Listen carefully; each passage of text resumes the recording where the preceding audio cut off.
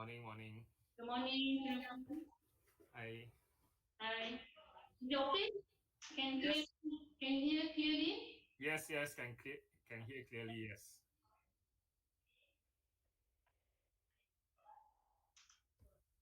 So I think everything is set up. We are going to update the tiny URL lah. Then later people can join already. Yeah. Okay, thank you. All right, thank you.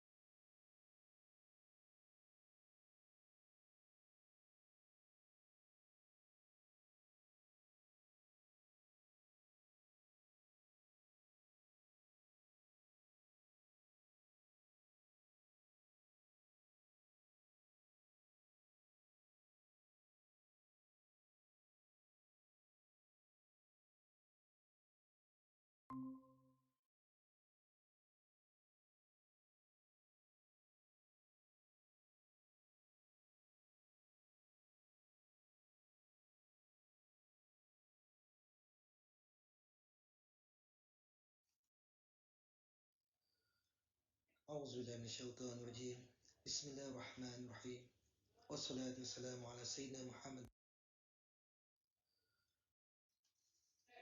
Ya Allah, Ya Rahman, Ya Rahim, kami memohon kepadamu agar engkau berkatilah sesi.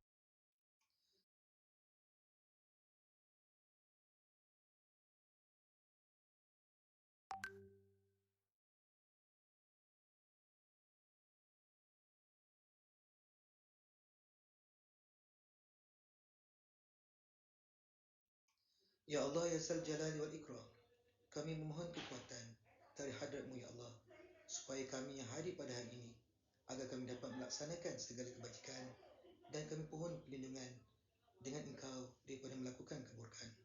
Ya Allah, kurniakanlah kepada kami kekayaan ilmu pengetahuan dan hiasilah diri kami dengan sifat lemah lembut, serta muliakanlah kami dengan ketakwaan dan indah.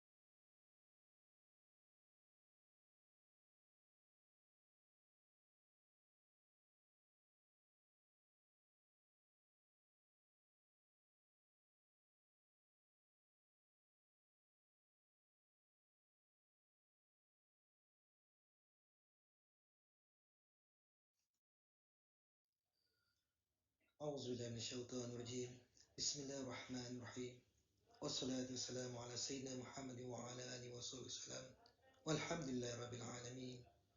Ya Allah, ya Tuhan kami, hanya padamu sahaja kami panjangkan kesyukuran atas segala rahmat dan berkat-Mu.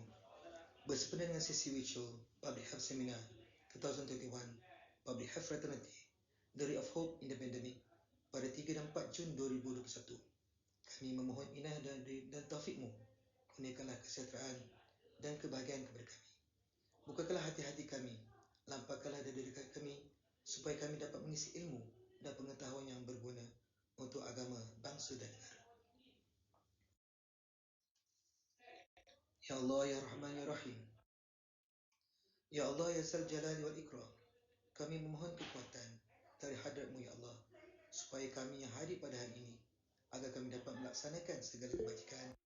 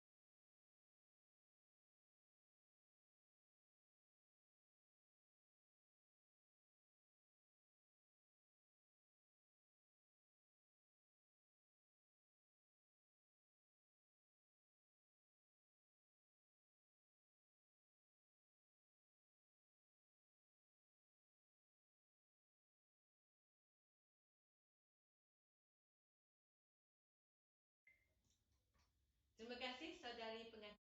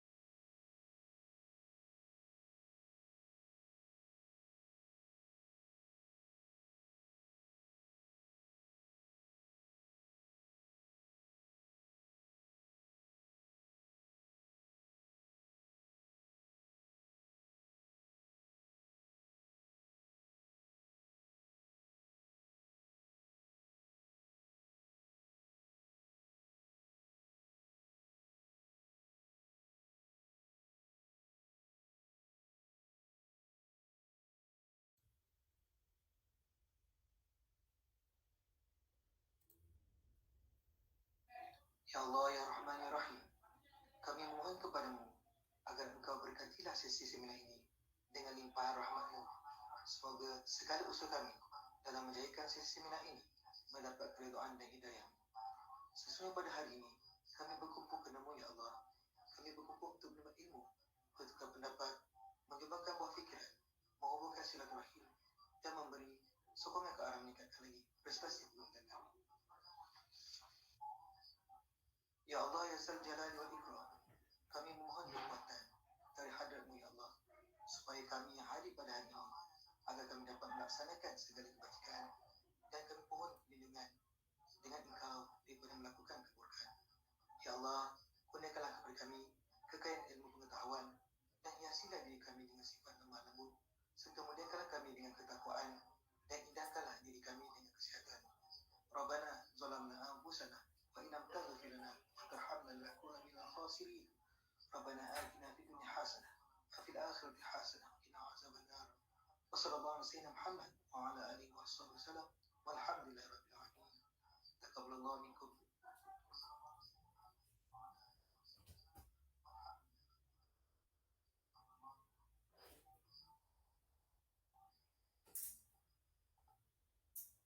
You mau saya share atau you share?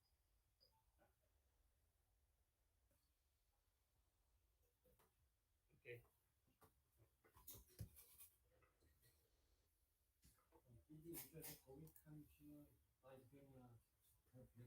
I think saya pergi dalam bising sini.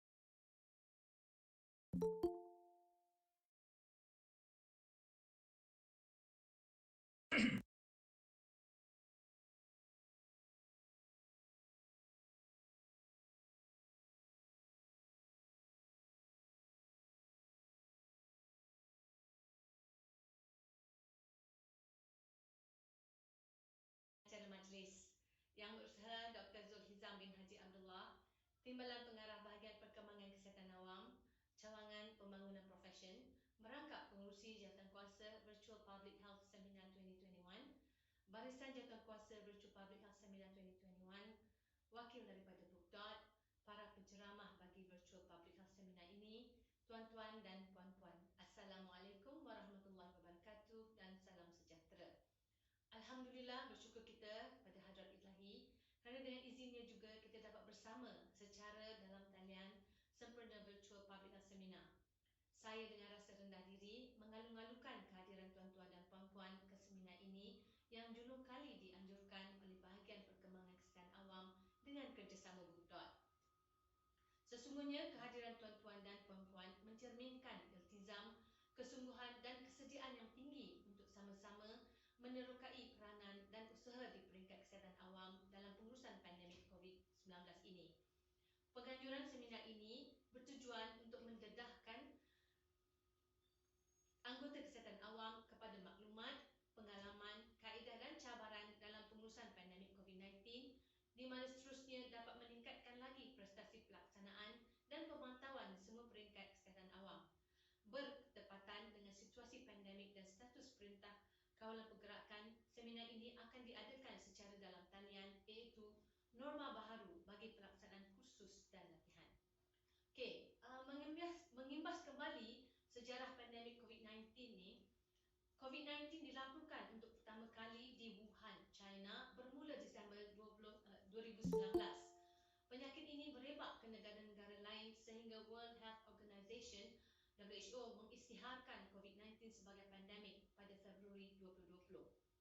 Di Malaysia, kes pertama COVID-19 dilaporkan pada 25 Januari 2020 melibatkan individu dengan kerakyatan China. Dalam tempoh 3 bulan, bilangan kes yang disahkan positif COVID-19 meningkat. Oleh itu, Perintah Kawalan Pergerakan telah diumumkan bermula 16 Mac 2020. Sejak itu, kita mengalami beberapa gelombang COVID-19 dan lonjatan kes dengan cetusan perebakan virus di beberapa aktiviti atau institusi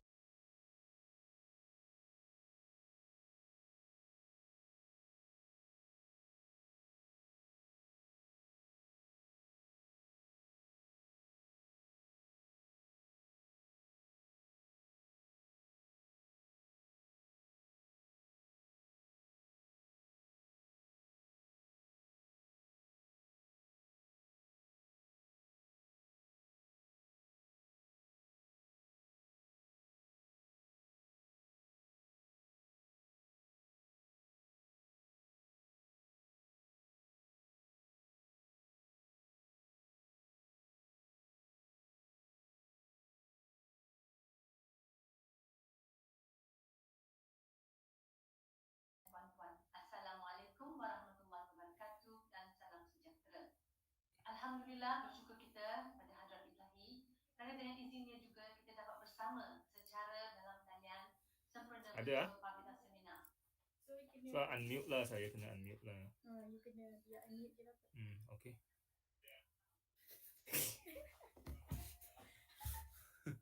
Sorry.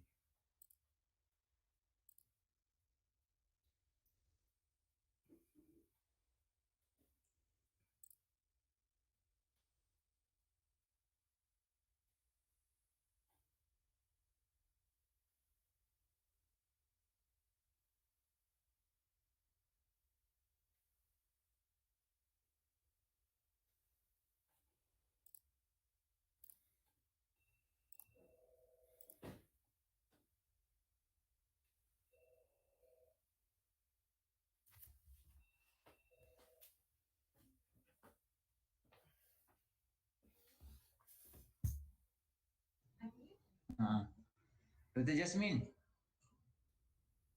testing, boleh dengar tak saya? Kita buka lagi. Bukan Dr. Jasmine, ya. Dr. Nik Jasmine. Ghazali, Dr. Ghazali, okey. Kami boleh dengar. Boleh eh? Boleh. Alright, testing dulu. Okay. Yang bawa, share, dia kena share. Betulkan yang saya tutup dulu.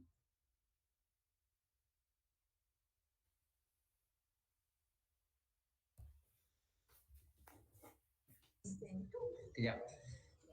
Dr. Zul, apa ni slide nak bagi dulu, nak bagi to you all ke ataupun ke saya share? Sekejap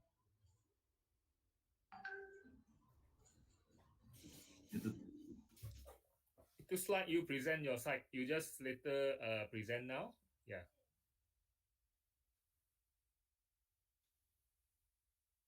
Boleh test? Yeah. Sekejap. So slide nak buka. Ya. Present now. Yeah. Where is the slide? Macam mana nak ambil slide? Ya. Dia punya beacon ni view you buka semua. How to kat sini kot. Tak ada. Saya nak reach to my slide tak boleh ni. Present now and then after that entire screen lah kalau boleh. Ni present now. Okay dah. Ni ada jumpa. Present now. Jap. Present then your entire screen. Pakai entire screen ni? Ya. Okay, dan you punya slide lah nanti. Ya. Then saya buka slide saya. Oh, share. Yeah. Share ke what? Share lah. You buka slide saja because sekarang entire screen. You ada satu screen saja kan? Yes. Saya buka slide. Okay, saya dah buka slide. Then buat slide show. Ya, you belum present now. I think you kena maybe ada lagging sikit lah. Tak nampak lagi you punya slide. Tak nampak lagi. So kejap Mana tadi? Kena kat share lah kot. Share lah. Share ni. Kejap. Lepas tu cancel.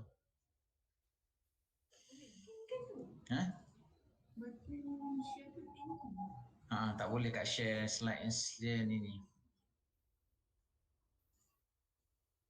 Share your entire screen tapi button share ni dim, dia tak boleh tu.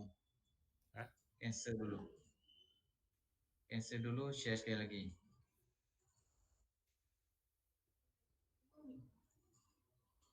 Tak boleh lah. You guna Mac ke?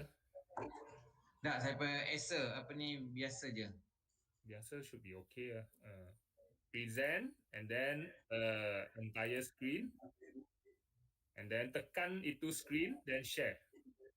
Tekan itu screen. You kena click on the atas. You share again. Share again share again. Hold on. Present now, screen, then click itu di atas. Then share. Sekejap. Present ni. Okay, present now. Entire screen. Right, then you ada satu kotak kan atas. You tekan itu kotak dulu, then only share. Oh, okay, right. Okay.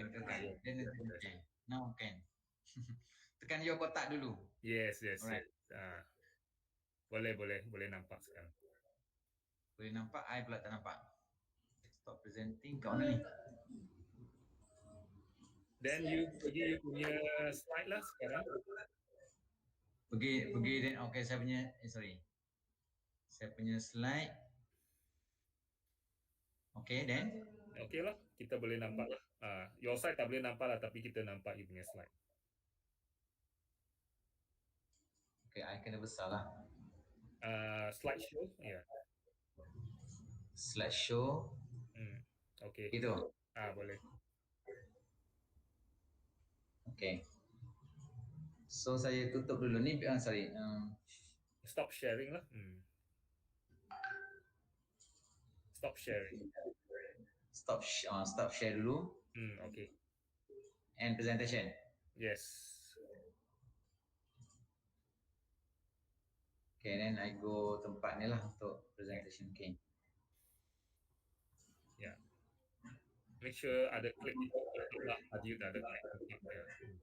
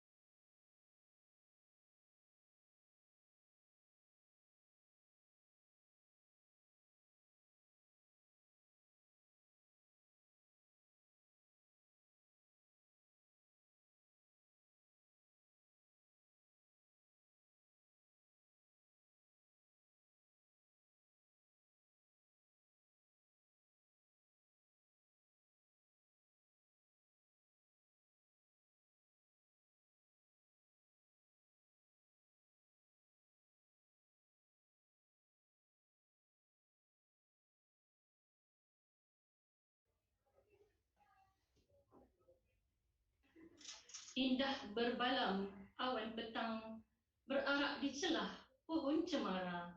Pemanis kalam, selamat datang, awal bismillah, pembuka bicara. Bismillahirrahmanirrahim, alhamdulillahirabbil alamin.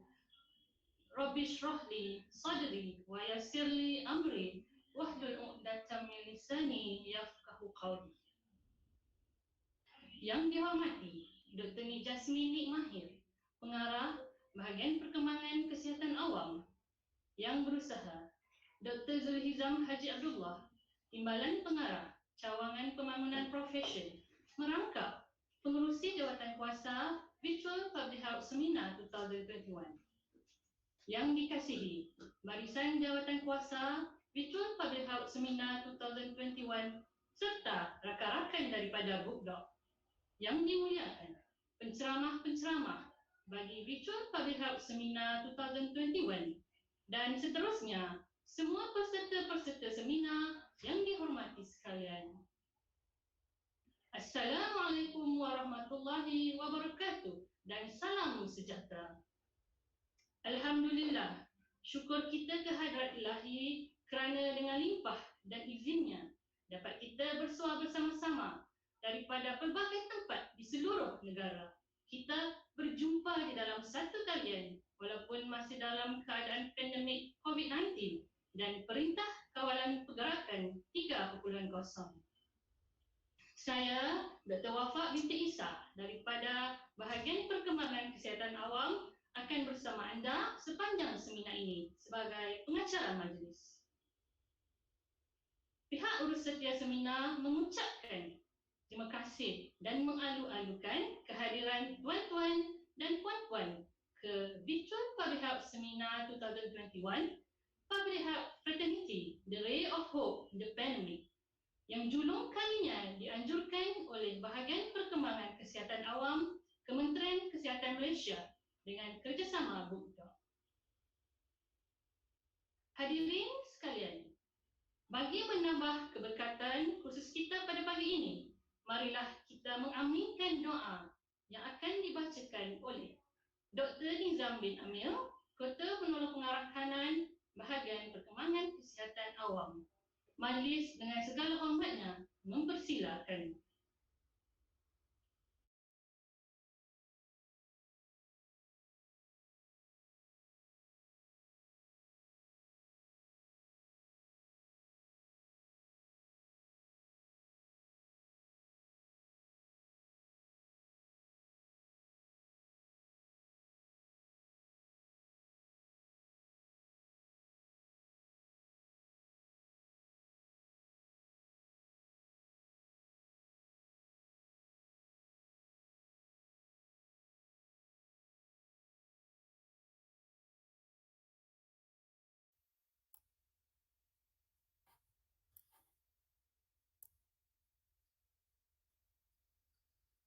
A'udzubillahi minasyaitonirrajim. Bismillahirrahmanirrahim. Wassalatu wassalamu ala sayyidina Muhammad wa ala alihi wasallam. Walhamdulillahirabbil alamin. Ya Allah ya Tuhan kami, hanya padamu sahaja kami panjangkan kesyukuran atas segala rahmat dan berkat-Mu. Bersempena dengan sesi virtual Public Health Seminar 2021 Public Health Fraternity, The Ray of Hope in the Pandemic pada 3 dan 4 Jun 2021. Kami memohon inayah dan taufik-Mu, kurniakanlah kesejahteraan dan kebahagiaan kepada kami. Bukakanlah hati-hati kami, lampahkanlah dada kami, supaya kami dapat mengisi ilmu dan pengetahuan yang berguna untuk agama, bangsa dan negara. Ya Allah, Ya Rahman, Ya Rahim, kami mohon kepadamu agar Engkau berkatilah sesi seminar ini dengan limpahan rahmat-Mu. Semoga segala usaha kami dalam menjayakan sesi seminar ini mendapat keridhaan dan hidayah-Mu. Sesungguhnya pada hari ini, kami berkumpul kerana-Mu, Ya Allah. Kami berkumpul untuk menimba ilmu, bertukar pendapat, menyumbangkan buah fikiran, menghubungkan silaturahim, dan memberi sokongan ke arah meningkatkan lagi prestasi pemerintahan kami. Ya Allah, Ya Zal Jalali wal Ikram, kami memohon kekuatan dari hadrat-Mu, Ya Allah, supaya kami yang hadir pada hari ini, agar kami dapat melaksanakan segala kebajikan, dan kami mohon perlindungan dengan Engkau daripada melakukan keburukan.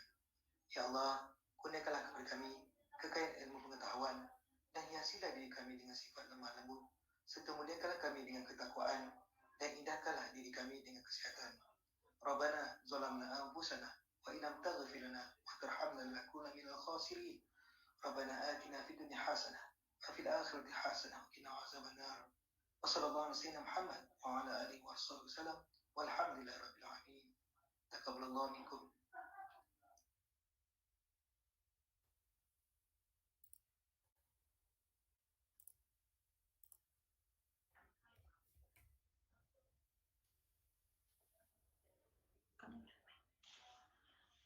Amin, amin ya rabbal alamin. Majlis merakamkan ucapan terima kasih kepada Dr. Nizam bin Amil di atas bacaan doa sebentar tadi. Hadirin yang dimuliakan, sebelum tirai ceramah dibuka, sebelum seminar bermula, suka saya menjemput Pengarah Bahagian Perkembangan Kesihatan Awam, Dr. Nik Jasmine Nik Mahir untuk memberikan kata-kata aluan sebagai pembuka majlis. Dipersilakan.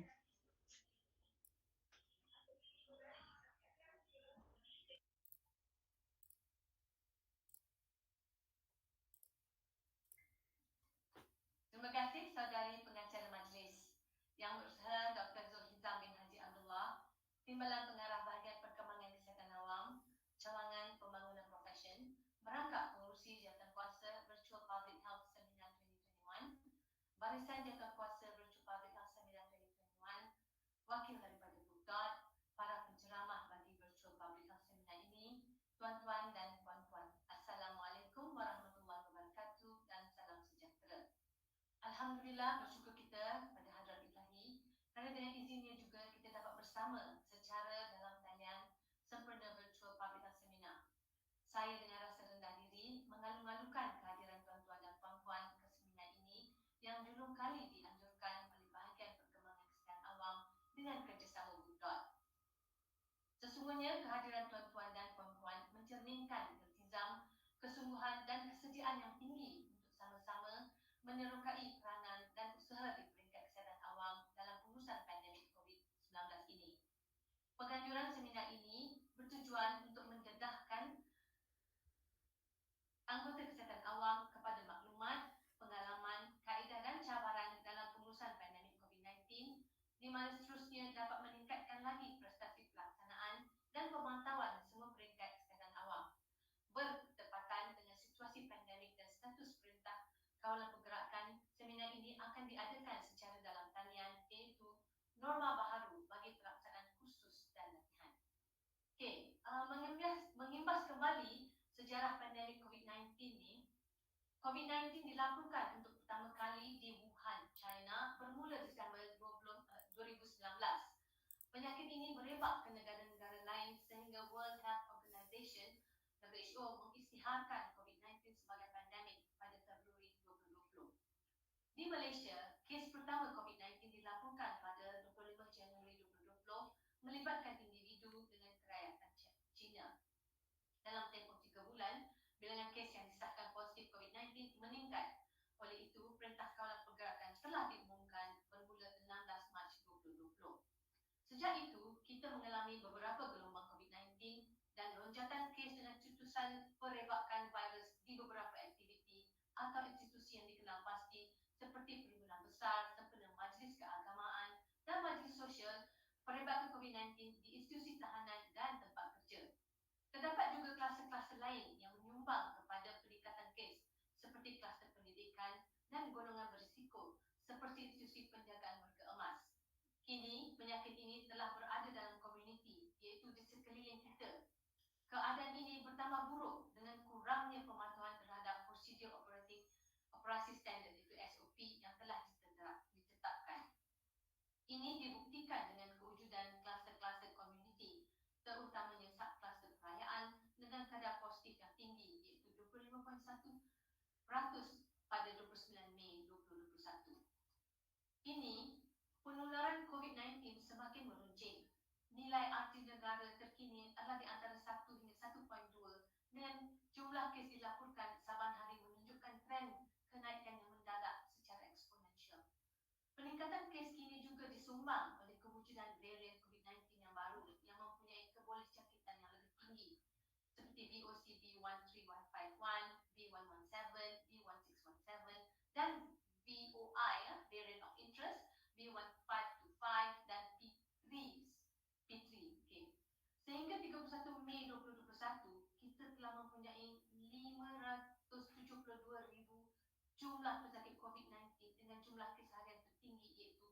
9,050 pada 29 Mei 2021 baru-baru ini.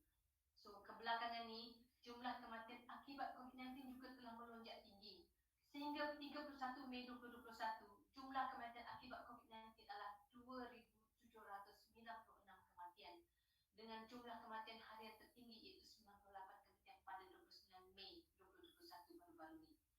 Kini, kadar kematian adalah 83 kematian bagi 1 juta penduduk berbanding kadar kematian pada November 2020 iaitu 9 kematian sahaja bagi 1 juta penduduk.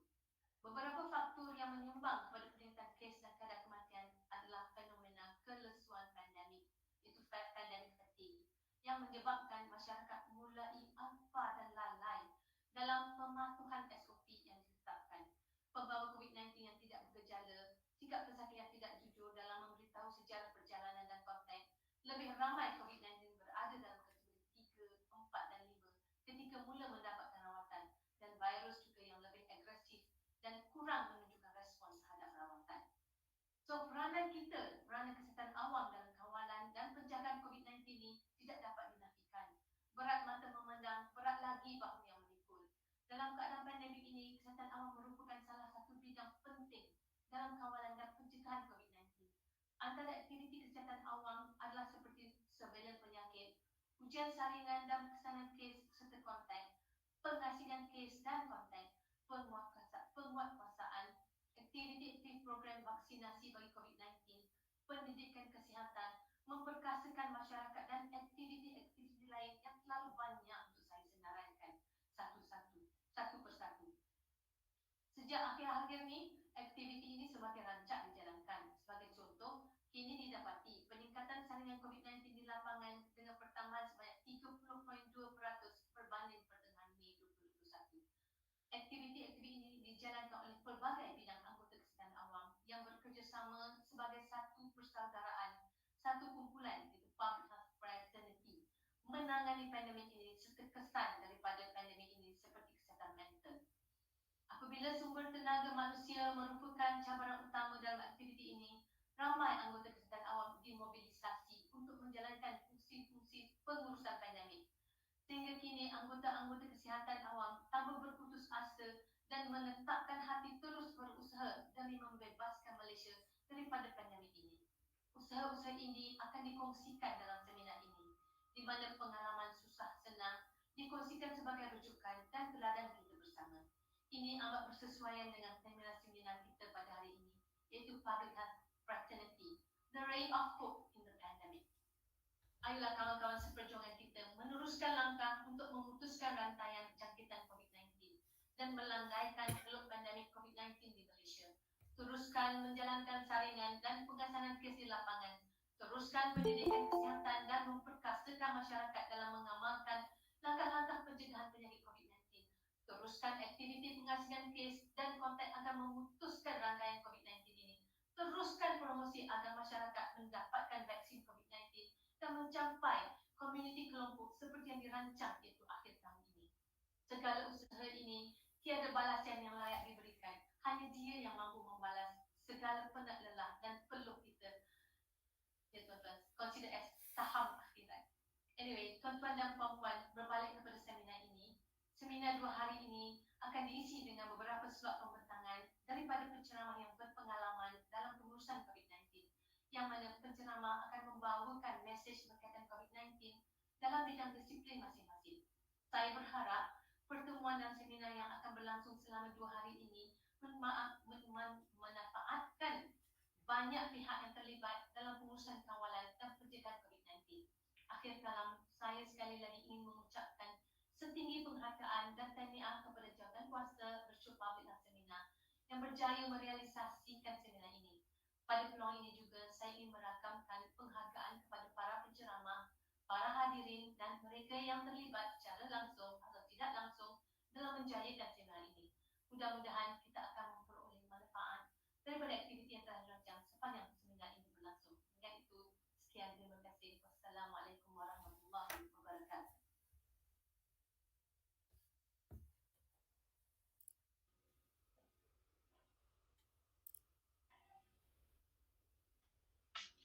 Terima kasih Dr. Nik Jasmine Nik Mahir atas ucapan yang membakar semangat bagi kita meneruskan seminar ini.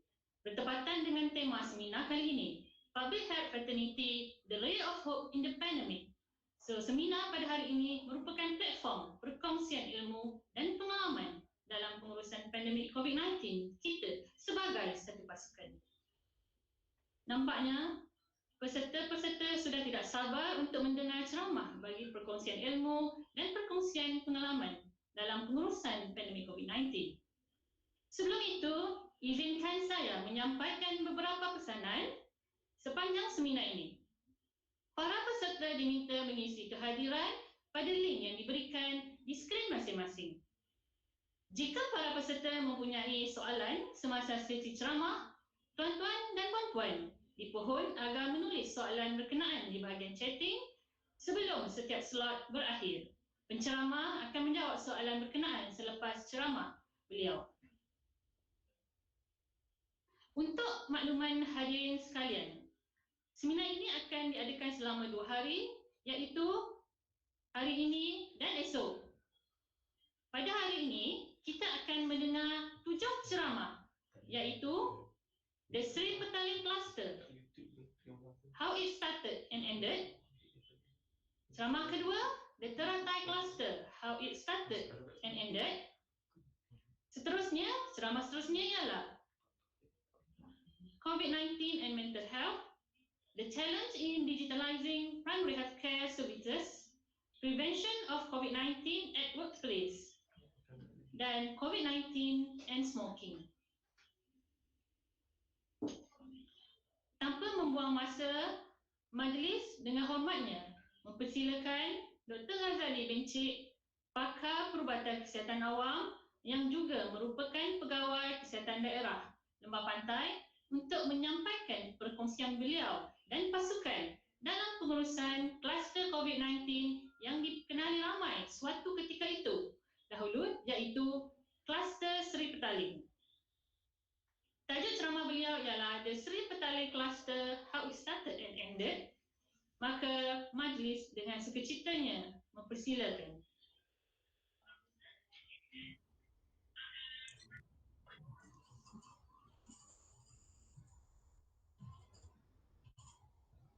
Okey.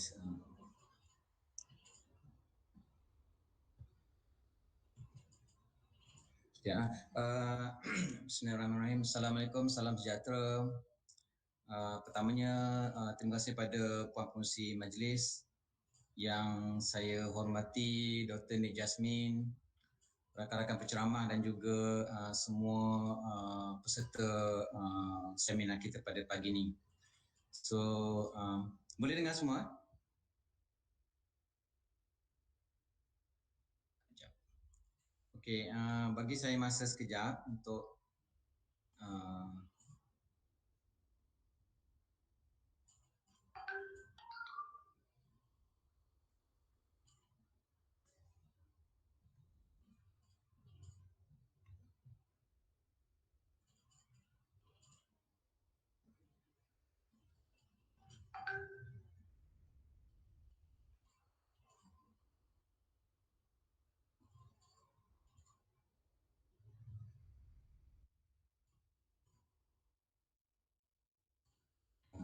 okey.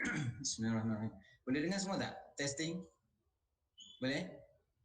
Dr. Wafat? Dr. Nik? Boleh? Okey, saya start dahulu.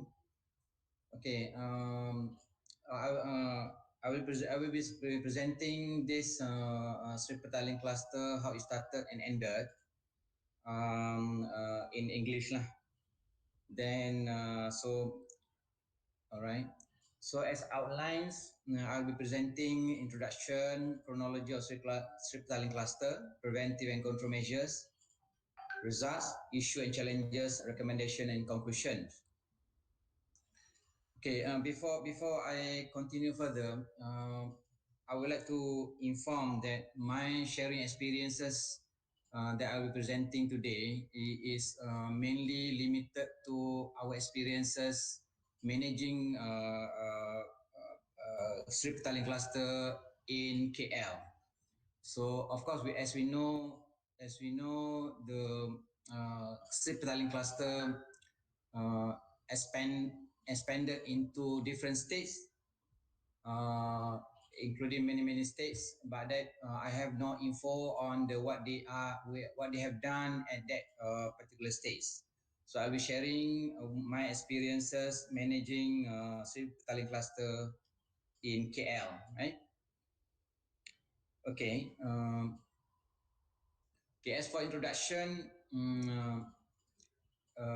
as a continuous occurrence of unknown acute respiratory infection was reported in Wuhan City, Hubei Province, China, in since 12 December 2019. Then suspected coming from Hunan, South China seafood market. And on January 7 January, Chinese scientists have already isolated an unknown virus sample from infected person and sequence its genome using the next gene sequence tool. And on the 12th January 2020, WHO announced the cause of this epidemic outbreak was a novel coronavirus discovered in 2019. Therefore, the name goes into 2019 nCoV at that earlier one. Then later on, the name of the disease coronavirus changed into COVID-19. The COVID-19 spread rapidly to other countries, including South Korea, Taiwan, Thailand, Singapore, Japan, and the rest. Then WHO declared a pandemic on 11 March 2020.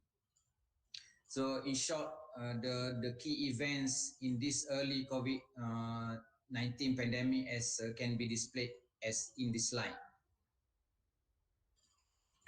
Okay, as a global statistic, as of 1st June 2021, there have been nearly 170 million confirmed cases of COVID-19, including 3.5 million deaths reported to WHO. Then when we look at locally, statistic in 1st June 2021, we recorded 7,105 positive cases. And as of yesterday, 7,703 cases, new positive cases reported.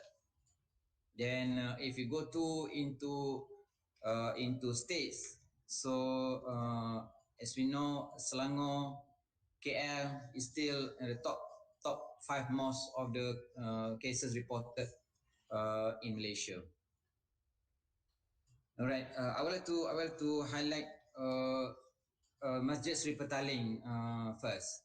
So Masjid Sri Petaling, also known as Masjid Jamek Sri Petaling, located in Parliament Seputeh in the PKD Lemah Pantai.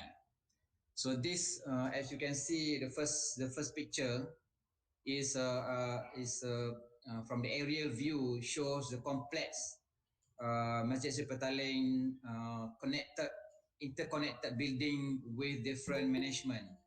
So the first is the mosque, where Jemaah Tabligh solats and gather when there's a solat time and an event.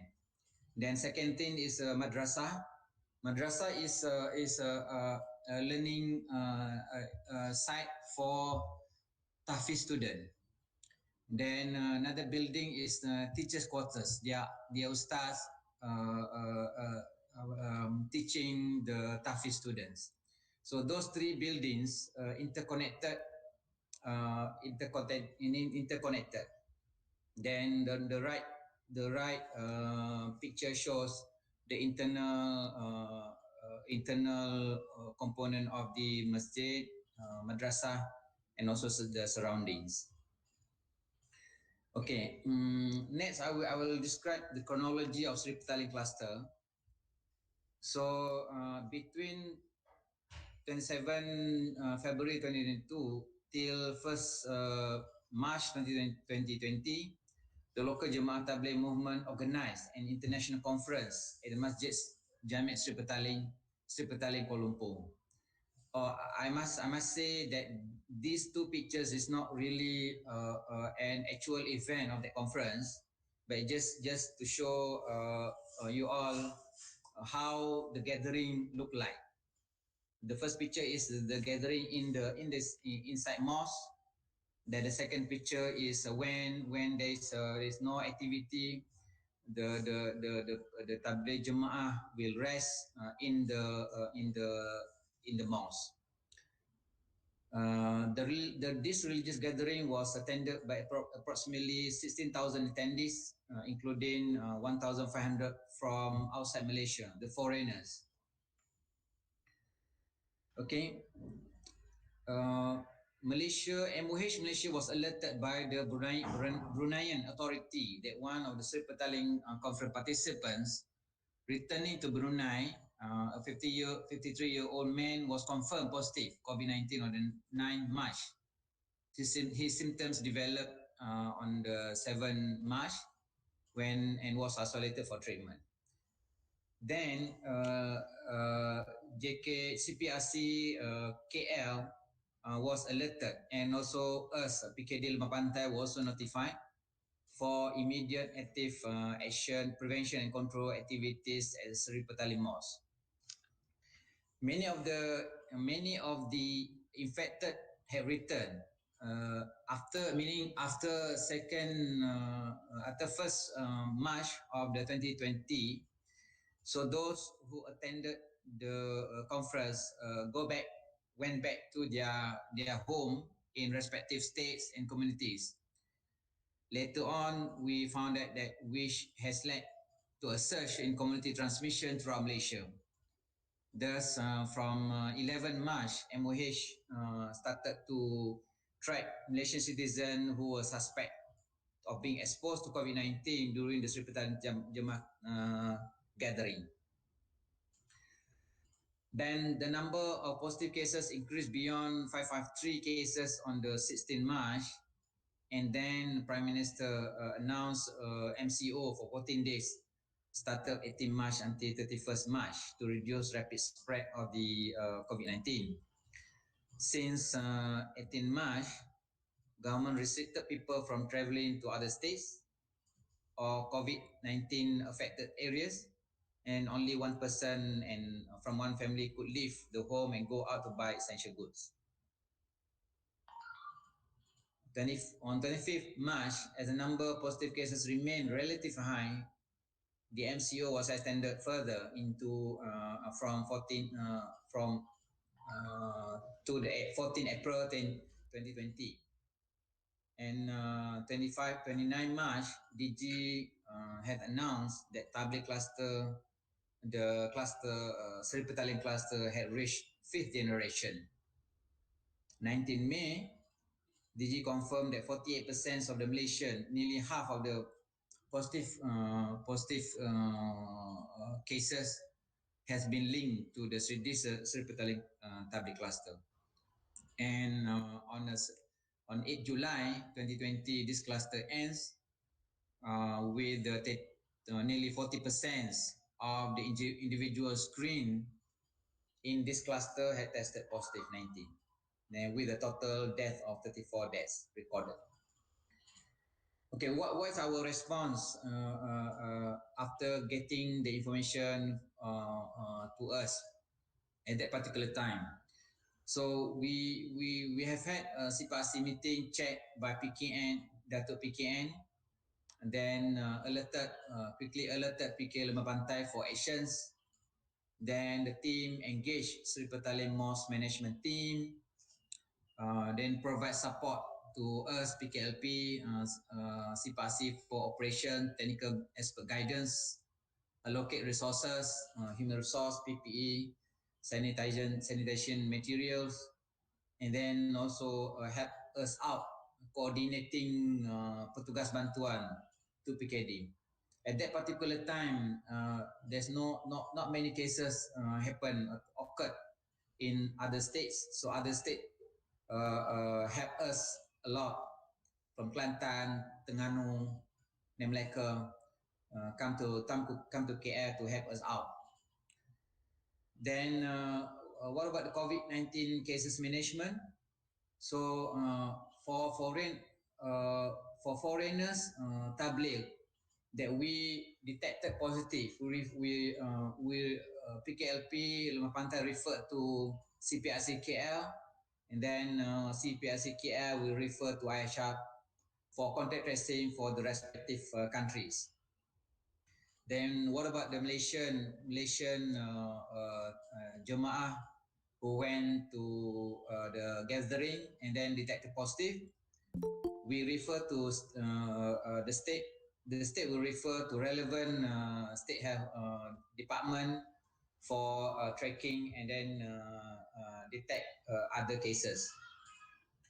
Then CPRC KL also as a data center for KL COVID-19, and then interagency coordination, CMC meeting, our state health meeting, and then risk communication. All right. Then CPRC response in PK Lemah Pantai.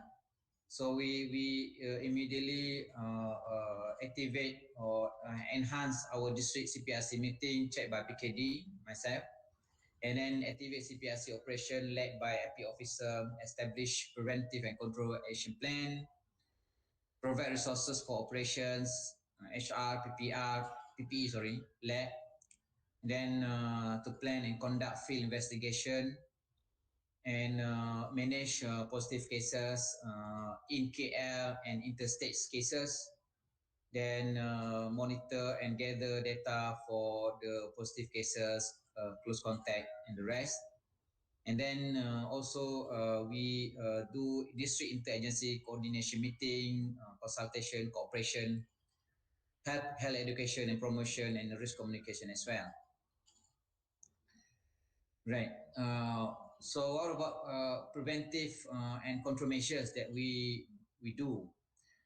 We engage most management team to ascertain information on the tabligh gathering event. We deal with the organizer team to get line listing of participants, attendance, local and foreign, then movement plan of jemaah to states for dakwah. We have tough time at that particular time getting the information because they don't have really systematic registration for these participants attending this conference. Then we identify the remaining jemaah or students, Tafiz student who resides in the Fraternity Mosque, the total number, and to get line listing for our plan, sampling plan later on. Then we also we have to get the layout details of this complex Sri Petaling mosque for sanitation plan, movement control of the jemaah. Then we need to know the office, dining area, solat, foreigner accommodation, ISAF, and the rest. Then we also need to find out the site survey. We do site survey in the mosque compound to set up where we want to do the sampling site for the jemaah later on. And then we have to identify the quarantine room or areas for the positive or close contact cases. And then we have to identify base for mobile team for our medical team to base in the surrounding mosque. Okay, this table show distribution of jemaah or tahfiz student by location and nationalities. Okay, in total, we found that there were 825 persons in the who resides in the Fraternity Mosque. In the jemaah in the masjid 219, the Nafiz student is 189, and then the teachers with their families 171. Then there are other also non-Malaysian who resides in that particular time. Okay. Next we do case detection, ACD and PCD, active case detection as well as passive case detection. So the case definition for that particular time, the suspected COVID-19 case, any person presenting with acute respiratory infection or sudden onset of respiratory infection, at least one of SOB, cough, sore throat, with or without fever, and history of close contact with in 14 days before illness of onset with a confirmed case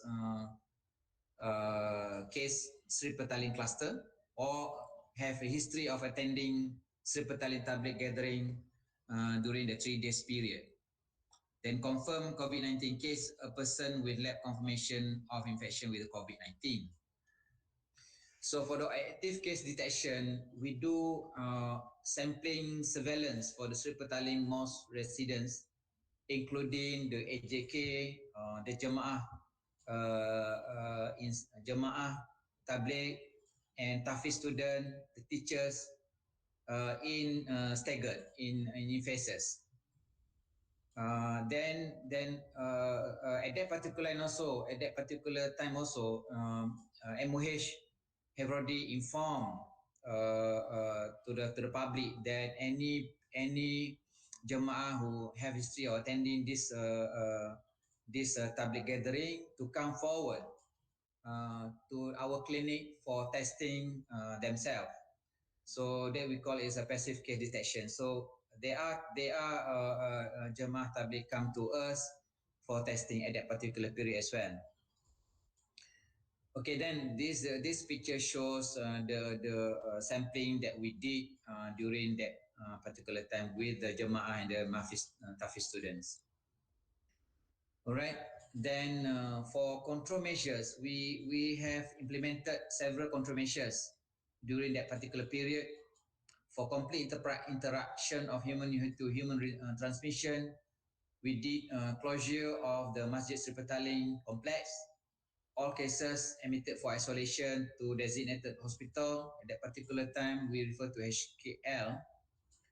And then all close contacts, compulsory quarantine for 14 days under the Act, arrange for sampling, and daily self-monitoring using HAT.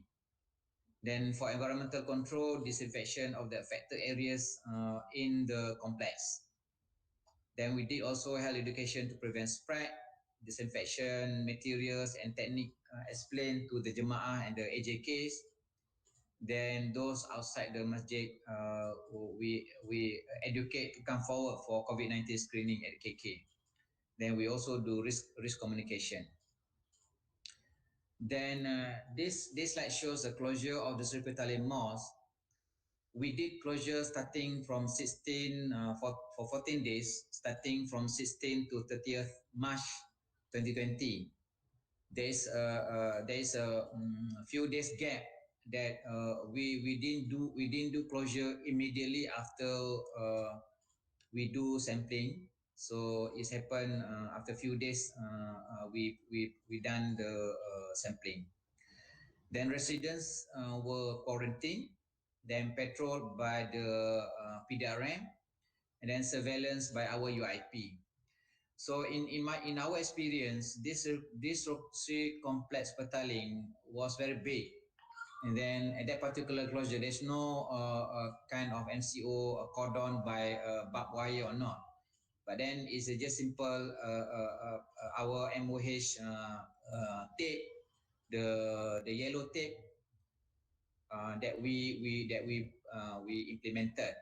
We noticed there are many so-called lorong tikus that the fence does not completely secure the Sri complex. Then so we need to do additional taping of the certain places to not to allow the jemaah to go out and the other people to go in the complex. All right. Then after a few I can't remember well what is the date of this activity, we transfer all close contacts to 4 Institute Latihan Awam for quarantine.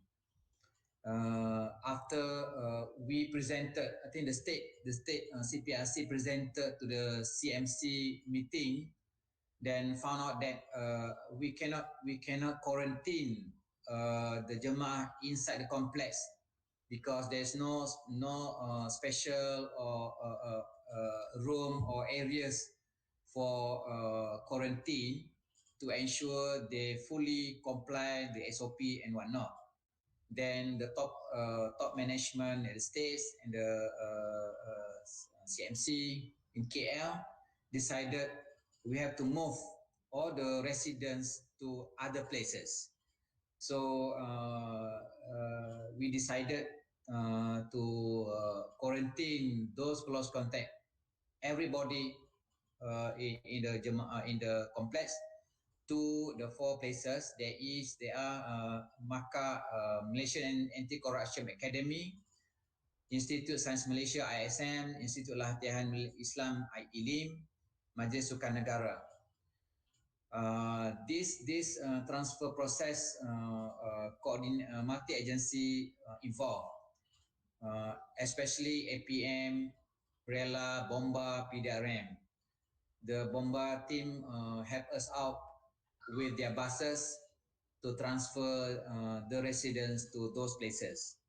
So the number of residents that transfer out for the masjid, Jemaah Masjid, when it goes to Ilim 173, the madrasah, the student Tafiz goes to Makkah and ISM, then the quarters family goes to MSN. Then in that place, some managed by us in PKD in Kuala Lumpur, then some managed by the Selangor. So in that places, the team had repeated sampling, then positive cases referred for hospital admission, and the rest. Okay. For environmental control, so our team did disinfection to the complex Sepetaling inside and the surroundings area as well. And then for the health education, a general MOH advice to the public, those jemaah attended the gathering, to come forward to do testing. All right. Then I would like to highlight also there are other services that were provided during the quarantine period.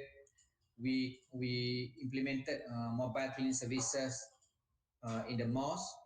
MO and paramedics involved, wearing full PPE, and then managing common OPD cases for the families and the jemaah. And operation hour from 9 a.m. to 12 p.m. Then we also did vector control, because the moment we quarantine the jemaah and the residents, they cannot move elsewhere. Then this Majlis Sepetaling as well have recorded cases of dengue previously. So we did vector control, fogging, as well as larviciding for this Masjid Sepetaling.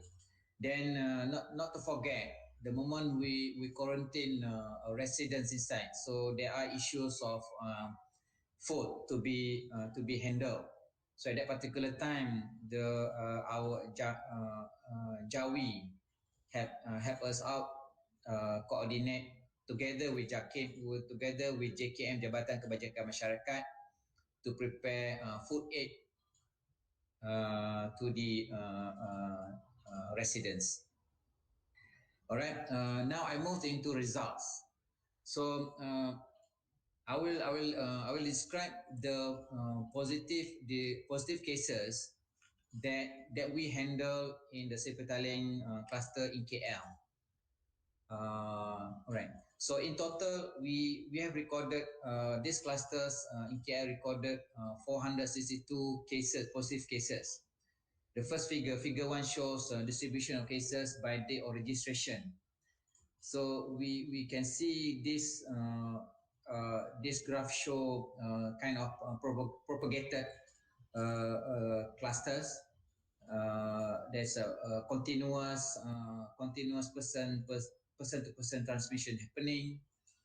Then until 29 or 30th March or April. Until 30th April. Now, figure 2 shows a distribution of registered positive cases by location, meaning the total 462 cases we describe into Ilim, ISM, Makkah, Masjid, MSN, and others. The others is the passive case detection that the Tabligh Jemaah Tabligh came to our health clinic and do testing themselves and then got positive. Then the masjid is the 114 cases reported, detected positive during quarantine period in the Masjid Serpetaling compound. So I have the positivity rate for in that column. So for Elim, out of 173 that resides in the Elim, to 120 is positive, 69.3% positivity rate. Then in East ISM, 50% positive. In Makkah, 21%. In Masjid Serpetaling, 13.8%. And MSN, 1.2%. Of detected from the area. Okay, age distribution of positive cases Serpetaling cluster. The most predominant cases are from the age 20-29 years old, and then male is predominant in these clusters with 448 people. Right. In terms of nationality, the Malaysian are the majority. 80% of them are the Malaysians. Then the right side graph shows the distribution of non-Malaysian cases detected positive. The majority are coming from Indonesia. They are Indonesians and Philippines and Brunei. Okay, now the next 1 to 3 slide, I will show the results overall cases of Serpetaling clusters reported. So in overall the 17 COVID-19 subclusters reported to MOH that was connected to Serpetaling cluster. On top of us, KL, the Pahang is the most detected positive cases with 211 cases. Second is Johor and Selangor. Alright, then when we see the total overall cases of Serpetaling cluster reported and announced by the MOH is 3,375 cases. Then as of 8 July 2020, the Petaling cluster declared over, meaning starting from 11 March until 8 July 2020. So in overall, around 4 months, these clusters. Then 38, nearly 40% of the individuals screened throughout Malaysia in this cluster detected positive, with a total cases 34 deaths recorded. So on the right slide is can show the generation and the 5 generations of Tabligh Serpetaling cluster involved. Then 34 deaths that account for 28% of the total deaths in Malaysia at that particular time. Okay, next I move to issues and challenges. For us, our experience. So Number one, as the gathering was an open gathering, the managing this cluster is very challenging. First, identification of public gathering attendees and contact tracing was difficult for states, as we don't have a proper registration of attendees for the event. We can't help much for the states to get the attendance to share with the states. Okay, number two is no specific quarantine room or area in the mosque was available to cater for both symptomatic and asymptomatic individuals who have to undergo 14 days mandatory containment or quarantine at that particular time. Therefore, with us, we move into transfer them to the ILA. Then residents do not comply to strict social distancing and face mask practice. We did provide face masks to them, but the compliance to the SOP and is not well controlled inside the mosque. Then number four, issue of PPE shortage at PKD for sampling activities at that particular time. Then we opt for those for full PPE only for swabbers, those assistants for half PPE. At that particular time, later on, and then we have a lot of PPE coming into states and PKDs. Then also during the early stage of screening, insufficient supply of test kits, i.e. VTM, somehow rather affects our testing capacity to conduct to all sleep-petaling attendees. Then the state's lack of experience by the team in systematic management of human resources, especially staff bantuan in the crisis situation like in COVID-19 pandemic. As I mentioned earlier, Sri-Petaling cluster is the most earliest cluster COVID-19 incidents occurrence. Then at that particular time, everybody want to help us, so we received many bantuans from other states at that particular time. And for recommendations, I can say at this particular time we have ensure sufficient supply of PPE, testing kits and related items to PKD for preparedness of crisis. Then I think we have to maintain good cooperation and relationship with relevant MOH agencies. So I must say also during our experience working with the Jemaah Tabligh team, management team, they cooperate very well with us, assisting us to do sampling and the rest. Then we propose also continuous training in outbreak management to the team. Then periodic health promotion and prevention of infection disease. Then PKD, we think that should be informed any future mass gathering or events in its respective localities for us to do surveillance and then help out in case future incidents. So as for conclusion, Malaysia's largest COVID-19 cluster linked to a mass gathering, religious gathering in Sri-Petaling Mosque started on 11 March and ended on 7 July.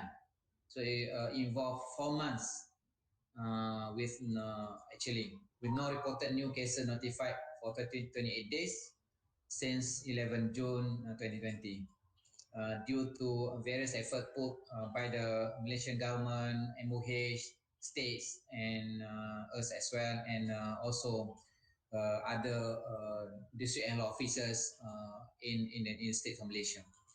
Then Sri-Petaling cluster has branched into 17 subclusters with a total of 3,370 cases involving participants from various states in Malaysia. I think that's all my presentation. Thank you.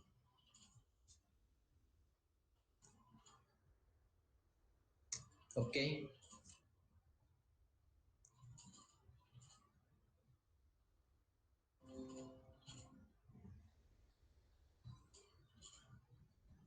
All right. I refer back to the secretariat.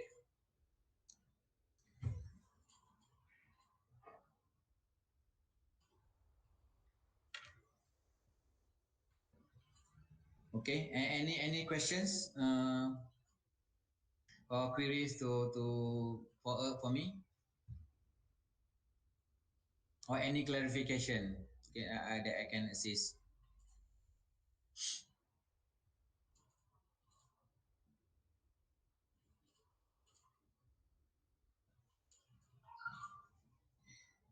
Para peserta, Okay. Right. okay, jika tiada soalan, All right. So thank you, everybody, for listening.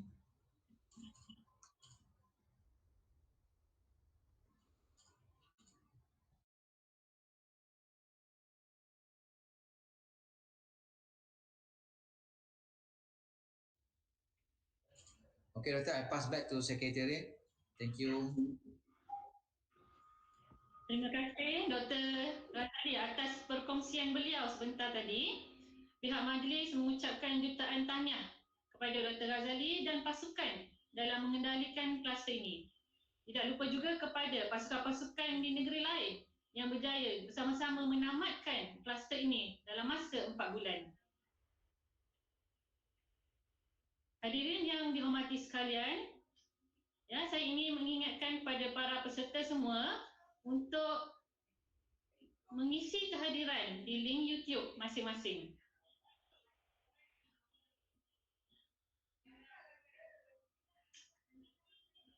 Seterusnya, majlis dengan segala hormatnya mempersilakan Dr. Faridah Kusni, pakar perubatan kesihatan awam yang juga merupakan pegawai epidemiologi Pejabat Kesihatan Daerah Kelang, untuk menyampaikan perkongsian beliau dan pasukan dalam pengurusan kluster COVID-19 yang agak mencabar, iaitu kluster teratai. Tajuk ceramah beliau ialah The Cluster Teratai, How It Started and Ended. Majlis dengan sukacitanya mempersilakan Dr. Faridah.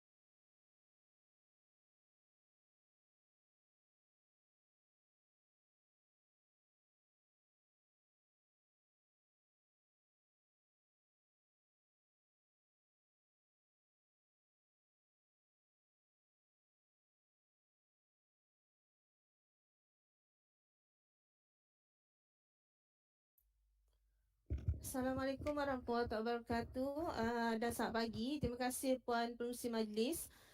Bagi saya masa sikit untuk saya share slide saya, ya. Boleh dengar ke?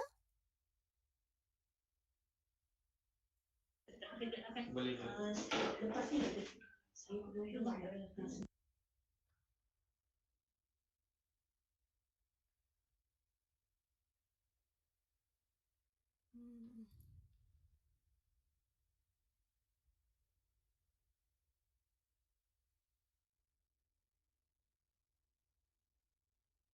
Oh, dia tak keluar sekejap, sekejap.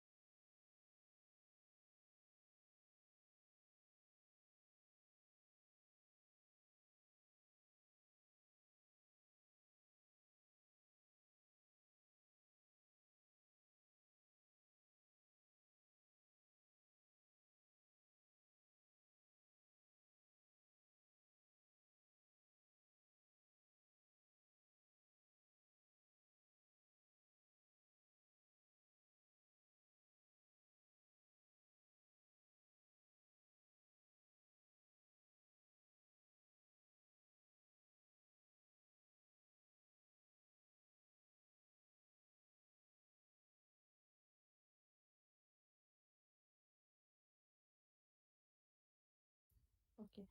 Okey kan, boleh tengok kan saya punya slide? Mana tu? Oh.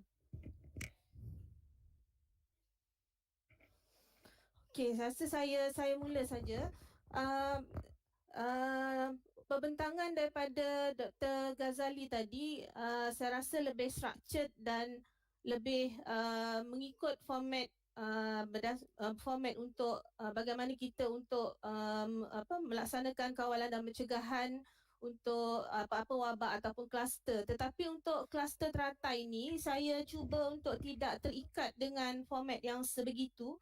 Saya cuba untuk kita lebih berbincang secara umum tentang terutamanya tentang kaedah-kaedah dan juga cara-cara yang baru bagaimana untuk kita melaksanakan kawalan dan pencegahan yang besar, terutamanya yang melibatkan industri, dan apa masalah yang kami hadapi di daerah Kelang ketika kita sedang menghadapi kluster teratai pada hujung tahun lepas. Saya akan memberi sedikit pengenalan. Saya akan menceritakan selepas itu tentang senario bagaimana ia berlaku, apa aktiviti yang kita laksanakan dan bagaimana selanjutnya kluster tersebut boleh tamat.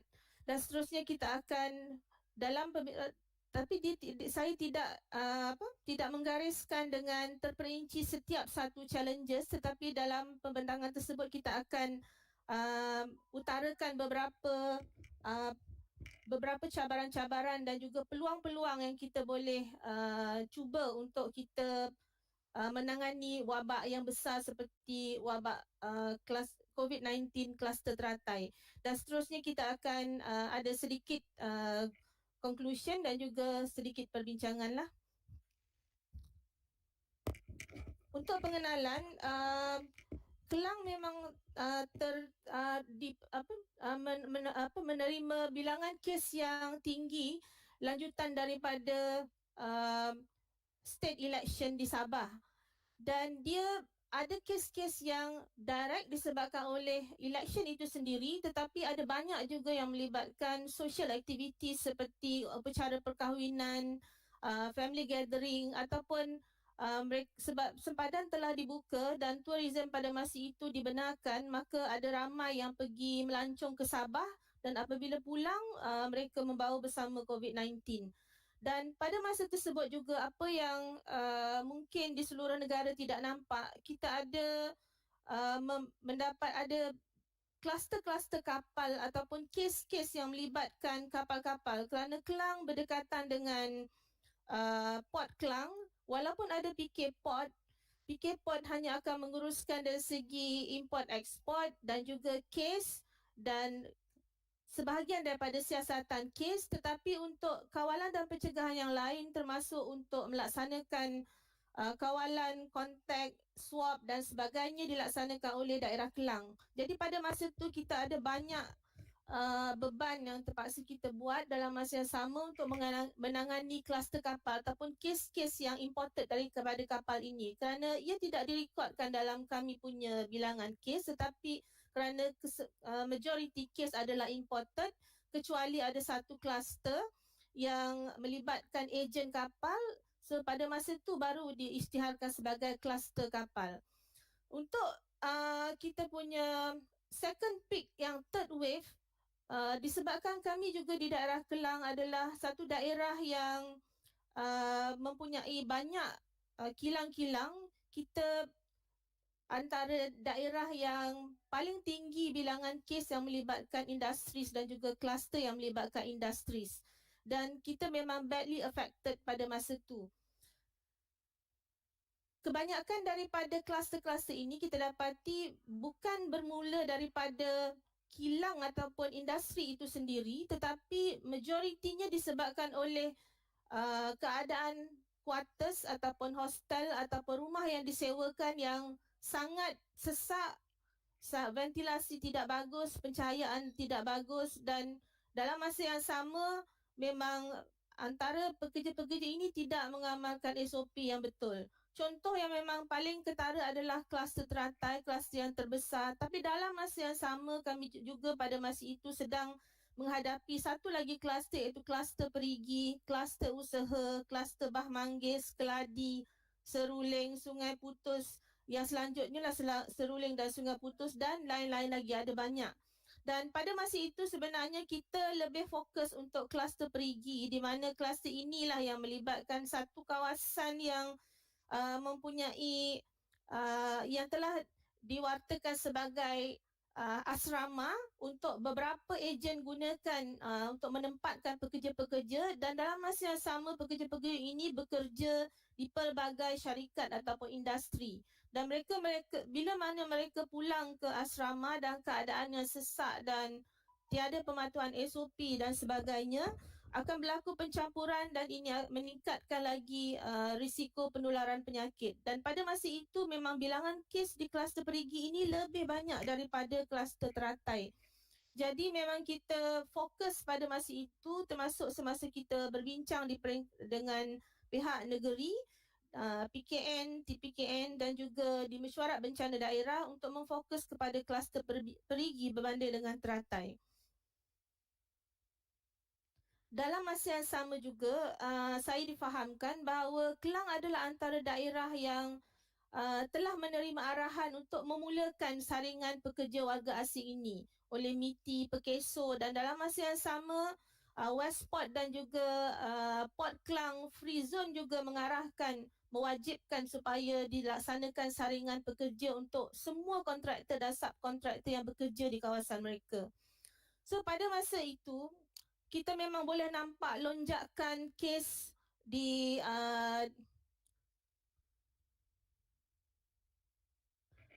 kita boleh nampak lonjakan kes di daerah Kelang bermula daripada minggu April ke 37, 38 macam tu. Kalau kita tengok pada gelombang pertama dan kedua, daerah Kelang hanya mempunyai 190 kes saja. Tetapi bila memasuki gelombang ketiga, bermula dengan macam saya cakap tadi, daripada post-election di Sabah, seterusnya kluster kapal, seterusnya kluster industri, dan sehinggalah sekarang berbagai-bagai jenis kluster, bilangan kes melonjak dengan sangat tinggi dan dia melebihi kapasiti yang mampu untuk kami tanganilah pada masa itu.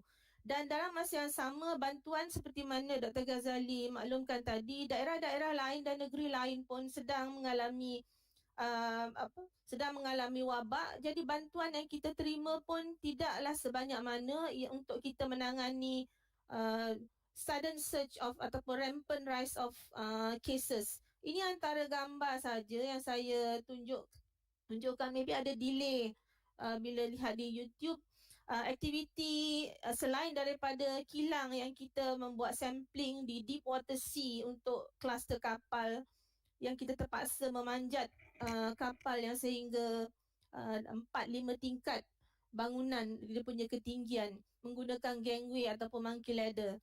Seterusnya saya akan terus kepada kluster terbesar di Malaysia, the biggest cluster in Malaysia, di mana sebenarnya ramai melihat seolah-olah kluster teratai ini hanya melibatkan satu kilang sahaja. Sebenarnya kluster teratai sinonim dengan Top Glove. Sebenarnya Top Glove pada masa itu diisytiharkan di daerah Kelang ada mempunyai 28 buah kilang. Dia bukannya satu buah kilang sahaja. Selanjutnya selepas itu kami dapati pula sebenarnya ada lagi beberapa buah kilang yang di dalam daerah Kelang yang bukan terletak di Meru tetapi terletak di Kapar, yang sebenarnya lebih kurang ada 31 atau 32 buah kilang. Dan mereka mempunyai 11,215 pekerja dan majoritinya adalah bukan warga negara, iaitu terdiri daripada warga Nepal, Bangladesh dan seterusnya warga negara yang lain. So ini adalah peta yang menunjukkan lebih kurang, kalau yang familiar dengan Meru, kawasan Kelang ataupun Meru, tapi saya cuma lebih untuk menunjukkan bahawa ada banyak kilang sebenarnya, kilang Top Glove di satu kawasan yang dipanggil Jalan Teratai ataupun off Jalan Teratai tersebut. Dan di sepanjang jalan yang saya tunjukkan ni adalah jalan teratai. So dia ada banyak dekat situ. Ada 28 buah kilang yang berdekatan. Dan kalau campur dengan yang di kapal ada 31 buah kilang. Dia bersebelahan saja.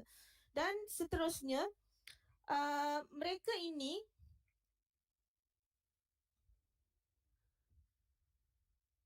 lambat sikit.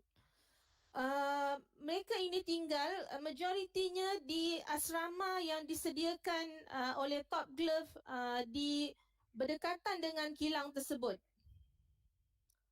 Berada di atas ni ada asrama lelaki dan juga ada asrama perempuan. Walau bagaimanapun, ada juga sebahagian daripada taman dibeli dan dimiliki oleh Top Glove dan ditempatkan pekerja-pekerja di situ. Yang mana itu yang mendatangkan banyak stigma. Bukan hanya di sini, tapi ada banyak lagi yang disewa oleh Top Glove di sekitar kawasan Meru, malahan luar daripada kawasan Meru sehingga ke Kapar dan lain-lain bahagian di daerah Kelang ataupun sehingga ke Petaling, iaitu seperti di Setia Alam, untuk menempatkan pekerja-pekerja tersebut. Kluster ini sehingga kluster ini diisytiharkan tamat, terdapat 7,205 kes dilaporkan, di mana 589 adalah warga negara dan 6,616 bukan warga negara dengan 1 kematian. Dan kluster ini bermula pada 7 November dan berakhir pada 17 April. Dalam masa yang sama, kita juga telah melaksanakan PKPD diperketatkan bermula daripada 16 November sehingga 14 Disember. Kluster ini melibatkan banyak negeri, Selangor, KL, Putrajaya, Terengganu, Negeri Sembilan, dan untuk Selangor sendiri, kesemua 99 daerah di dalam negeri Selangor ada kes-kes daripada kluster teratai ini. Dan kalau di KL, kita dapati ada di tiga PK berbanding dengan satu saja yang tak ada kes, iaitu Lembah Pantai. Ini adalah apa yang diisytiharkan oleh CPRC KKM, iaitu dia bermula dengan 1 kes warga negara yang bergejala dan kemudian saringan kepada kontak mendapati ada lagi kes-kes di kalangan bukan warga negara dan 12 dan 3 warga negara, dan seterusnya kes-kes yang selanjutnya, lanjutan daripada saringan kepada kes kontak-kontak yang didapati positif.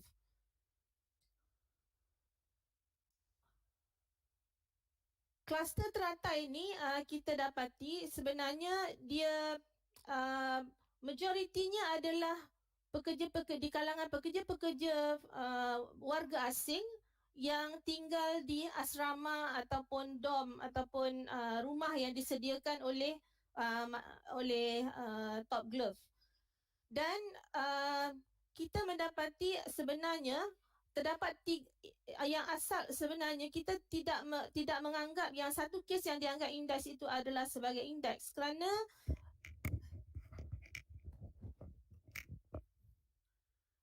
kes yang berkaitan dia tidak ada kontak yang rapat dengan majoriti kes yang selepas itu. Dan juga kita dapati juga city value untuk kes-kes yang selanjutnya itu adalah tinggi berbanding dengan kes yang dianggap indeks. So sebenarnya kita rasakan di daerah Kelang bahawa transmission memang telah berlaku pun di kalangan pekerja-pekerja asing ini dan juga pekerja-pekerja warga negara di dalam sama ada kilang ataupun di asrama Top Glove tersebut. So pada mulanya kita dapati ada 3 kes positif daripada post deployment ataupun pre-departure screening daripada 10 foreign workers yang telah tamat kontrak dan ingin pulang kembali kepada negara mereka. Dan kemudiannya daripada 3 kes ini, bila kita buat contact screening dan juga ada sebahagiannya just by surveillance screening dan community at risk screening, saringan di populasi ataupun kejiranan di mana pekerja-pekerja ini tinggal dan juga saringan pekerja-pekerja yang lain di Top Glove yang kita tak nampak ada perkaitan secara langsung termasuk mereka punya bahagian pengurusan dan juga kontak-kontak di kalangan ahli keluarga dan juga yang lain-lain lah. So bagaimana sebenarnya dia bermula? Ini adalah satu cabaran untuk kami sebab kita menerima selain daripada notifikasi yang sedikit itu, satu kes yang daripada local case dan juga yang 3 kes daripada yang saringan post deployment tersebut, kita dapati ada rumours daripada public bahawa ada banyak positif kes di Top Glove dan juga kilang dan juga hostel. So kita cuba untuk mendapatkan maklumat daripada Top Glove, tapi memang kita ada masalah dari segi untuk mendapatkan maklumat tersebut. Kebanyakan daripada maklumat dikawal terus oleh dia punya bahagian human resource. Pada 6 hari bulan November, kita cuba menghubungi makmal swasta yang banyak menjalankan ujian untuk daerah Kelang. Sebab sebelum itu kita dimaklumkan bahawa IMR ada banyak menghantar ke private lab untuk outsourcing untuk sampel-sampel yang pada masa itu sangat tinggi, dan pada masa yang sama kita dapati memang ada delay dari segi results untuk keluar. So kita menghubungi 3 potential private lab ini dan kita memang dapat bahawa salah satu lab tersebut mengaku bahawa mereka ada menerima kes daripada Top Glove dan didapati positif. Pada mulanya mereka ini tidak mahu berkongsi maklumat tersebut kerana tiada arahan untuk makmal membuat notifikasi kes-kes yang positif. Dan juga mereka juga mengaku mereka ada masalah untuk memasukkan data-data ke dalam SINCA kerana mereka ada workload yang sangat tinggi. Jadi ada delay dari segi itu.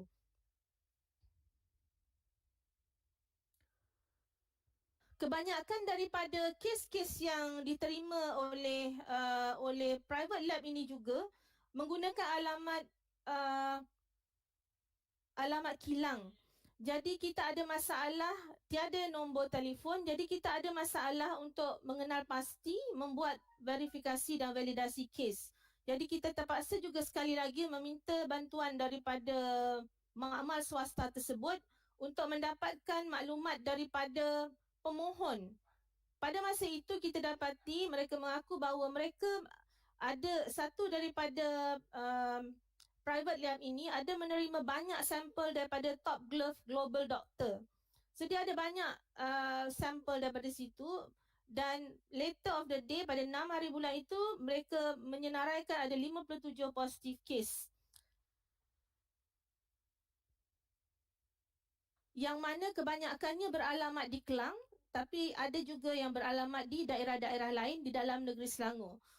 Jadi pada masa itu memang kita sudah pun merasa bahawa ada masalah dengan Top Glove. Mereka tidak dapat berkongsi, walaupun mereka ada global doktor sendiri, ada doktor sendiri, mereka tidak mampu untuk menyediakan real time list of cases dan kontak berdasarkan kepada di mana mereka bertugas, asrama mereka di mana, mereka gagal untuk melaksanakan proses tersebut. Jadi apabila kita ada delay dari segi itu, di peringkat daerah pun kita ada masalah dari segi untuk membuat evakuasi, mengenal pasti kontak, menjalankan kuarantin, memasang gelang dan membuat swab.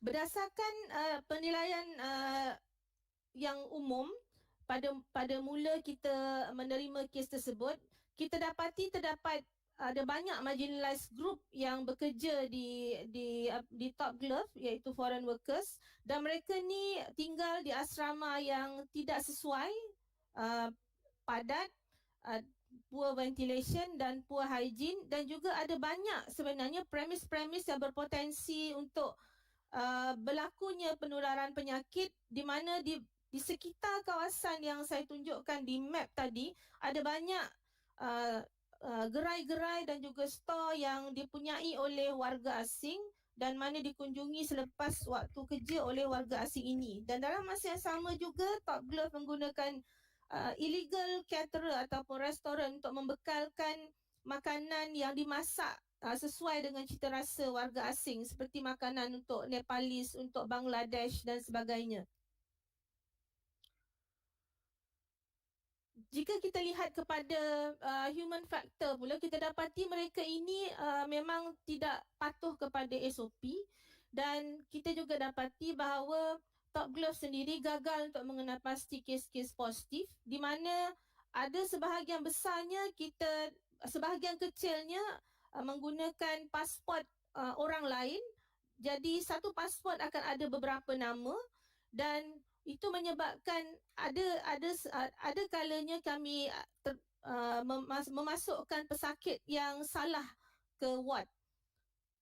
Seterusnya mereka juga gagal untuk mengenal pasti kontak dan berkongsi kita list, dan kita syaki mereka menyembunyikan kes. Dan dalam masa yang sama, kita tidak dapat melaksanakan aktiviti kawalan dan pencegahan sama ada di kilang ataupun hostel, sebab dia terlalu banyak kilang, bukan satu kilang. Kita tak tahu nak pergi kilang yang mana. Hostel dan juga asrama ataupun rumah yang disewakan juga sangat banyak, jadi kita tak tahu mana nak fokus. Di situ kita dapati memang kita ada masalah untuk melaksanakan aktiviti kawalan dan pencegahan. So, dalam masa yang sama, kita rasakan bahawa sangat tinggi risiko untuk berlaku spillover cases daripada Top Glove ini kepada local community, sama ada pekerja ataupun di kejiranan di mana pekerja-pekerja ini tinggal. Kita memang telah pun melaksanakan sebagaimana wabak dan juga kluster-kluster yang lain, komunikasi risiko dengan respect dengan general manager mereka, admin mereka, Top Glove team sendiri, dan juga di kejiranan, termasuk juga community leaders, ahli majlis dan juga agensi-agensi lain, untuk kita menerangkan apa yang sedang berlaku dan apa yang mereka perlu lakukan dalam tempoh tersebut. Dalam masa yang sama juga, kita juga melaksanakan risk assessment, dan ini adalah satu lagi komponen yang kita rasakan dalam masa kita sedang menghadapi kluster yang banyak di kilang-kilang. Kita tidak ada tools yang spesifik untuk kita melaksanakan risk assessment supaya pegawai penguatkuasa kita, PPKP ataupun doktor yang turun ke lapangan untuk menjadi panduan dan boleh dijadikan asas untuk tindakan selanjutnya. Sama ada yang itu yang kita rasakanlah. Dan untuk perbincangan ataupun mesyuarat pun, kita memang telah bawa isu ini ke dalam mesyuarat bencana daerah. Kita juga telah berbincang dengan banyak counterpart dan stakeholders. Kita telah panggil dan berbincang beberapa kali dengan Federation of Malaysian Manufacturer FMM Selangor, cawangan Selangor. Kita juga berbincang dengan Westport Malaysia Sendirian Berhad, PKFZ. Kita juga panggil Pekeso DOSH, Jabatan Tenaga Kerja, Majlis Perbandaran Kelang dan sebagainya. Dan kita juga ada regular perbincangan dengan JKNS, dengan pengarah, dengan timbalan pengarah, dengan CPRC JKNS, dan begitu juga dengan KKM. Kita pun memang ada perbincangan dan juga mesyuarat bersama dengan KKM, termasuk Datuk Dr. Nur Hayati sendiri. Dan seterusnya memang kita terpaksa membuat beberapa guideline dan SOP lokal untuk kita gunakan di sepanjang kita menghadapi wabak tersebut. Terutamanya untuk kita buat risk assessment punya guideline, kita terpaksa buat tindakan apa yang perlu dibuat dengan cepat, tindakan untuk mengenal pasti kontak, untuk contain case dan sebagainya. Dan seterusnya kita juga ada melaksanakan enforcement, factory closures, operasi bersepadu bersama IPD dan lain-lain. So kenapa untuk Top Glove ini kita menjalankan PKPD atau MCO? Kerana kita dapati daripada risk assessment kita di komuniti, kilang dan juga asrama, kita dapati sangat tinggi risiko. Dan juga ada poor commitment dan delay daripada Top Glove. Walaupun kita pegawai kesihatan daerah dan juga PPKA sendiri pergi 2-3 kali dan berjumpa dengan mereka juga, kita panggil mereka juga, selain dari kami pergi, kita panggil juga mereka ke PKD. Mereka masih lagi gagal untuk memberikan maklumat-maklumat yang kita ada. Dan dalam masa yang sama, kita dapati kes bermula daripada minggu April 44 dan seterusnya ada peningkatan kes daripada Top Glove dengan banyak. Dan kita syak ada lebih banyak kerana ada banyak kes kita syaki mereka tidak laporkan kepada kita. Dan majoriti kita dapati adalah hampir 80% adalah di kalangan warga asing, dan distribution of cases ni dia tertumpu kepada asrama yang kita rasakan kita boleh kepung dia, kita boleh jalankan PKPD di situ untuk kita laksanakan aktiviti kawalan dan pencegahan. Dan seterusnya alasan-alasan yang lainlah kita rasakan memang kita perlu menjalankan PKPD untuk menyekat daripada spillover daripada kes-kes di asrama ataupun kilang tersebut kepada komuniti. Kita mula melaksanakan PKPD di asrama Top Glove daripada 17 November selama 2 minggu. Kemudian kita lanjutkan lagi kerana masih ada lagi banyak kes-kes yang kita kesan. Jadi kita lanjutkan lagi tambah 2 minggu sehingga kepada 14 hari bulan 12. So ini adalah kawasan yang kita laksanakan PKPD, iaitu di asrama perempuan dan di asrama lelaki. Tetapi asrama perempuan adalah merupakan rumah sewa rumah yang dibeli oleh Top Glove dan dijadikan asrama. Jadi kita terpaksa PKPD-kan jiran-jiran di kawasan female hostel tersebut. Tetapi untuk yang lelaki, kita PKPD-kan asrama lelaki sahaja. So ini adalah bilangan rumah yang ada di situ. Dia juga ada terpaksa melibatkan orang awam, tetapi orang awam tidak begitu ramai. Kita terpaksa pecahkan masa PKPD Top Glove kepada dua sektor, sektor A dan sektor B, di mana penduduk untuk di sektor A iaitu asrama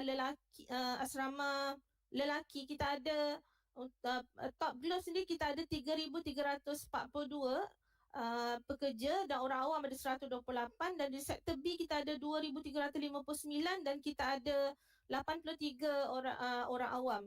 Dan untuk aktiviti yang kita rancang semasa berlakunya dilaksanakan MCO adalah mass screening untuk Top Glove workers, non-Top Glove workers, kerana workers ini bukan hanya daripada Top Glove, ada sebahagian kecil daripada bukan Top Glove dan juga local resident. Dan kita juga ada melaksanakan compulsory screening of all workers under PKD supervision, yang mana yang dia tidak termasuk dalam kawasan MCO. Seperti mana yang kita terangkan tadi, sebenarnya Top Glove punya asrama ni dan juga rumah yang disewakan untuk pekerja ada terlalu banyak dan berada di merata-rata tempat.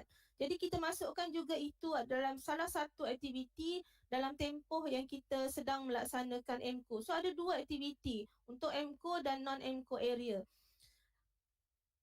Kita juga ada bekerjasama dengan Selangor Task Force melalui Selcare untuk melaksanakan mass screening di komuniti sekitar kawasan asrama dan juga housing area.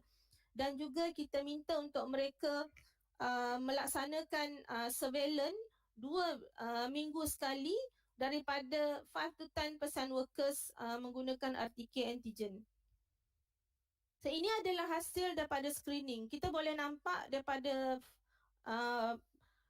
screening yang pertama 5,000 kita screen, 3,000 positif, iaitu meliputi 58%. Kali kedua kita screen, total kita screen 2,400, positivity rate 31%, 764 orang positif. Dan pada kali ketiga kita screen, ada 1,600 kita screen, ada 279 di mana 17% positif.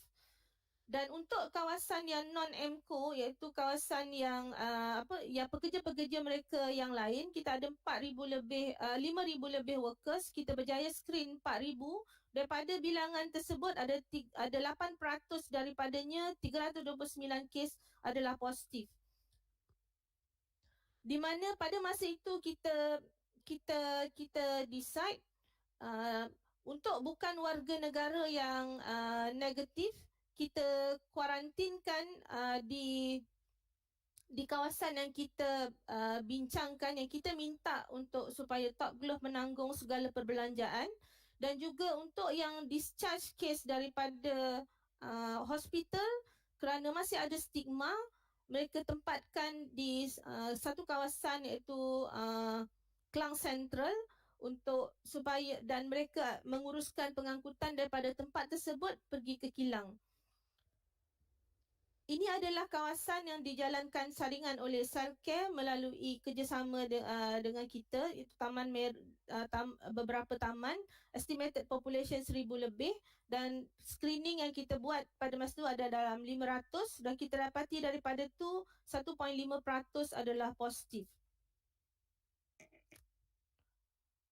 Ini adalah pecahan keseluruhan kes yang kita dapat daripada saringan, di mana Malaysian hanya meliputi 6.8%, selebihnya 93.2% adalah bukan warga Malaysia. Dan kes daripada kawasan MCO adalah 5,452 dan yang bukan MCO area adalah 1,177. Ini adalah distribution cases kita memang boleh nampak. Peak dia adalah semasa kita sedang menjalankan saringan di kawasan MCO. Dan juga ini adalah daripada saringan yang kedua yang kita buat di kawasan MCO dan ini adalah bila kita buat saringan yang ketiga. Ini adalah distribution kerana kita menggunakan sistem yang free, so kita cuma boleh letak satu layer sebanyak 2,000. Walau bagaimanapun kita boleh nampak bahawa kes di teratai kluster ini berselerak di seluruh daerah Kelang dan bukan hanya tertumpu ke kawasan Meru ataupun yang berdekatan dengan kilang ataupun asrama yang menempatkan pekerja-pekerja tersebut. So seterusnya, ini adalah perkara yang sangat susah untuk kita buat. Ada beberapa cadangan yang terpaksa kami fikirkan untuk dicadangkan kepada MKN supaya tindakan ini boleh dilaksanakan oleh Top Glove. Satu adalah menghentikan keseluruhan operasi kilang ke semua 28 buah kilang dan semua pekerja-pekerja perlu disaring dan kos semua ditanggung oleh syarikat. Dan kita juga meminta untuk mereka mengenal pasti di mana tempat untuk mereka letakkan kes-kes yang positif dan di mana untuk meletakkan kes-kes yang menjadi kontak rapat, kerana pada masa itu kapasiti institut latihan KKM kita sangat limited dan banyak kerosakan berlaku disebabkan terlalu banyak pekerja-pekerja asing ditempatkan di situ. Dan cadangan kedua adalah menghentikan operasi secara berjadual berdasarkan attack rate paling tinggi. Ya, ini adalah cadangan yang telah diterima pakai dan telah dibuat hebahan oleh Datuk Ismail Sabri. Tapi walau bagaimanapun implementasinya adalah sedikit berbeza dan kita memang sebenarnya telah pun meletakkan kita punya jadual bagaimana untuk melaksanakan aktiviti tersebut, menghentikan operasi secara berjadual, fasa by fasa, beberapa buah kilang. Dan cadangan ketiga adalah untuk membentuk bubble seperti mana yang dibuat untuk kluster di KLIA, di mana kita membentuk satu komuniti yang terisolasi, di mana ini akan membolehkan operasi di kilang diteruskan dan penempatan pekerja tu kita akan assist. Mereka kena meletakkan sama ada di kawasan kilang ataupun satu tempat lain yang di mana kita nak supaya mereka kena ensure tiada percampuran dengan komuniti setempat. Dan mereka menyediakan sekiranya bukan di kawasan kilang, pengangkutan untuk pergi dan balik hanya untuk ke tempat kerja, juga dengan pengawasan ketat 24 jam berkaitan dengan sama ada ketika mereka bekerja ataupun ketika mereka menjalankan aktiviti sosial di tempat tinggal mereka. Dan semua kemudahan asas tu perlu disediakan di dalam bubble tersebut saja dan dia tidak boleh luar daripada situ. Walau bagaimanapun, apa yang berlaku sebenarnya adalah aktiviti yang kita jalankan adalah kita tutup semua kilang, kita buka secara berperingkat. Bukannya kita tutup secara berperingkat dan kita buka selepas itu. Kita tutup semua dan kita buka secara berperingkat. Dan dalam masa yang sama, kita buat juga bubble supaya sebahagian daripada aktiviti kilang Top Glove masih boleh beroperasi.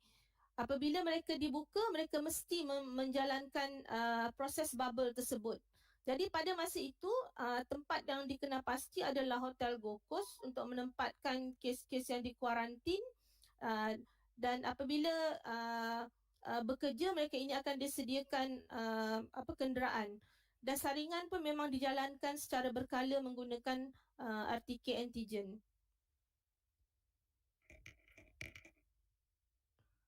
ini adalah aktiviti-aktiviti yang umum yang saya rasa standard yang memang kita gariskan untuk kesemua industri atau pemajikan ketika menangani COVID-19.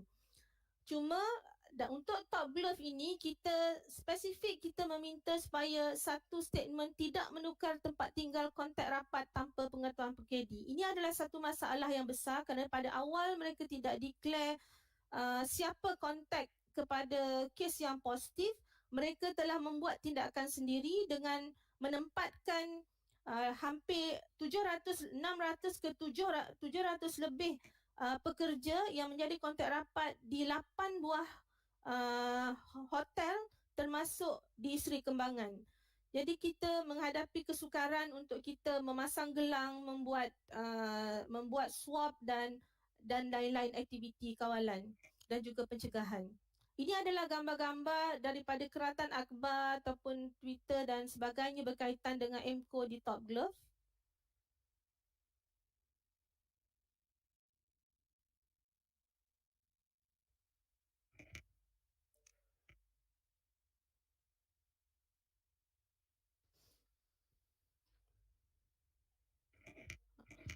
Ini adalah cadangan yang kita cadangkan apa aktiviti untuk Top Glove laksanakan selepas MCO itu tamat pada 14 hari bulan 12.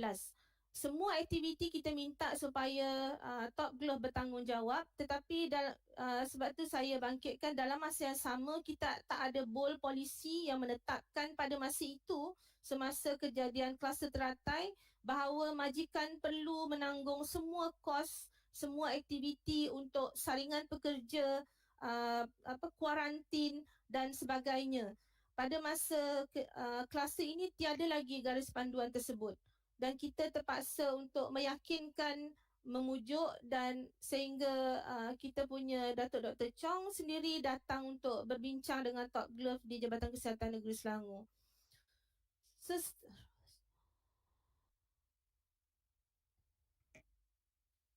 Kita juga meminta agar mereka teruskan aktiviti saringan berkala bagi pekerja sehingga sekarang pun mereka masih melaksanakan 5 hingga 10% setiap 2 minggu menggunakan RTK antigen dan mereka perlu menghantar laporan tersebut kepada PKD dan seterusnya mengambil tindakan yang sesuai untuk kes-kes sekiranya mereka positif ataupun yang dikenalpasti sebagai kontak rapat.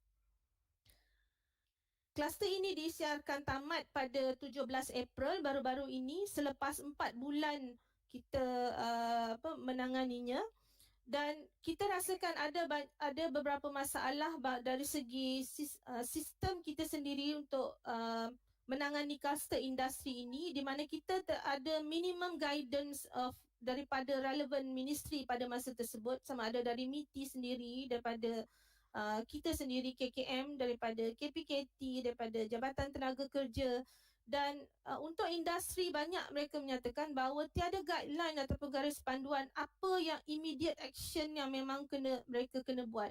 Yang banyak ada adalah prevention activities yang mereka perlu laksanakan di kilang-kilang mereka ataupun tempat kerja mereka.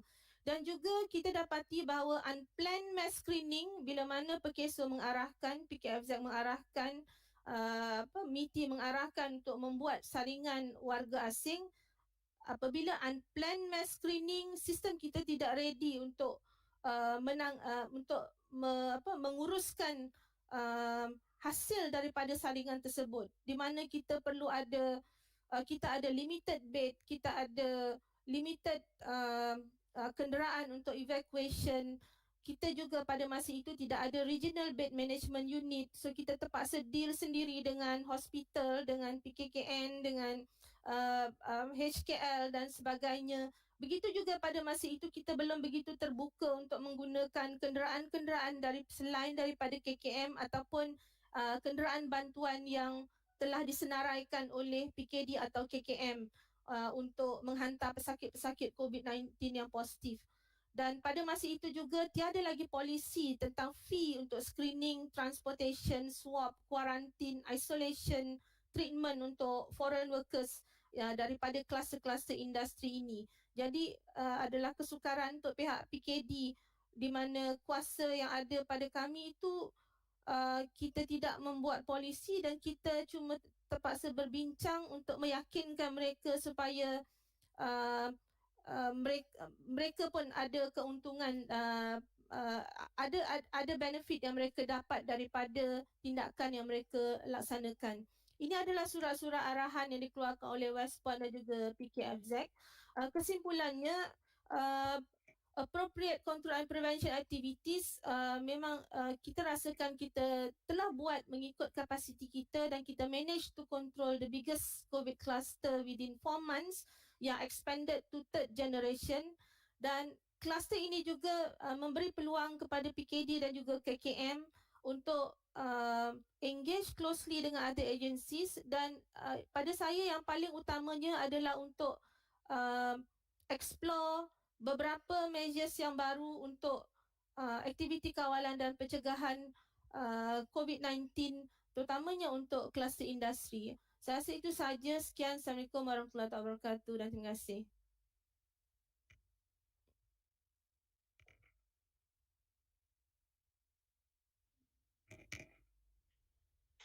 Terima kasih Dr. Farida atas perkongsian beliau sebentar tadi.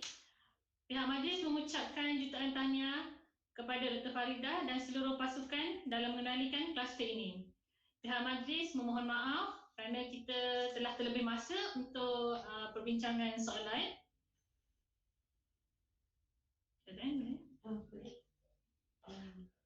Ni masuk mana?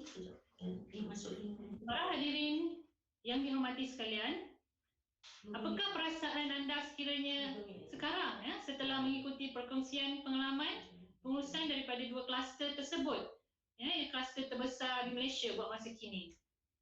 Apabila kita bercakap berkenaan perasaan, emosi yang berkaitan dengan pandemik COVID-19, tepat pada masanya kita mendengar perkongsian daripada Dr. Nur Ashikin Ibrahim, pakar perubatan kesihatan awam, merangkap Ketua Seksyen Kesihatan Mental, Pencegahan Kecederaan dan Keganasan dan Penyalahgunaan Substan, bahagian kawalan penyakit.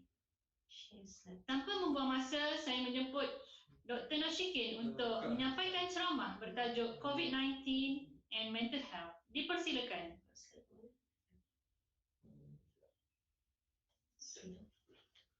Mana buka slide-nya? Mute. Dah mute dah.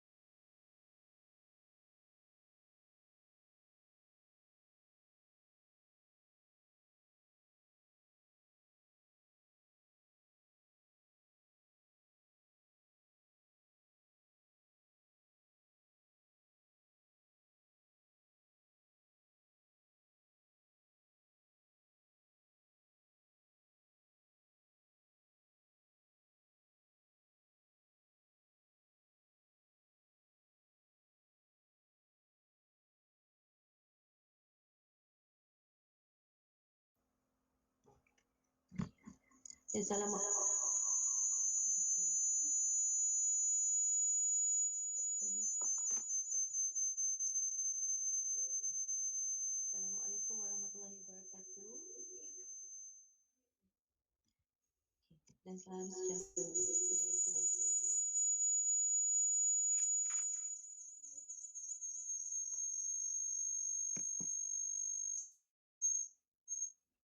Boleh? Okay. You can off.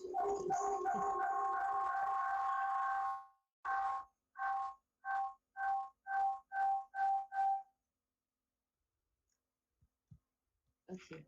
Assalamualaikum warahmatullahi wabarakatuh dan salam sejahtera. A very good morning to everyone. Dr. Nurashikina N here. And hi everyone who's watching. Hopefully everyone is in a good state of spirit today. Because today we're going to share. Saya nak share a little bit on. Saya telah diamanahkan untuk berkongsi tentang COVID-19 and mental health. Dan saya akan expandkan a little bit on the mental health and psychosocial support that we have actually initiated since the beginning of COVID-19. Yeah? Alright, okay. Okay, kita ada isu-isu teknikal yang boleh diselesaikan, insyaAllah. Alright, so my next okay, this is the next slide. So basically, I just want to introduce back our term of mental health problems and mental illness. Mungkin untuk kita di public health ni basically when you talk about mental health ni adalah satu situasi di mana seseorang individu tu tahu potensi diri, boleh berdaya tindak terhadap normal stresses of life every day. So in this particular condition or in this particular phase, fasa ni, kita tidak berdepan dengan normal stresses of life. Kita berdepan dengan satu stres yang ongoing, yang berkemungkinan tidak tahu sama ada bila akan habis, dan stres tu dia akan meningkat. Kecuali lah kalau macam sekarang memang everybody dah tak ada stressor, mungkinlah tak ada stres kan. Okay, then when you talk about mental health, it's also about the productivity, it's also about equilibrium of being able to contribute to the society or the community. So kita pergi kepada, if the end of the spectrum, kita lihat bahawa mental health ataupun saya letak kat situ as mental well-being is satu kesejahteraan dari segi mental, is represented by feelings of comfortable of oneself and then comfortable of other people, dan juga being able to menerima cabaran hidup sehari-hari lah. But when you talk about mental illness, basically penyakit mental ni adalah satu penyakit ataupun is a health condition lah yang involves the disruption of the brain function and basically causes severe changes or disturbances in the way it affects how you think, how you feel and how you behave, and kebiasaannya dia akan ada di mana kita akan ada percampuran ataupun you have a mixing of those three, and mental illness is treatable. If you are not, okay, okay, alright, okay, boleh? It's a slideshow, betul kan? Okay, alright, saya continue. Okay, alright. Anyway, when you talk about the spectrum of mental health, kita lihat on one portion is actually the mental well-being, the other part is the mental illness. And of course, dia punya spectrum is very, very wide. And of course, you can have symptoms from stress, acute stress, kita ada symptom of keresahan atau anxiety, murung atau kemurungan sebagai penyakit, and the other things like adjustment disorder, what we are facing now, and boleh orang kata memberi kepada kesan kepada seseorang itu mendapat post-traumatic stress disorder, and we go towards the chronic mental illness ataupun schizophrenia, bipolar disorder, personality, for example, a mixture. So basically the mental health spectrum is wide. So kadang-kadang orang kata confuse-nya banyak sangat benda kan, tetapi kita letak kepada kesejahteraan dan penyakit mental. And of course in between, kadang-kadang di mana yang you are not able to sometimes see the delineation is like a grey area, is where you have mental health problems, where you need help and probably the help can vary sama ada. But mental illness, must remember that you are treatable, is treatable. If mental illness you do not treat, you can have impact in terms of dia akan mengganggu kehidupan sehari-hari, akan menyebabkan kita tidak boleh berfungsi secara total. Okay, next. Then when you talk about mental health scenario, ini adalah senario yang kita lihat daripada mungkin pada masa tahun even as early as 2015, as early as 2012 and 17, whereby if we are all in Ministry of Health, kita tahu bahawa National Health Mobility Survey actually does the survey and focusing on different target groups on different years. So if you look at in the year 2019, we know that approximately 500,000 Malaysians above 16 years of age ataupun 2.3% actually mengalami kemurungan. Ini adalah penyakit kemurungan. Okey, urus setia saya minta buat slideshow. Saya dah buat slideshow. Kat mana slideshow-nya? Dia kena off dulu. Okey, saya mohon maaf kerana okey, urus setia nak kata saya. Alright. Oh, doktor ni dah slideshow. Ya. Tak, share screen dah. Dah share screen dah? Ni bukan. Okey, tak apa. Mana tadi? Mana Google tadi? Google Meet tadi ke mana? Ada kat sini.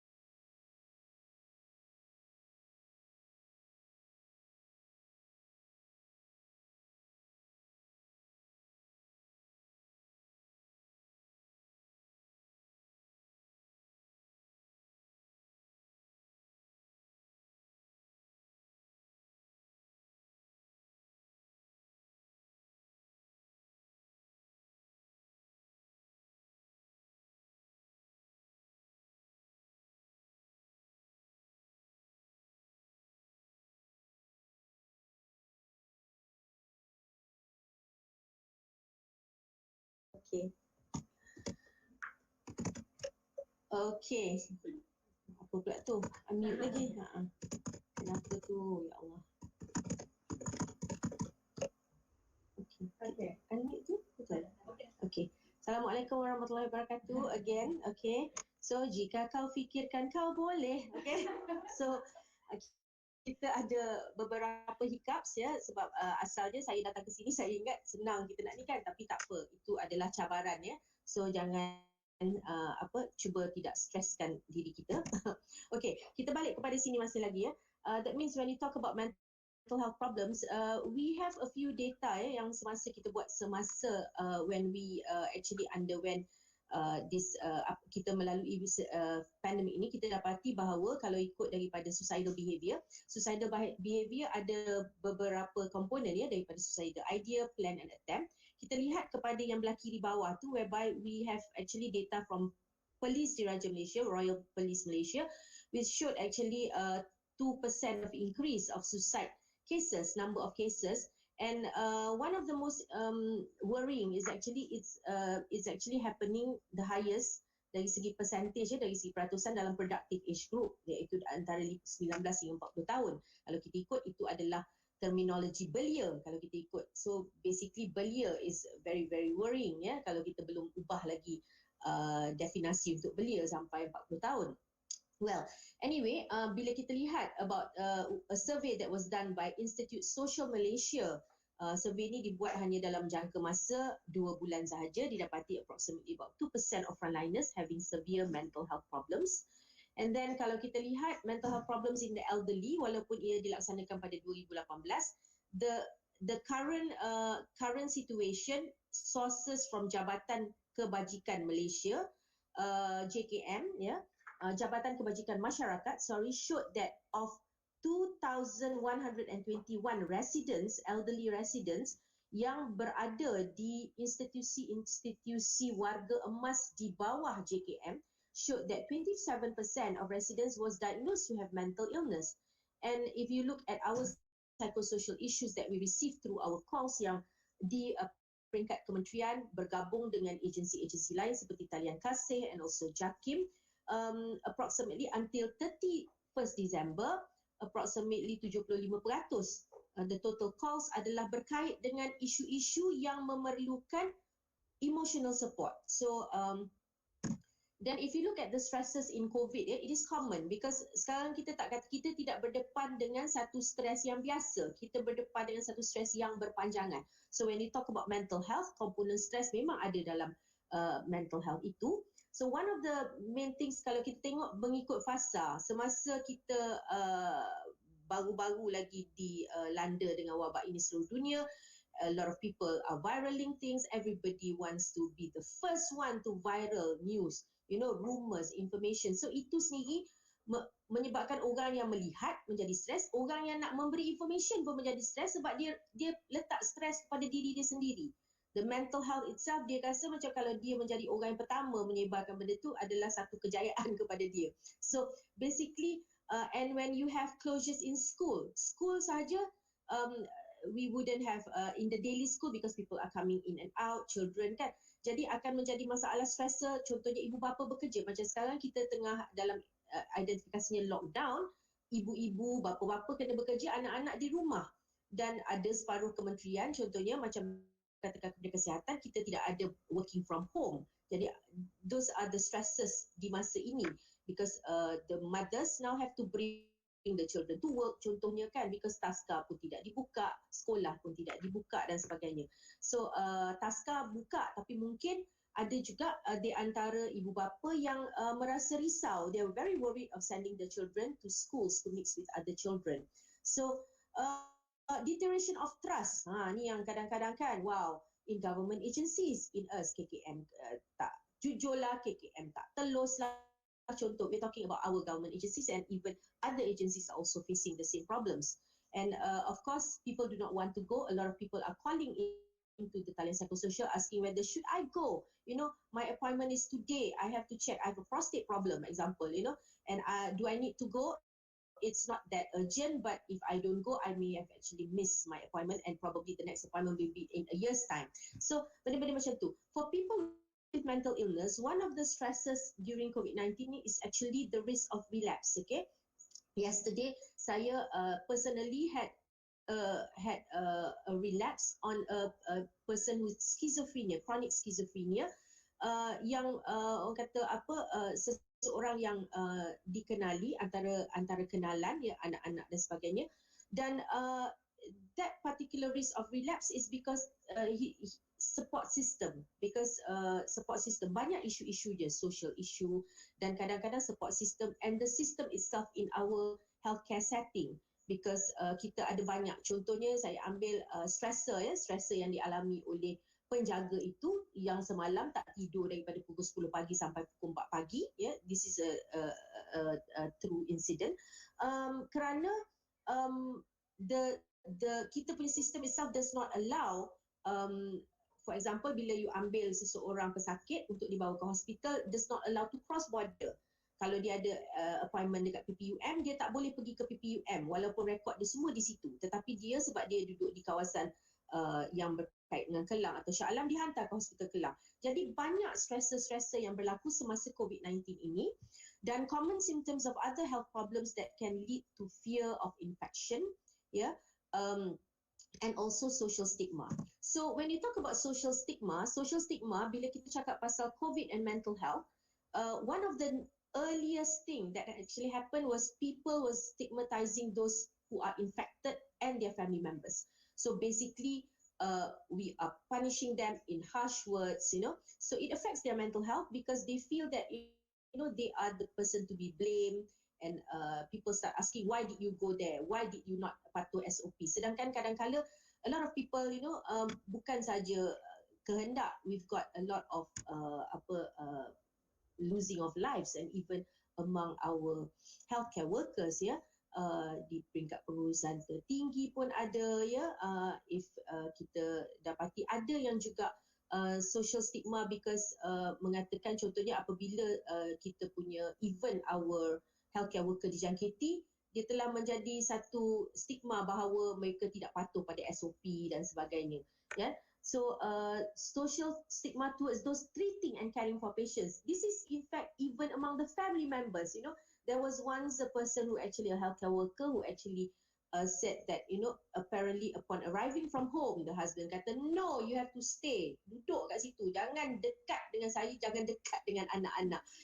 So basically, at that point of time, because people were afraid, even among your own family members. So as and when the time comes along, when the literacy increases, kan, orang lebih tahu dan lebih mendapat fakta tentang bagaimana cara berjangkit dan sebagainya, of course this becomes less, and of course social stigma to a specific group. Contohnya macam Bangla tu lah, satu Bangla tu pergi duduk lagi, benda-benda macam tu. At that point of time, we don't even actually try to empathize with what they are feeling. Macam sekarang, a lot of kita buat operasi untuk mengambil mereka-mereka yang parti ni, and some of the people in the social media said, kenapa kita pergi ambil rather than lebih baik kita pergi vaccinate semuanya, contohnya. So people have different need, and of course all those things affects the mental health, especially one of the things, social stigma.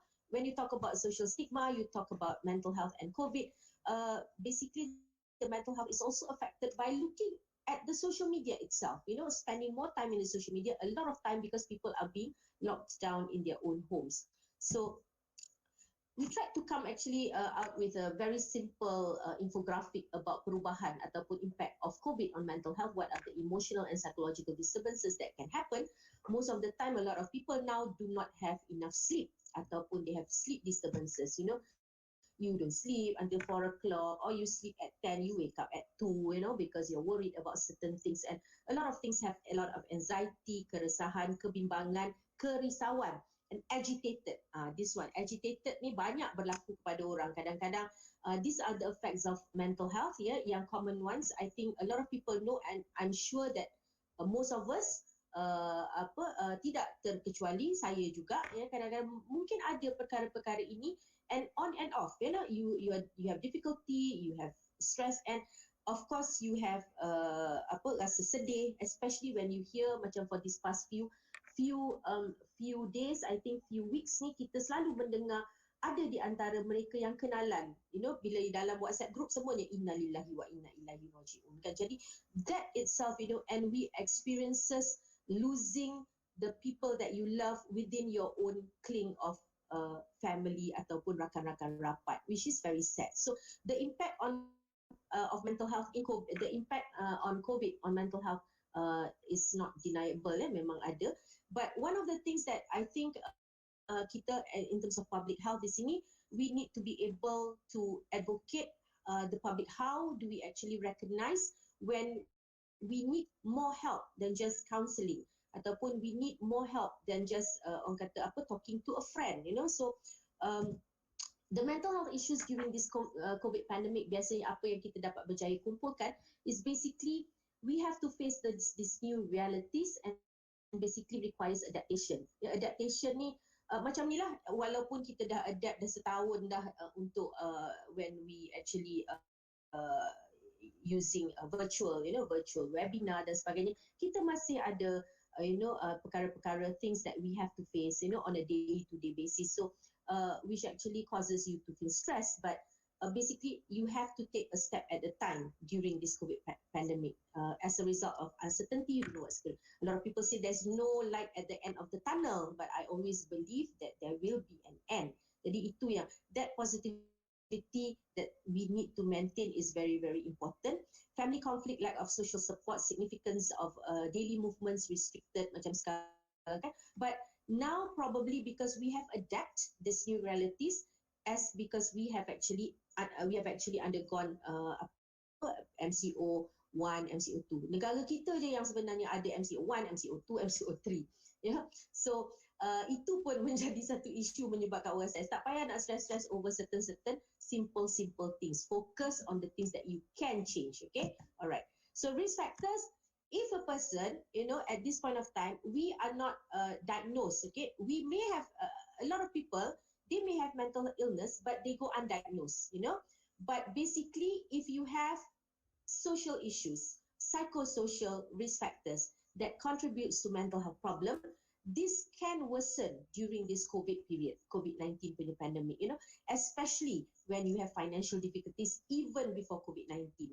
Jadi macam sekarang when a person when kerajaan announce dia kata PTPTN, ramai the students are looking, but unfortunately, I'm not in B40, so dah jadi stress pula. Well, you're not in B40 punya group, so you don't get that privilege, kan? So financial difficulties can happen in the family. Kadang-kadang kita kata, some people will say, you are pegawai kerajaan, tetapi you do not have, in fact, people can get extra income of 600 allowances. Tetapi one must remember, the spouse may just lost the job.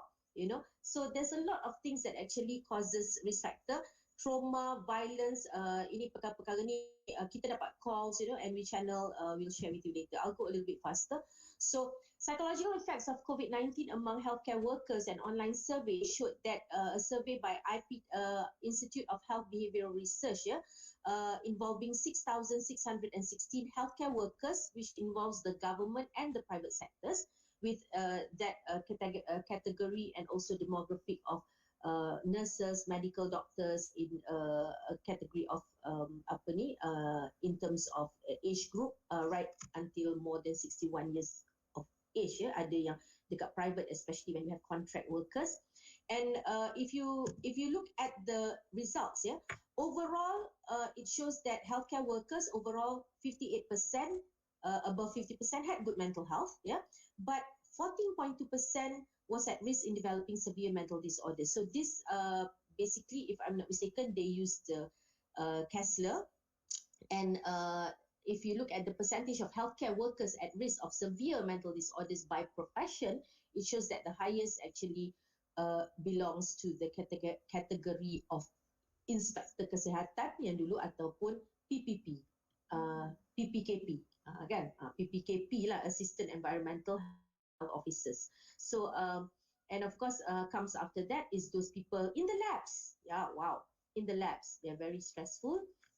So, and if you look at why, basically it was postulated that healthcare workers who do not have enough support in terms of childcare at home, and who do not have enough moral support in the workplace are those at high risk of developing severe mental disorder. So these are risks. They are not diagnosed, but they are likely to have the risk of a severe mental disorder. So this is a little bit, we should be concerned, because we need to see that you need to have enough support in the workplace, especially at the workplace that we are working now, contohnya COVID Assessment Center, pusat vaksinasi, and findings of the mental health screening, just to share. This was done between 8 March to 8 of July. We managed to get a number of 29,000 overall throughout the country. Of those who are at the quarantine stations, station quarantine throughout negara, then we of this there was a number of about 394 was referred to family medicine specialists, ataupun psychiatrists, and the reasons for referral basically are all those four, severe acute reactions. A lot of people have panic attack and severe depressive symptoms, which is actually loss of interest in the things that you love, and also perasaan sedih, murung, dan juga hopeless and things like that, over more than 2 weeks. And then there was also a study done during this COVID pandemic. It was a cross-sectional study using an online instrument, which actually was targeted to the healthcare workers, and the frontliners, using CBI, and it was found that the response rate was 82.9%, and overall the related, it was actually more looking at burnout of the healthcare worker. Healthcare worker had prevalence of 53.8%, 39.1%, and 17.4% respectively. Yeah. So and highest among pharmacists, we've got to ask the pharmacist punya fraternity ni. Okay, and of course work-related burnout, you see it tallies with the study that we did tadi ya, among the health inspector, which is the PPKP lah. Okay, and healthcare workers in medical labs, it tallies with that just now. Yeah, and participants who directly involved, you can read there, are those less than age 40 years old, married, had no children, had inadequate childcare support at home. So it tallies with the other study, had a medical condition, perceived that they receive inadequate psychosocial support at work. So these are the areas that we need to look, maybe bila kita dekat bawah tu, because every state would be different, you know. And sources of burnout, of course, bila kita tarik long hours tu, kita ada proper hours of working, of course you reduce their stress, ya. PPE, tak cukup PPE, ya. Tak cukup teamwork, uncertainties and role changes, and also disruption in the career plan. Macam you are uncertain, where are you, especially the young doctors, ya. Macam kami dah tua-tua ni, dah tak ada rasa apa dah lah, lantaklah apa nak berlaku kan. Tapi kita basically the young doctors, ya. So the young doctors who are high spirited. So for us, those who are actually in the other phase, yeah, that means who are long in this field, basically you need to have, when you talk about stress and COVID, you need to have a positivity and continuous positivity. How do you maintain that positivity as a healthcare worker?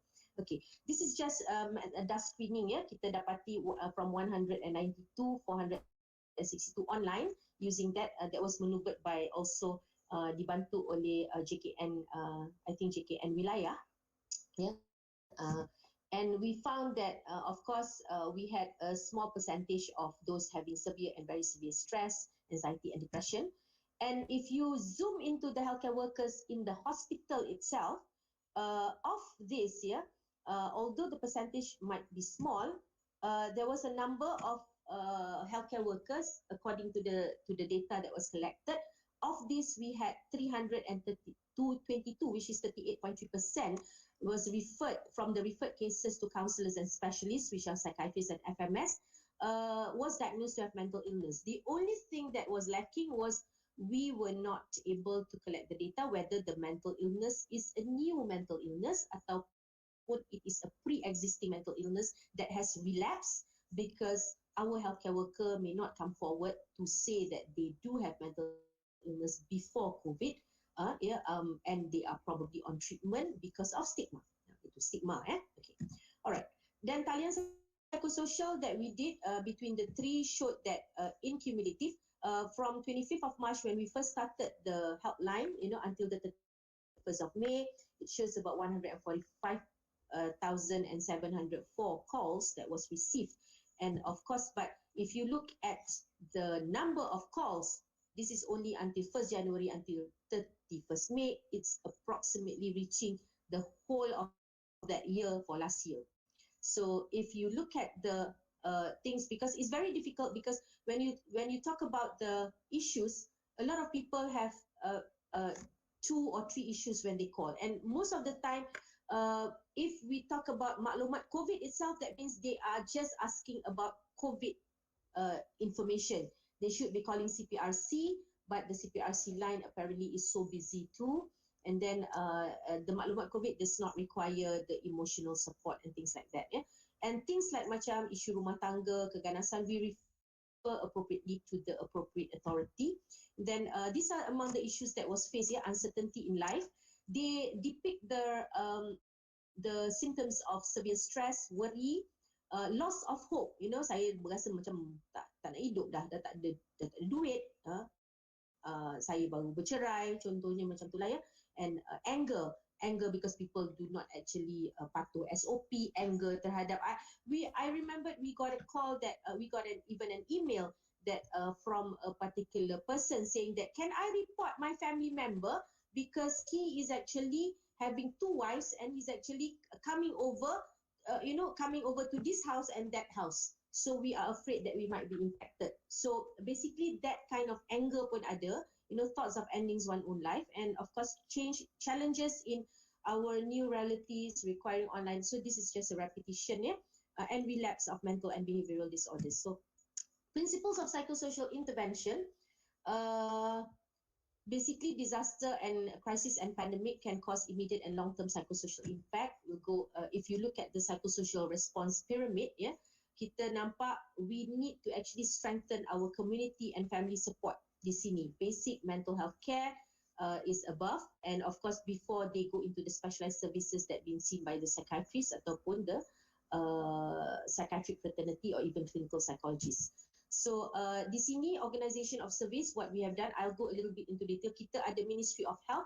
If you look at the arahan, so public health, you need to know that under arahan 2020, arahan MKN 20, Directive number 20, National Security Council, Ministry of Health is the lead agency in coordinating the provision of mental health and psychosocial support services to victims and rescue atau response personnel during disaster. So now we have extended to disaster, crisis or even pandemic. Jadi kita memang banyak tanggungjawabnya. So this is the what is the definition of mental health and psychosocial support. That also includes intervention in health, education, psychoeducation interventions that are community based. So basically, under crisis preparedness, I'm sure most of us, saya takkan expandkan apa itu CPRC, but mental health now becomes one part of the CPRC, one wing of the CPRC as equivalent to emergency medical forensic and also public health response.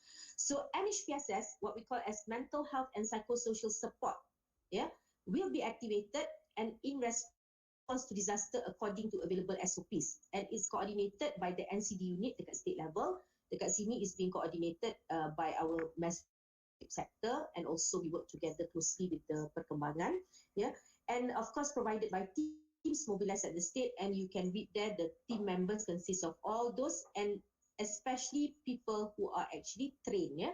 You need people who are trained to be able to give psychological first aid. So this is the national guideline that we have agreed between our division and also the Psychiatric and Mental Health Department Fraternity. At the national level, mental health and substance abuse ataupun MASVIP shall be responsible as the national focal point that coordinates the mental health and psychosocial support within MOH, other agencies, and also part of the Ministry of Health Technical Committee for Disaster Management. It also replicates dekat state, that means the NCD yang di mana mental health program di bawah itu is the coordinator within your own Jabatan Kesihatan, within other agencies of NGO at your state or district level, and part of the national committee sekiranya ada komiti-komiti yang di technical committee that is contohnya macam tragedy Kim Kim. We form a local committee. The local committee did not necessarily come from the HQ, tetapi lebih kepada local. So Psychiatric and Mental Health Department atau basically Psychiatric Fraternity shall be responsible for the activation and coordination of hospital-based MHPSS activities following the psychosocial needs assessment.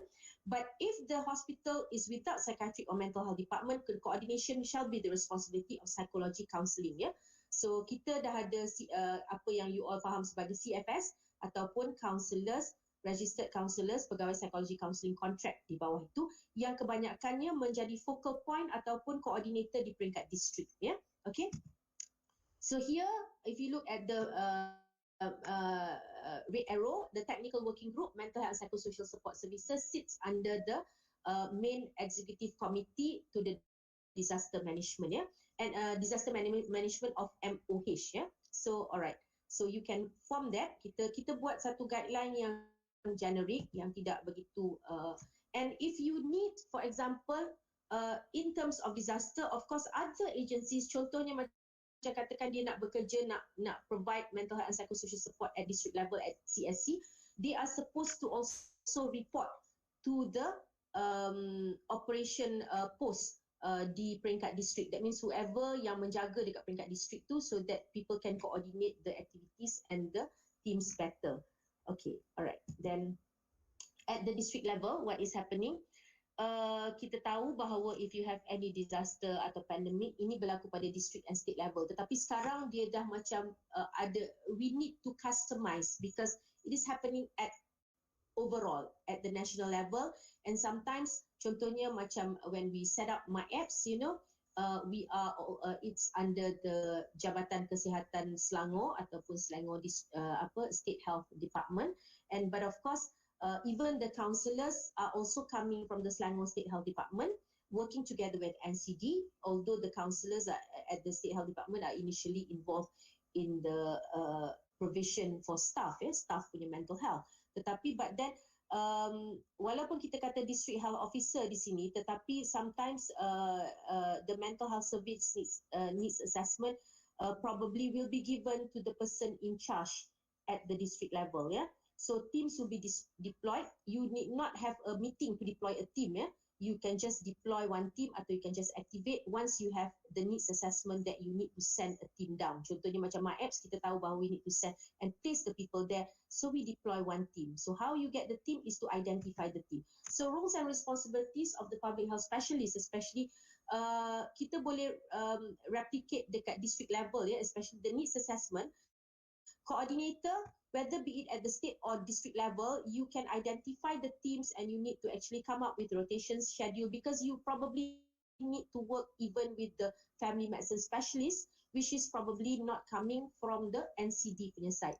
So then you activate and mobilize and coordinate mental health activities, and one of the most important and the most kira beban kita juga adalah untuk melaksanakan pre and post deployment. This thing, engagement with district coordinators, hospital coordinators, and as a licensed officer is very important, and also the national MHPSS at the focal point. So compilation of returns and report basically to CPRC lah, tetapi selalunya dia akan datang juga kepada sektor MASVIP as the national MHPSS focal point. So function of the MHPSS provider basically to provide psychological first aid, perform continuous risk assessment, implement appropriate psychosocial intervention, and also referral, especially to psychiatrist. Berbezanya kita, KKM dengan agensi seperti JKM yang also provide psychological first aid ataupun psychosocial support is because we have a structure of where psychiatrists or physician are also part of the MHPSS team. Alright? Okay, then in target groups, these are the target groups. I'm going to go a little bit faster kat sini. General activities, these are the general activities, mental health screening, tapi training is one of the important things, referral. Okay, the documents for implementation, you have to look at these documents yang kita ada, SOP quarantine, which we developed quite some time ago, I think in April 2020, and then the psychiatric and mental health services also developed a COVID-19 mental health kit, and we have a pre-deployment document of briefing that has incorporated into the CPRC pre-deployment briefing. So one of the lacking things I think is the following up of the post-deployment. So what happens in MHPSS activity? So these are the things that you can do at the ground level, to share that actually to improve, enhance mental health of our healthcare workers and in line with providing services. Orient responders in psychosocial aspects of COVID-19 response. So how do you do that? So basically, the responders need to also integrate. That means in their daily giving briefing, to incorporate aspects of the psychosocial component. That means what things like what is burnout. How do you actually identify when you have mental health issues among your friends and things like that. Because anger and things like that. So ensure there's an intersectoral referral pathway, especially dekat tempat-tempat macam even dekat CAC sekarang ni, dekat even pusat vaksinasi, even in PKRC, pusat rawatan berisiko rendah. So these are among the things that on the right side are among the things I'll just share. What are the things that KKM has done? Distribute timely factual information. You must be in accessible formats yang boleh diakses oleh people. Contohnya bila kita buat QR code, dia boleh access, and provide MHPSS to people in isolation and protect mental health of all responders to ensure that they are able to access mental health and psychosocial care. So basically, these are the intersectoral referral pathway. Kita terima panggilan, but not necessarily kita boleh what next, bila ada bantuan, what next, where do we channel? These are the things that create anxiety in people when they do not have the information, when they are not accessible to the information. So kita facilitate, that is important. terms of when we give psychological first aid. Yeah?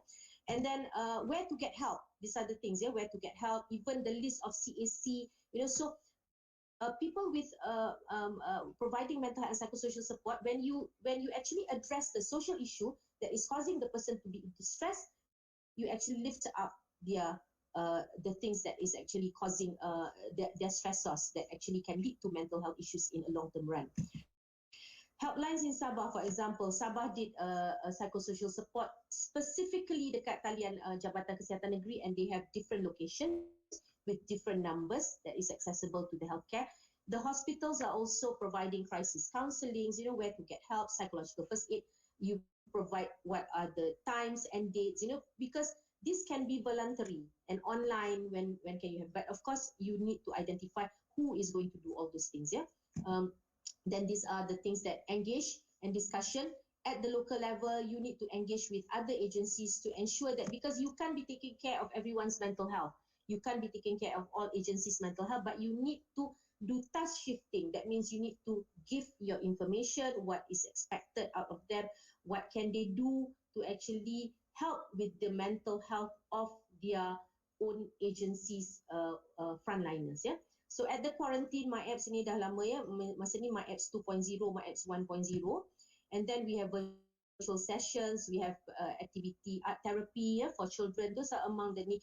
And we were able to even do ini dekat I think this was the first time when we brought our rakyat Malaysia that is some are positive COVID coming back from luar negara, from Wuhan. So we managed to, walaupun ada gelung-gelung kat situ, we managed to do the relaxation techniques from outside, So these are among the things, kalau tak salah ini Allahu Akbar.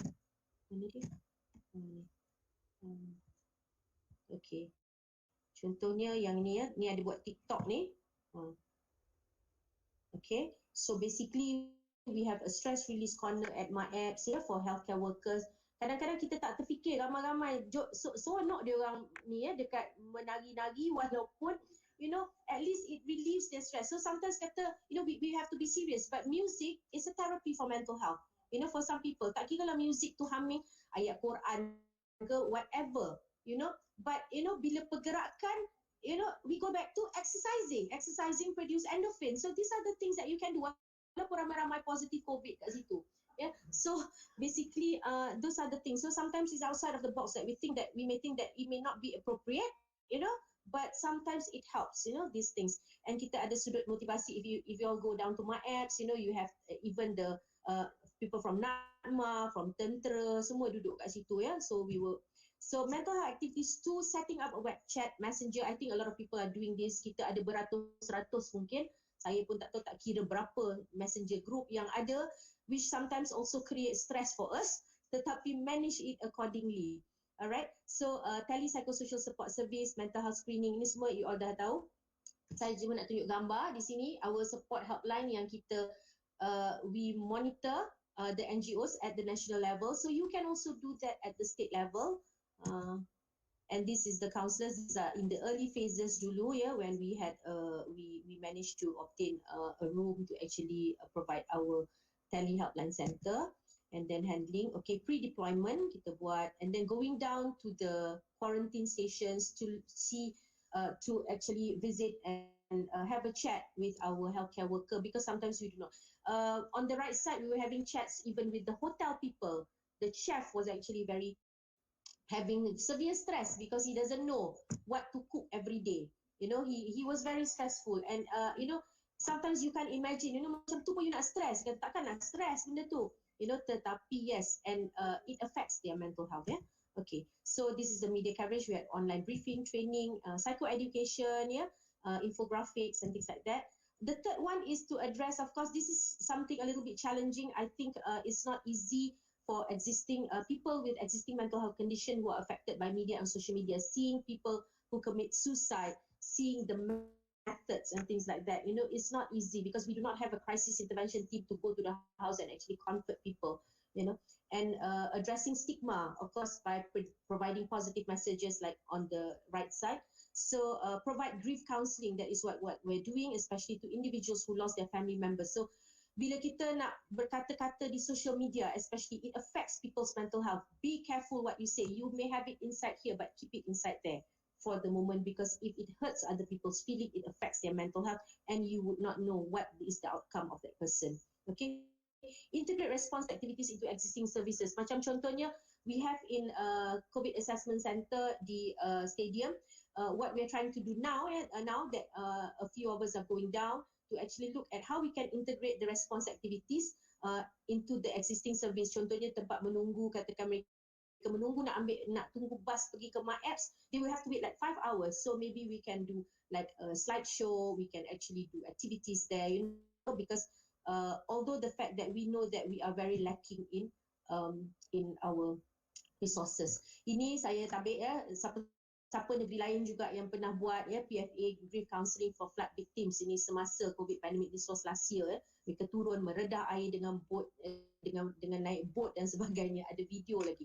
Okay, then ini adalah saya tertinggal gambar siapa-siapa, saya minta maaf. Ini gambar-gambar yang ada, yang mereka, a lot of people are doing a lot of good job down there. Yeah, thank you so much to all the state. We have psychiatrists, we have our counsellors, we have people who are actually also have left, in fact, Ministry of Health, who actually came back to help in near, and then there, yeah, okay, public health specialist kat situ, Dr. Siva, thank you kat situ, you are there. Okay, we have other public health specialists tu banyak ya kat sini, kat bawah tu Dr. Ashwini. So I think a lot of people, we can work together, yeah.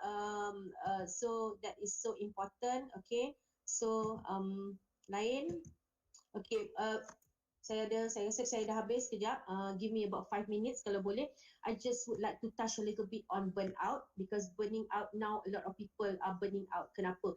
Kata macam mana nak tahu kita burn out? You know, all the right side tu is the one yang kemudian, tetapi what we are facing now is this acute stress reaction, burnout. And if you look at signs of burnout, you know, sometimes, you know, at any point of time in life ya, ataupun at any point of time in this year atau even last year, any one of us may have actually have these symptoms, you know. That's why kita nampak video yang keluar, you know, and then video tu ditularkan doktor, you know, and then we blame the doctor kenapa tak boleh cakap baik-baik, because they are burning out, dah burn out, dah tak tahu nak buat apa dah, you know. So dia bilang apa, you know, macam tu, you know, benda-benda macam tu, you know, macam sabarlah, you know, things like that. Sorry ya. Okay, these are the things yang happening ya, difficulty in sleeping ya, avoiding contact, tak mau cakap dengan family, tak mau cakap dengan friends, you know, dulu best friend call, sekarang ni no, I'm sorry, I off, terus keluar WhatsApp group. So ini adalah difficulty in thinking, engaging in risky behaviours like driving very fast, you know. Kita risau, kita takut, especially kalau mengantuk, you don't drive. That's why kita check on our friends, you know, have they reached home, you know. Kadang-kadang orang, a lot of people do pendam, especially healthcare workers, kita pendam because we think that it is not right to actually, you know, because itu tanggungjawab. It is not right to say that you're stressed. It is not right to say that I'm burning out. I just can't do it anymore. I need time, I need space, you know. So basically, you need to have a healthcare alert check, yeah, mental health alert, mental health check ni lah. Sama ada kita ni kalau kita dah balik kat rumah, dah bertugas lama dah dekat bawah tu, are we easily anxious? You know, you easily get angry and you scold your family member, you shout to your family member, you know, easily irritated, agitated, you know, apa, tak ada apalah, nothing, you know, but you know, your tonasi goes up, you know. So these are effects of not just about COVID, but basically the long-term punya stressor that you have been working continuously without stop. Walaupun saya tak nyatakan ya, bukan sahaja mereka, not all those yang frontliners di lapangan saja, even those, jangan lupa ya, those people yang dekat office, you know, have to work from home. Ini semua ada stress dia yang berbeza-beza ya. So basically, these are self-care technique. You need to do self-care. Self-care is so important ya. So mental health ni self-care. Sayangi diri. Orang katakan sayangi diri. Before nak sayang orang lain, kena sayangi diri. Because kita, in mental health is about nilai-nilai murni, is about positivity, is about faith, you know, in the system. Limit working hours. You must make sure, you know, kalau tidak dia jadi macam tu lah, tidur, you know, when you go to CAC, you see people lying down in the surau. Dia kata, tak buat kerja ke? Ada orang yang kata, takkanlah macam ni. You cannot, you know, you do not have do not judge. Tu important. Itu yang kita kata let's talk tu. Tell someone about your problem, ask for help, listen without judgment, and you must know where to seek help. Work in team.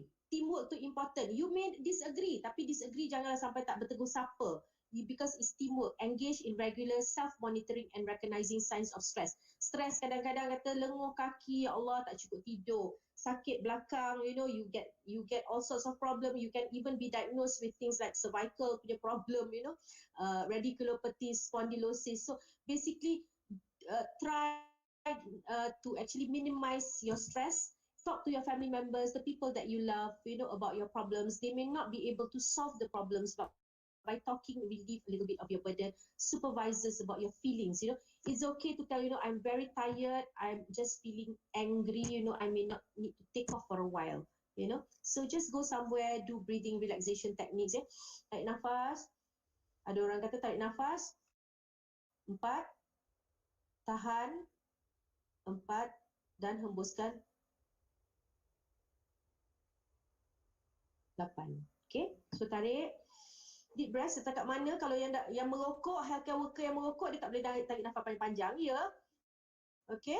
So please do not engage. Saya faham, sekarang saya nampak ramai kadang-kadang kita cash orang. Kadang-kadang kalau saya beritahu Dr. Ariana, memang kita tangkap lah, cepatlah kita tangkapnya nanti kan. Tapi please try, because smoking itself affects so you be hearing about smoking this afternoon, I think.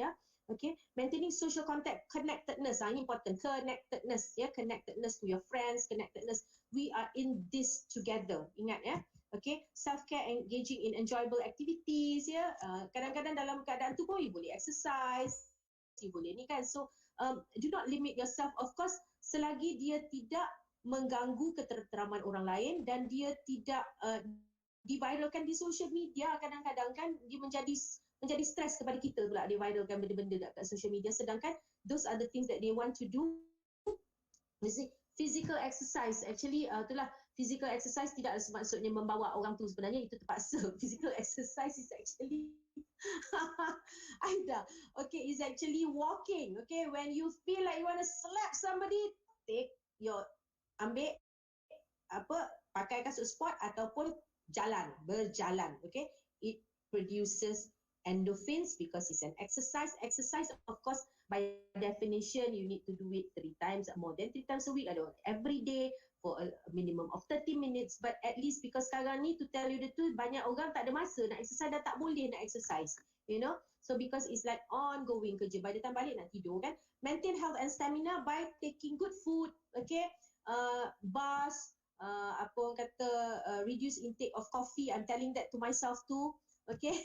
And maintain a healthy diet. Ini semua yang advice kemah lah, okay. Tetapi get enough sleep. Ini enough sleep, tetapi bila diviralkan macam ni menjadi satu viral. So that's why we can't share this slide because jangan viralkan. Tetapi itulah hakikatnya di bawah They have to have that nap, that power nap. Avoid excessive, do not use tobacco, and ni dah habislah. Practicing meditation, prayer. I always believe you need to know where is the access to mental health service. Jangan ada stigma, jangan rasa takut untuk datang mengatakan bahawa I need help because I just cannot cope. So check, do a mental health check. Are you having problems that is inhibiting you from carrying on with your life, carrying on with your work, talking to your friends or your loved ones, work rotation, and focus what you can change under your control. Jangan nak pening-pening kepala nak fikir benda-benda yang jauh-jauh macam tu kan, tetapi focus on the things that you can change, okay? So I always believe efforts, belief, faith, and also prayer. Jangan lupa and berfikiran positif lah of course it's not easy, and always rasa bersyukur dengan apa yang kita boleh lakukan. So alright, so strengthening mental health service and psychosocial support at every level. My last slide is actually for our part to do dekat Kementerian Kesihatan, HQ ke. You need to actually ongoing psychological first aid training, support center yang kita bekerja sama dengan Kementerian Wanita. This is actually still in the process to create a crisis intervention support group because we need the help of the social workers at the ground, and of course digital media. And recently, not just local religious leader, local community leaders. Ini telah di-announce oleh YBMK semalam semasa mesyuarat bahawa engage the local community leaders, dia dah minta seorang menteri mendapatkan dia semua contact number untuk local community leaders untuk kita advocatekan mental health promotion activities. So that's about it. Thank you so much. I acknowledge this to TWP's members. Ya, ada tanya soalan. Okay, yang mana? I think integration bawah tu.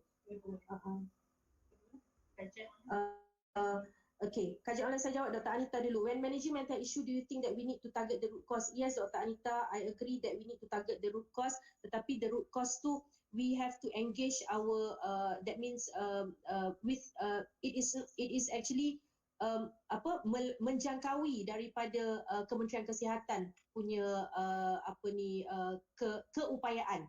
That's why now I think we have actually kita nak kena now the agenda for mental health has actually come up into the Majlis Sosial Negara, and insyaAllah our kementerian-kementerian telah diberi peranan, telah dinyatakan peranan-peranan mereka untuk melihat kepada root cause yang di bawah portfolio kementerian masing-masing.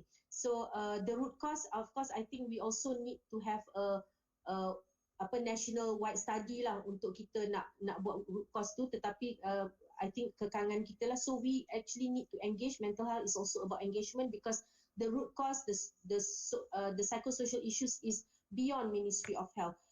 We are not only talking about the root cause yang mental health issues ni, tetapi juga whether people with mental illness itself, macam root cause katakan sekarang ni sistem kita. Contohnya saya baru dapat aduan bahawa membawa pesakit yang kronik skizofrenia yang ada appointment di tempat lain, menunggu di hospital yang lain sebab dibawa dengan ambulans selama lebih daripada 10 jam untuk masuk hospital. It was very frustrating, So sometimes I hope I answered that, Dr. Anita.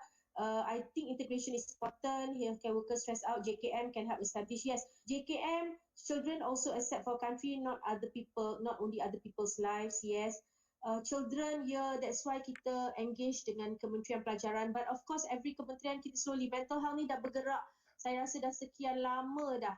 Burn out, kalau nak kata burn out, dah lebih daripada burn out dah, daripada tahun 2004 when we started our in 1996 when we started our mental health primary healthcare service in KKM.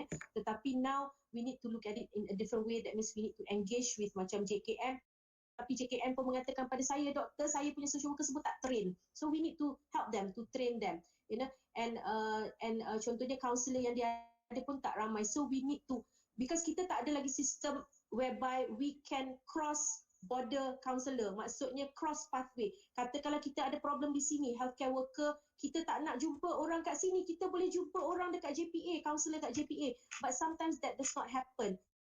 Because of that policy, kita kena be clear with that policy. So banyak agensi yang akan terbabit lah. So it's a huge, Dr. Anita, I do welcome you to give other many ideas, and every one of you, please come on board, because now we also have NGOs, every NGOs are doing their own thing, tetapi they have been actually dipayungkan di bawah National Coalition of Mental Health, NCM, NCWM saya tak ingat, so yang itu bawah Rotary, tetapi even then a lot of people wants to talk about mental health, tetapi kita kena ada satu sistem. So kalau dilihat buat masa ni KKMM kita dah tubuhkan Stratcom punya what they call under Kementerian Komunikasi Multimedia. So if you look today, dia ada satu topik on I think social media and mental health daripada Dr. Yan. So every day dekat RTM, they are starting out with RTM first, sebab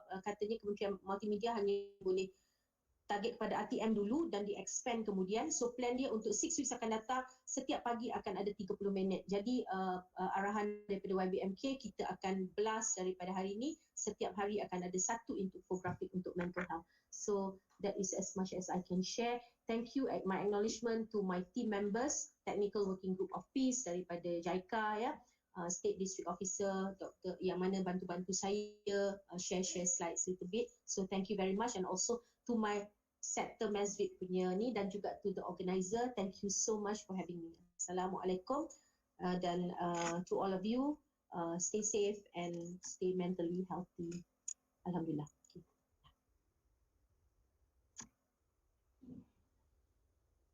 The next slide.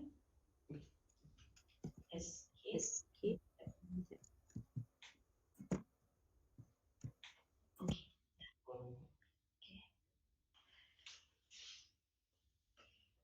Terima kasih Dr. Nur Ashikin atas penyampaian yang membuka mata berkenaan isu-isu kesihatan mental yang impak daripada pandemik ini. Tanpa membuang masa seterusnya, saya menjemput Dr. Faruzana binti Muhammad Radhi, pakar perubatan kesihatan awam daripada cawangan kesihatan primer bahagian pembangunan kesihatan keluarga untuk menyampaikan perkongsian beliau dalam pemberian khidmat kesihatan di era digital. Dipersilakan, Doktor.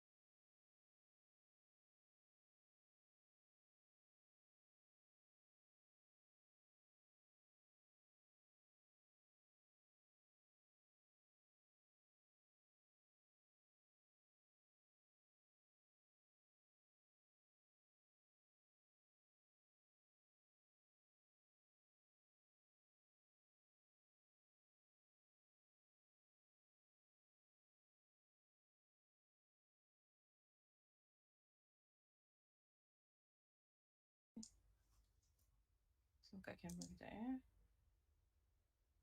Mana saya pintu? Okey. Okey. Okay, Assalamualaikum dan selamat tengah hari. Mohon maaf ya, nanti saya present saya punya slide sekejap. Okay. So Hana yang mana tadi? Yang ni Minimize balik. Okay.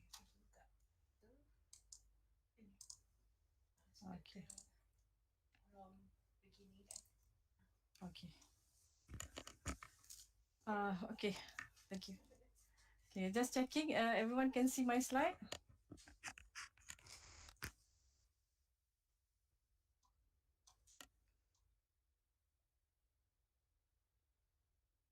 Urus Setia, boleh respond tak? Can everyone see my slide?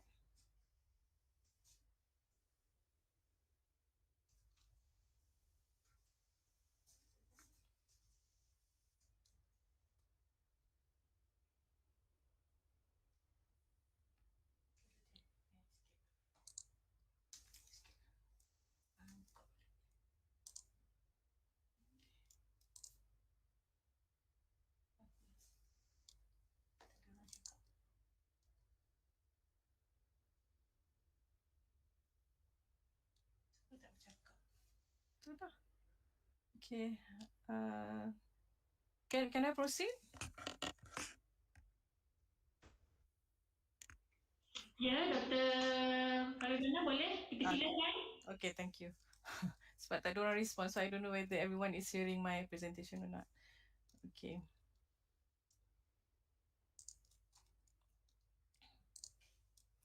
Okay. Alright. I'm Dr. Faruzana. I'm a public health medicine specialist from Family Health Development Division. I've been with Health ICT for almost 13 years now. So today I was given a topic to talk on ICT, the challenge in digitalizing primary healthcare services. Okay, this is the outline of my presentation. The presentation was not meant to be very technical because I know, especially when the time slot is nearing the lunchtime. So ICT can be very dry topic for some of us, but it's okay. I will try to make it very basic for everyone so we can share and understand better on the scenario of ICT in MOH. Okay, introduction to primary healthcare services in Malaysia. Then I will talk a little bit on ICT in primary healthcare. We will see the scenario before pandemic and also the situation during the pandemic, what is needed during the pandemic for ICT. And of course, we will discuss further on the challenges, solution, way forward, and also the suggestions. Okay, primary healthcare services in Malaysia. For ICT is actually a support service for our primary healthcare. It's a form of support. It's not the main or core business. The business is still healthcare service delivery. Yeah, that one we need to understand. So this is a picture of Klinik Kesihatan Kuala Lumpur, one of the biggest clinic we have, super type 1, and it's using the TPC OC system. Yeah. Okay. We need to go back to the basic of primary healthcare. The core principle of primary healthcare lies in the four main pillars of what is mentioned in the WHO Declaration of Alma-Ata. So the summary basically refers to the universal access to care and coverage on the basis of need, health equity. We need community participation and also intersectoral approaches to health. So basically, when you have all four of these, PHC can meet up to 90% of individuals' health needs over the course of their life. Yeah, so that's the basic of PHC. So when we talk about primary healthcare in Malaysia, PHC system in Malaysia is a mixed one with about 3,000 public facilities and 7,000 private facilities involved in service provision. If you can see, though the number is less, the facility is less, but the services provided by public sector is more extensive with 60% of outpatient care, which accounted about 44 million attendances per year, and about 35% of total expenditure is from the public service. Yeah. So the private sector covering another 40% of outpatient care and 65% of total expenditure in urban and semi-urban areas. So you can see that although our facilities is less, but our services provided is more. You know, we cover more patient in the PHC scenario. So in total, our facilities, we have about 1,000 over health clinics, 1,700 community clinics, and 286 community. This is what we call the K1M, yeah, dulu K1M. And services, if you see, the services provided mainly for wellness and chronic diseases in the public sector and acute cases in the private sector. Okay, approach to primary healthcare services in Malaysia. Before we talk about ICT, we need to understand what is the services provided in the primary healthcare setting. Why is this important? Because, as I mentioned earlier, ICT is supporting the business. What is the business here? The business here is actually the primary healthcare services. So, that is why sometimes when people say, that's ICT, that's not my scope, that's not my business. No, ICT is actually supporting your business. If you can't figure out what business you are going to use ICT for, then ICT cannot support you. So it's important for us. That's why even I'm doing the ICT health ICT all this while. I need to understand what is the progress, what is the approach to the primary healthcare services in Malaysia.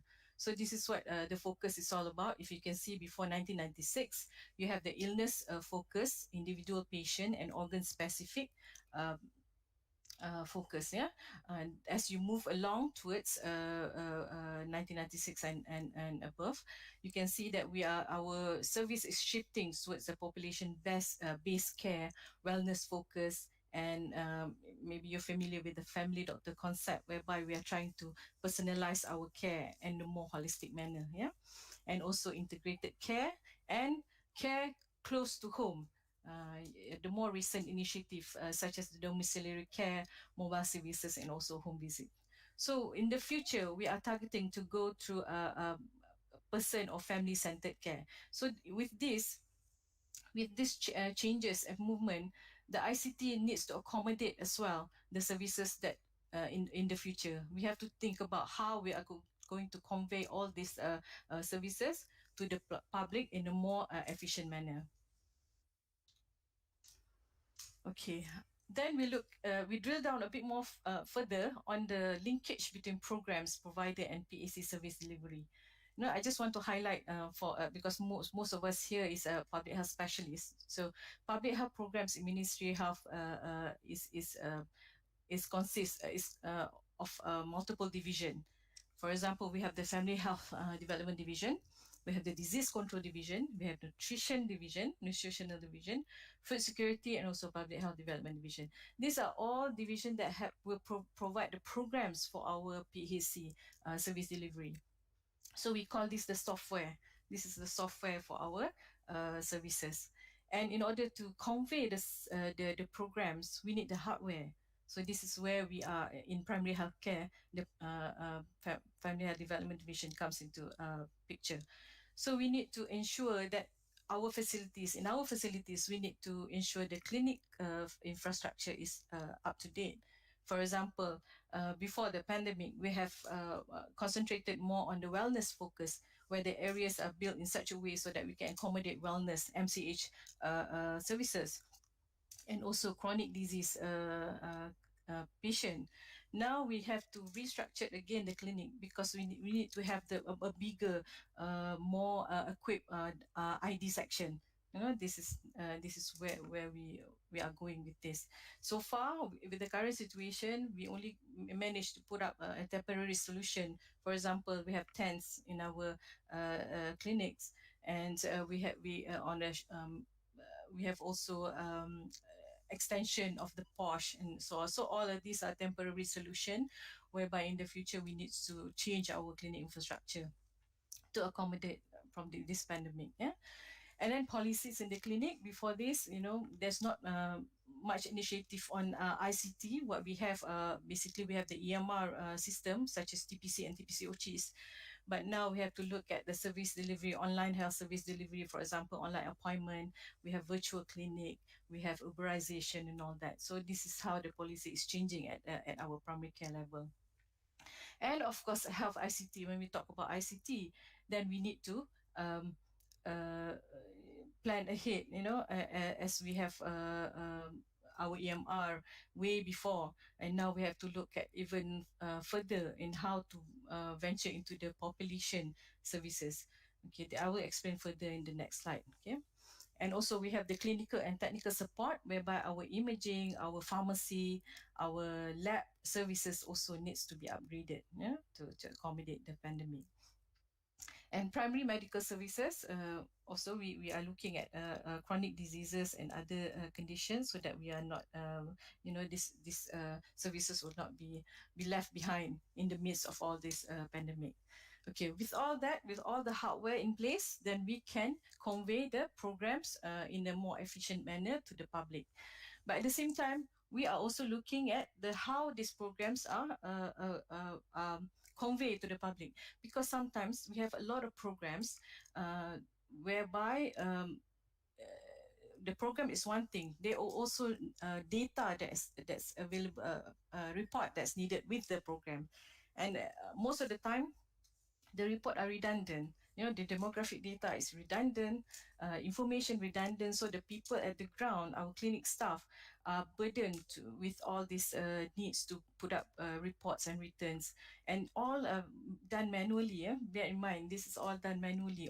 Only 10% of our facilities are equipped with ICT system.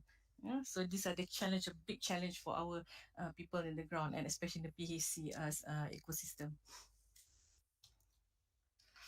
Okay, this is another way of looking at it. If you can see, from the 1960s, we only have about 4 or 5 services available, and towards the end of the century, then we have the very extensive services that we have. at our health clinic. Basically, our health clinic has become like a mini hospital, with all the services here. So you can see how expanded it has been. Yeah, and these programs, as I mentioned earlier, comes from different programs, different division in HQ. And you can see the health informatics started in 2000 onwards. Okay, ICT in primary healthcare. Following the telehealth programs in the early 90s, which targeted for a lifetime health record, if you hear about the telemedicine's flagship and all that. But it doesn't really live off during that time. So, however, the outcome from that telehealth program, Tele-primary care system was developed in 2003, a form of electronic medical record that has been used in PAC since 2005 in Johor and Sarawak. So what it does is it's linking the health clinics and specialist clinic in hospital. And in total, there were about 96 health clinics, 7 hospital, and 13 PKDs using the system. Bear in mind, during this time, you don't have the HIS or THIS system in the hospital as yet. So this is one of the earliest system that are able to link or share data in between clinics and also specialist clinic in the hospital. And the PKD is using it for the notification. So the system are able to notify the PKD through the system. So this is what the earliest system that has been available in PAC. So this is what we're trying to say is that the idea has been there for a while, from the beginning. We have seen that there's a need of ICT in primary healthcare, need a system, one centralized system for our clinics. And another function of the system is the ability to conduct consultation between PHC and hospital, as well as data sharing between the facilities. For example, during that time, our MOs in very remote clinic, for example in Balaga, which is about 8 hours by boat during that time, from Cebu and also Bintulu. In Belaga, in Kapit, in Song, these doctors are able to communicate with the pediatrician and ONG specialists in Hospital Cebu through TPC system with this consultation. So there has been done for way back. Yeah, we're thinking about this way back. It's just the issue is that less than 10% facilities have TPC system. Okay, why is this? This is again, I'm seeing this a problem for a support with the ICT usage in our primary healthcare facilities. If we can extend further, then we'll be able to have a more clinic with system and ability to share more data between our facilities, and hence it makes the management of patient and data reporting even better. Yeah. And another issue is that the walk-in cases, 60% of our cases in the clinics are walk-in cases, which eventually lead to congestion in our clinics. And also increase in new programs leads to burden of data collection. This is what I mentioned earlier, because when we have more programs, and programs goes in silo, doesn't have the consolidated effort at the HQ level, and hence the outcome is that a lot of program down there and a lot of data collection, which in the end pose burden to our staff in the ground level. And system for other programs used in silo and not consolidated. Again, we have even at our public health department, we have multiple system that's not communicating with each other. Yeah, these are the issues. Okay. Again, after a while, then we have developed a new system, replacing the TPC. TPC OCHIS was developed in 2014 and go live in July 2017. Initial pilot site in 6 health clinics and 7 dental clinics in Seremban. This is basically on TPC, a centralized database comprehensive EMR system. And then we decided, because we don't want a lot of system to be used at the ground level, so we are trying at the moment migrating the 96 KKV TPC to TPC OT system.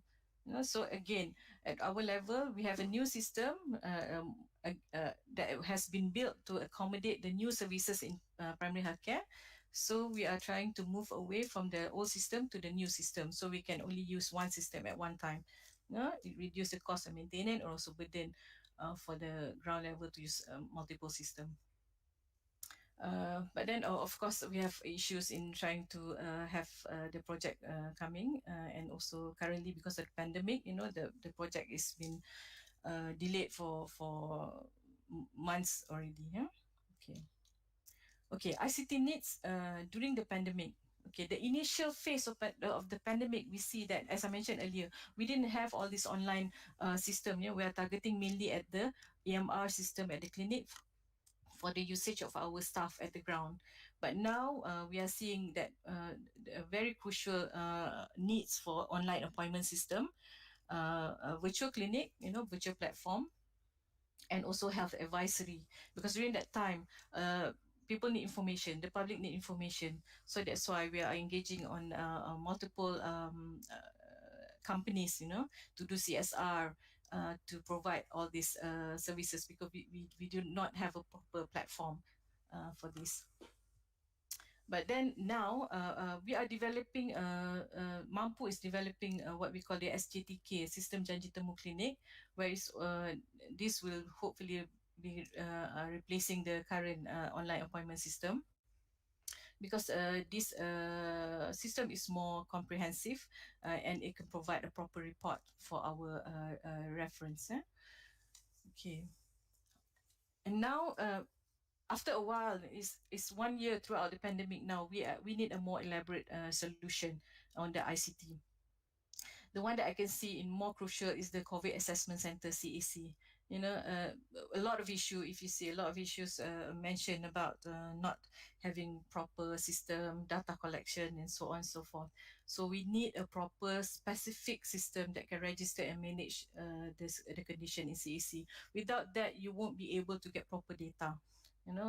You can't push people to get proper data, accurate data based on manual data collection. It's just basically impossible. Yeah. Yeah. And then we have continuous management of wellness and NCD programs. Again, with the pandemic, we cannot do away without managing our wellness and NCD program as well. We need to continue to monitor our wellness and NCD programs at ground level as well. And then management of infectious disease cases in clinic. Of course, the fever clinic is a new initiative whereby it's a temporary setup. So we need to make this a proper setup with a proper support for our clinics. Yeah?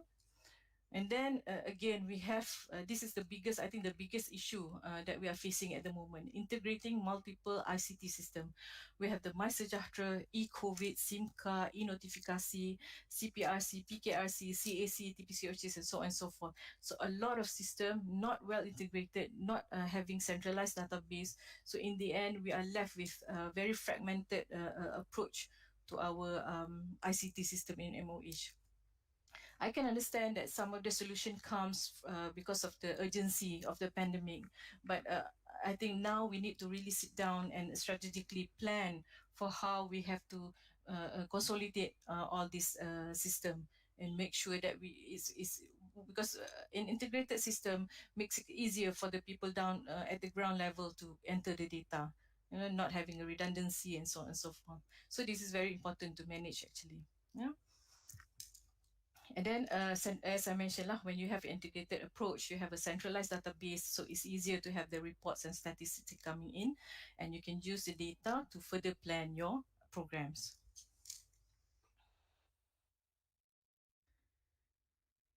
Sorry about that. Okay. Okay, challenges. As I mentioned, the development of ICT ecosystem without following the enterprise architecture. Okay, enterprise architecture in itself is a concept. It's very detailed concept.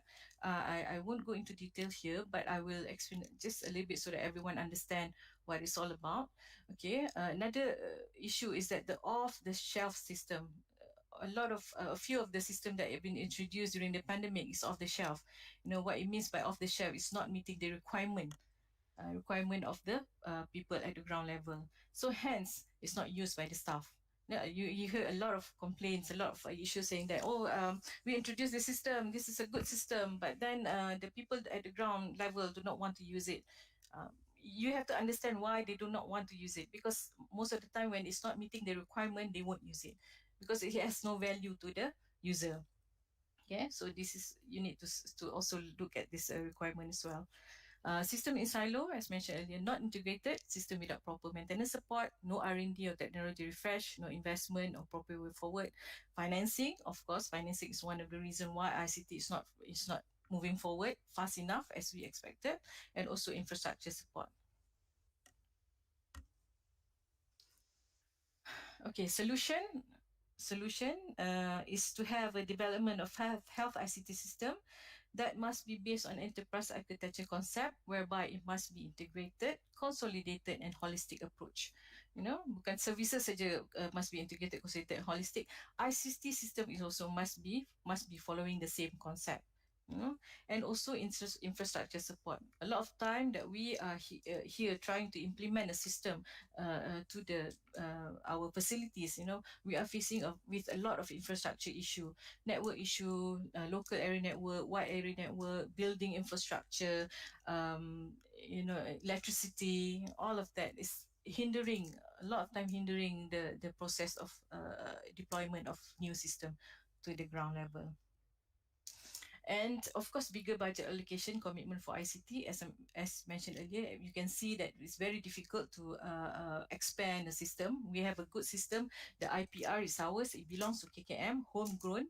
But then we can't expand it because we don't have the proper budget. Every year that we have asked for the budget, very difficult to get the commitment.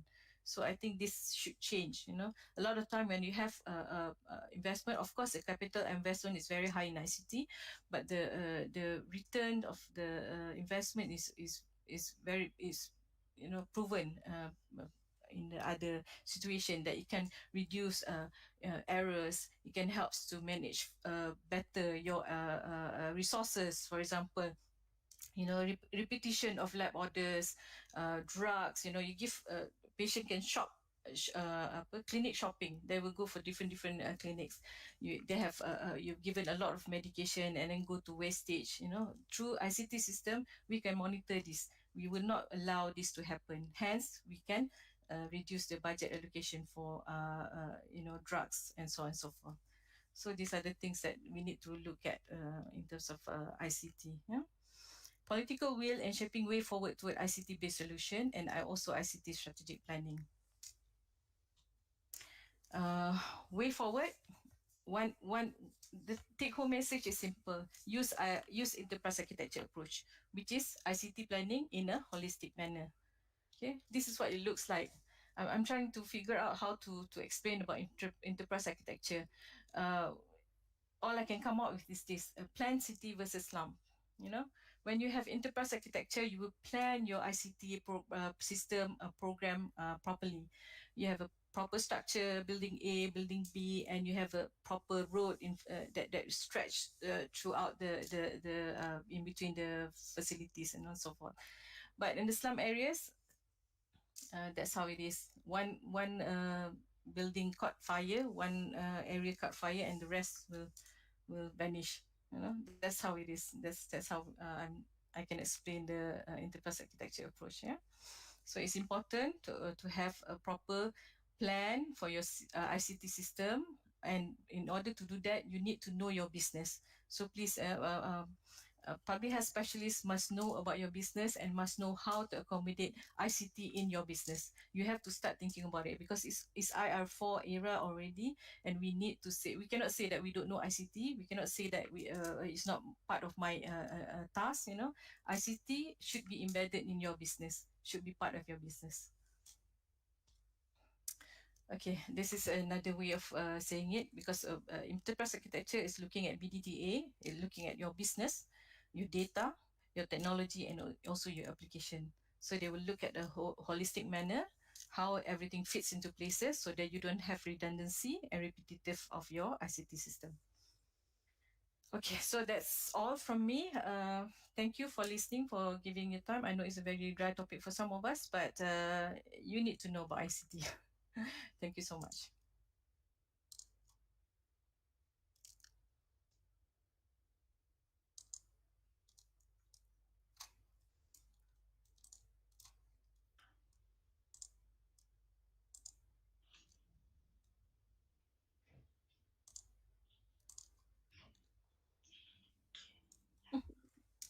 Terima kasih Dr. Faruzana atas perkongsian dan beliau dan juga pasukan primer dalam memajukan sistem kesihatan primer di Malaysia.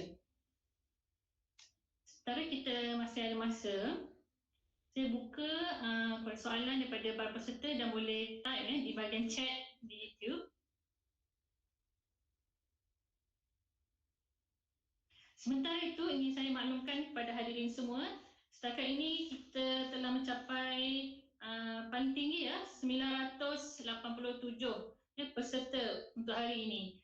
Terima kasih dan tinggi perhargaan kepada peserta-peserta di luar sana yang menyokong dan menyertai Virtual Public Health Seminar 2021.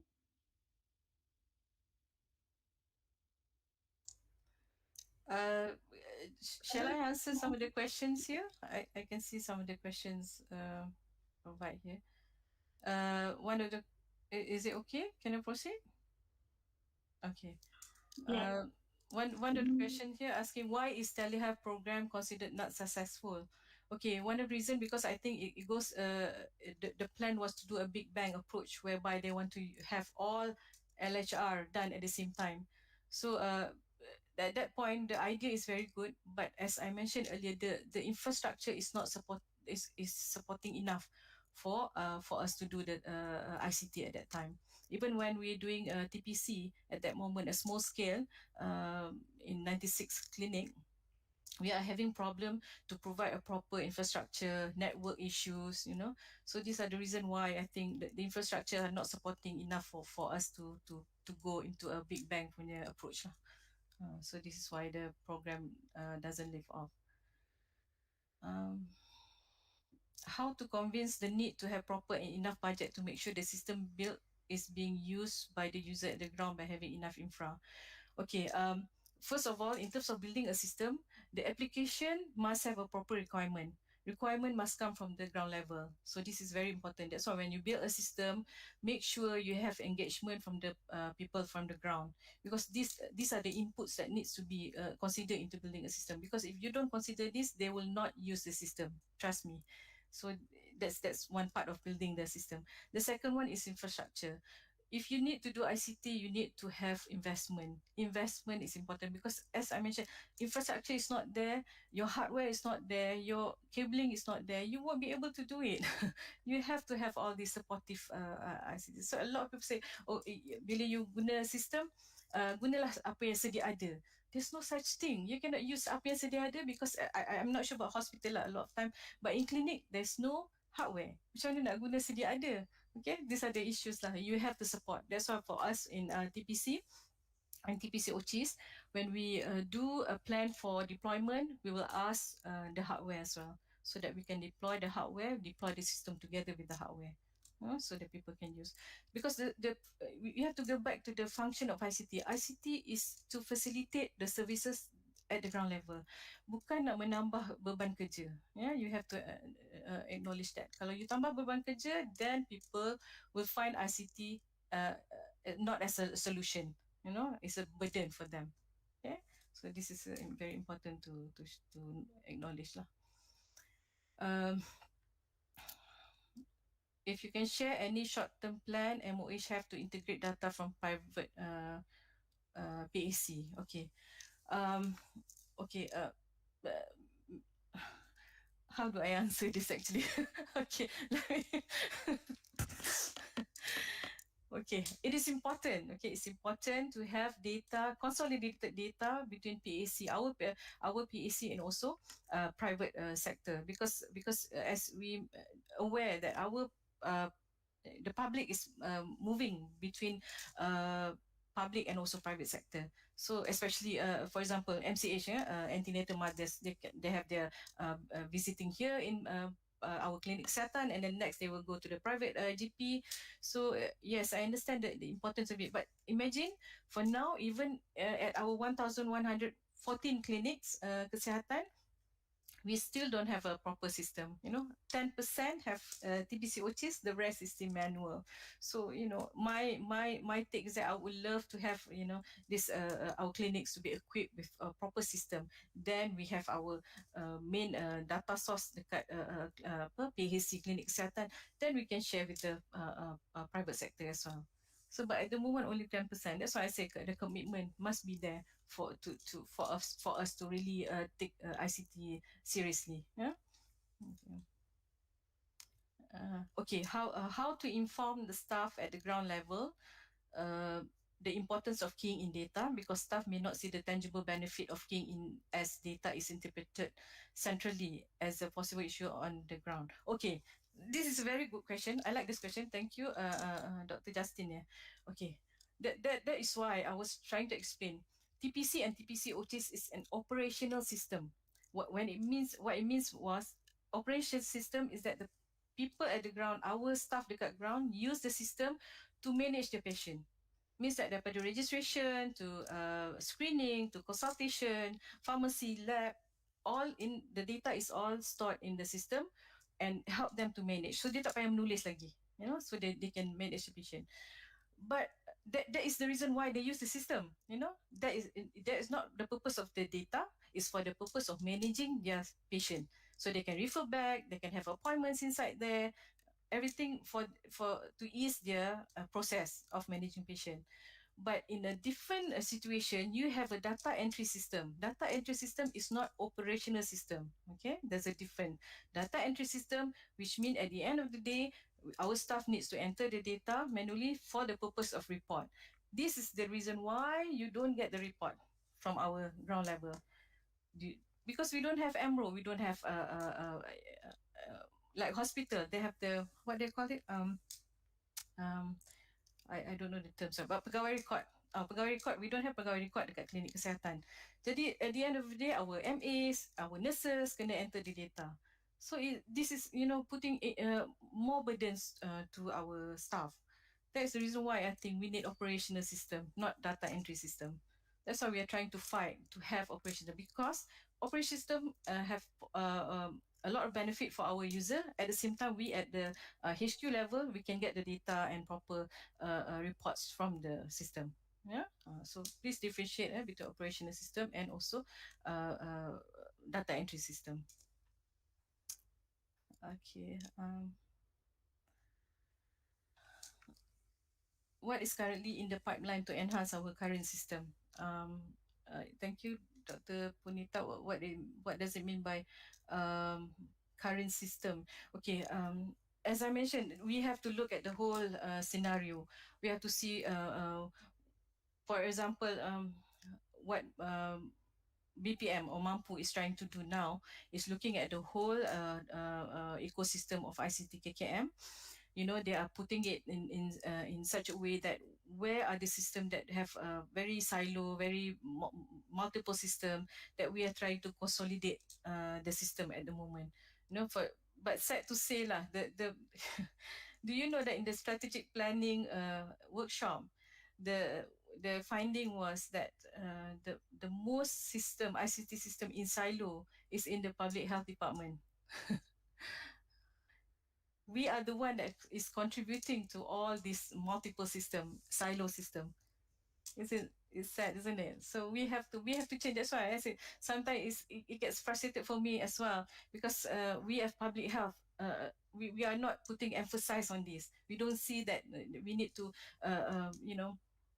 be integrated, because the principle of public health in itself is to be integrated, consolidated, but we are not doing this with ICT. It must be done with ICT as well.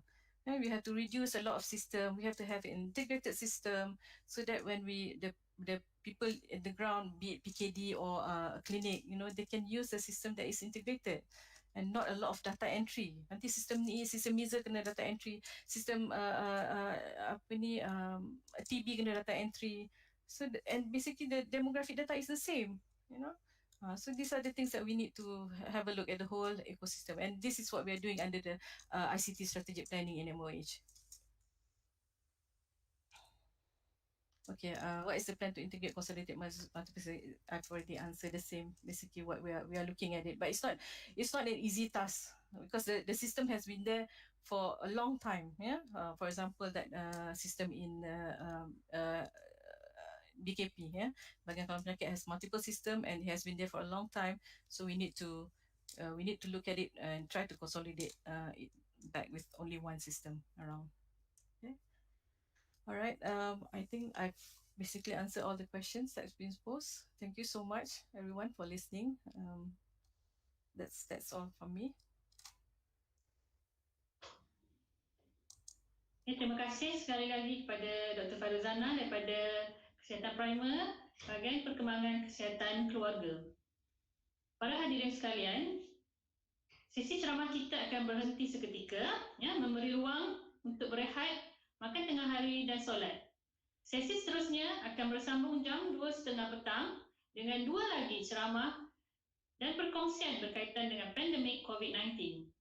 Kerjasama semua supaya para peserta menyertai kami semula tepat jam 2.30 petang ini.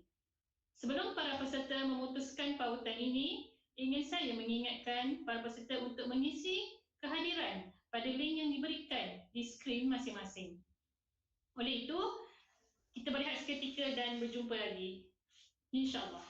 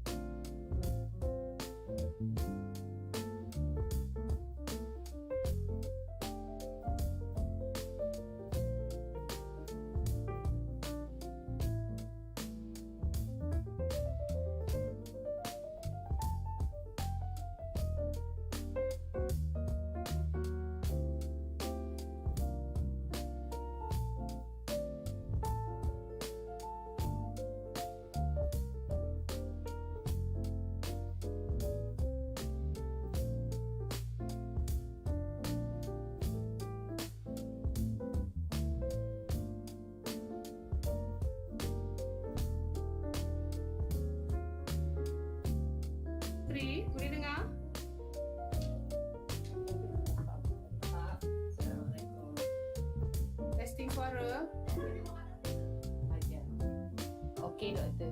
Boleh dengar ke? Hajar. Tapi kita orang tak dengar you all. Dengar doktor. Alright. Jelas Jelas. Alright, terima kasih. Thank you. Sama. Share ni Dr. Nizam ni dia nak buat green screen. Saya susah apa-apa kat dia Saya tukar cakap je. Okey doktor. Alright, thanks. Apa ni? Oh, dia kumpul dia. Oh, dengar. Masuk dari situ dah ni. Saya suruh nak bawa laptop tak ada wifi. Pandai saya rasa. Sebenarnya tu ukuk tapi dia tak gambar timur. Saya tu ukuk. Kita tak select. Jadi, last tolong Doktor. Ya, saya Boleh mute. Doktor mute dulu doktor. Saya dengar kat YouTube. Oh my god. Memadakan.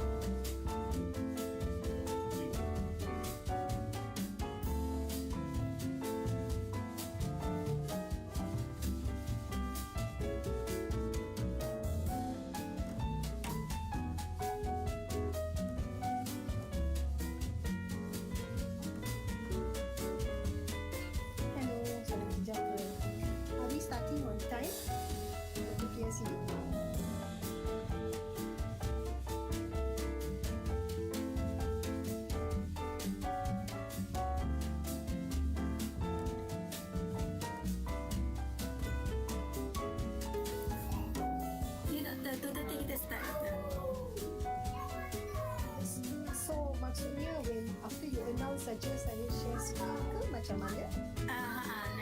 Nanti doktor Wafa akan Oh, okay. Then baru share screen lah. ya. Okay, thank you.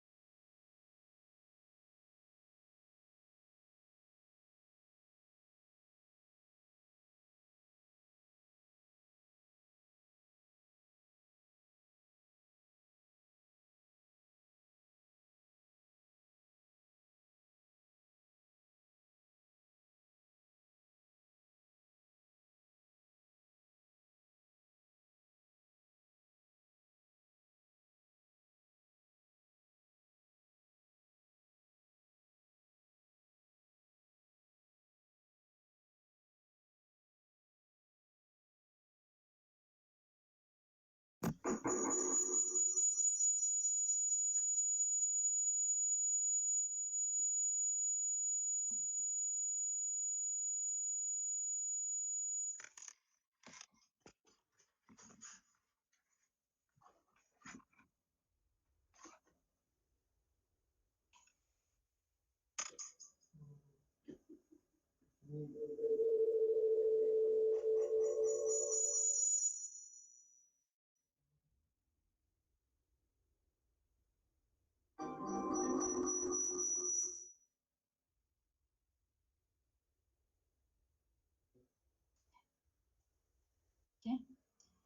Bismillahirrahmanirrahim. Assalamualaikum warahmatullahi wabarakatuh dan selamat sejahtera. Bertemu kita sekali lagi untuk meneruskan sesi yang seterusnya pada petang ini. Saya serahkan majlis kepada penceramah seterusnya iaitu Dr. Priya Anak Perempuan Ragunan, seorang pakar perubatan kesihatan awam, merangkap Ketua Sektor Kesihatan Pekerjaan dan Alam Sekitar, Bahagian Kawalan Penyakit. Tanpa membuang masa, saya mempersilakan Dr. Priya. Okay. Terima kasih Puan Pengerusi. I'll just share screen dulu.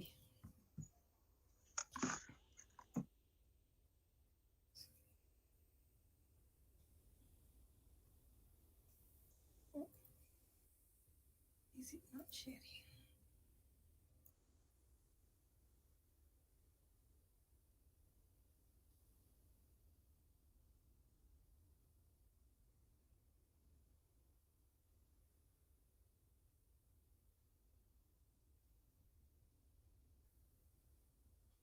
Okay.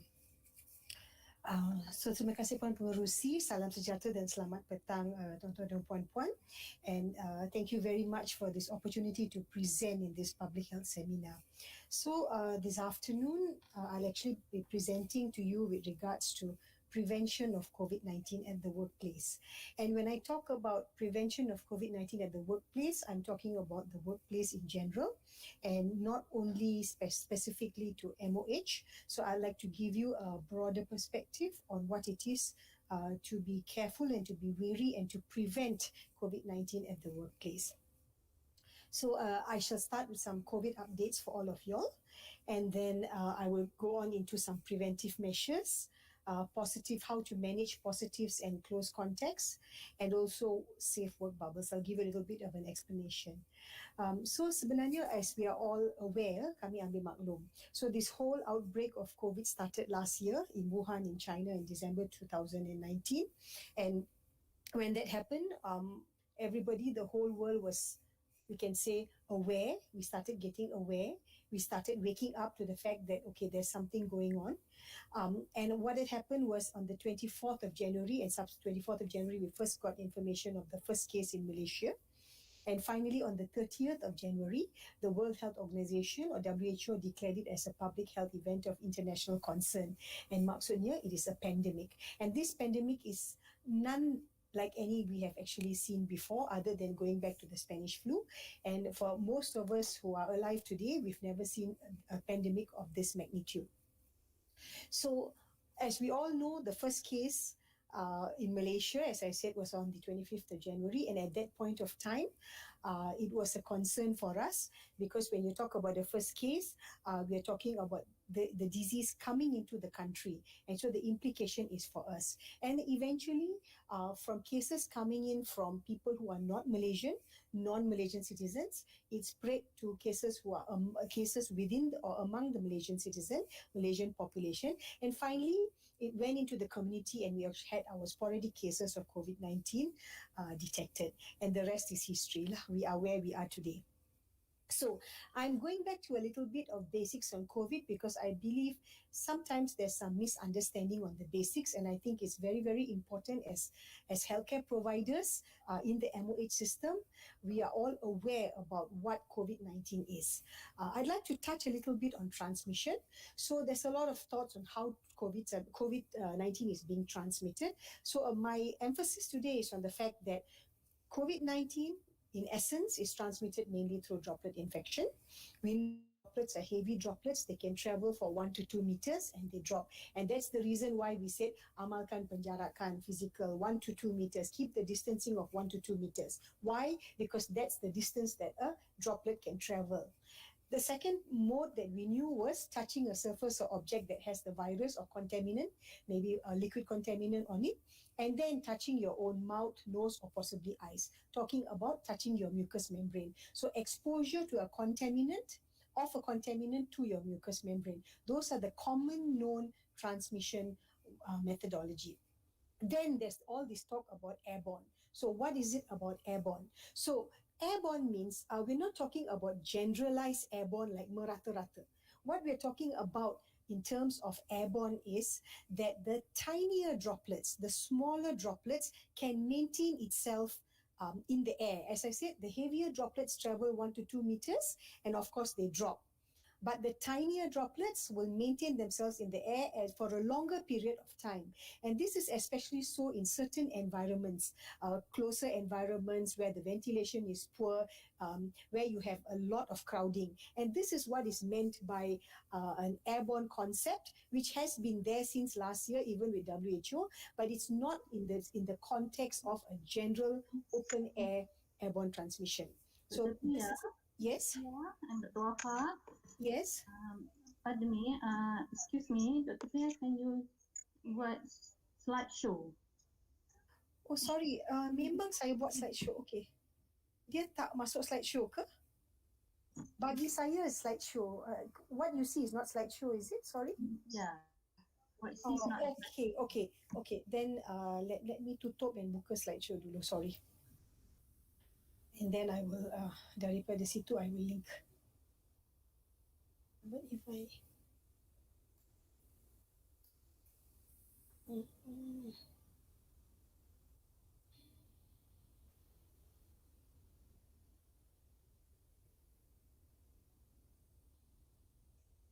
okay.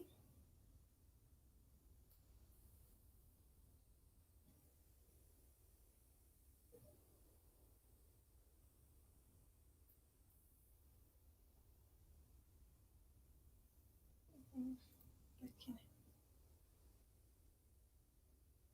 Is it slideshow now? No, it's not yet. Like this? No. No. No, it's not slideshow. Oh, this is what I did yesterday. Okay, I'm sorry. I don't know what went wrong today. Okay, stop presenting.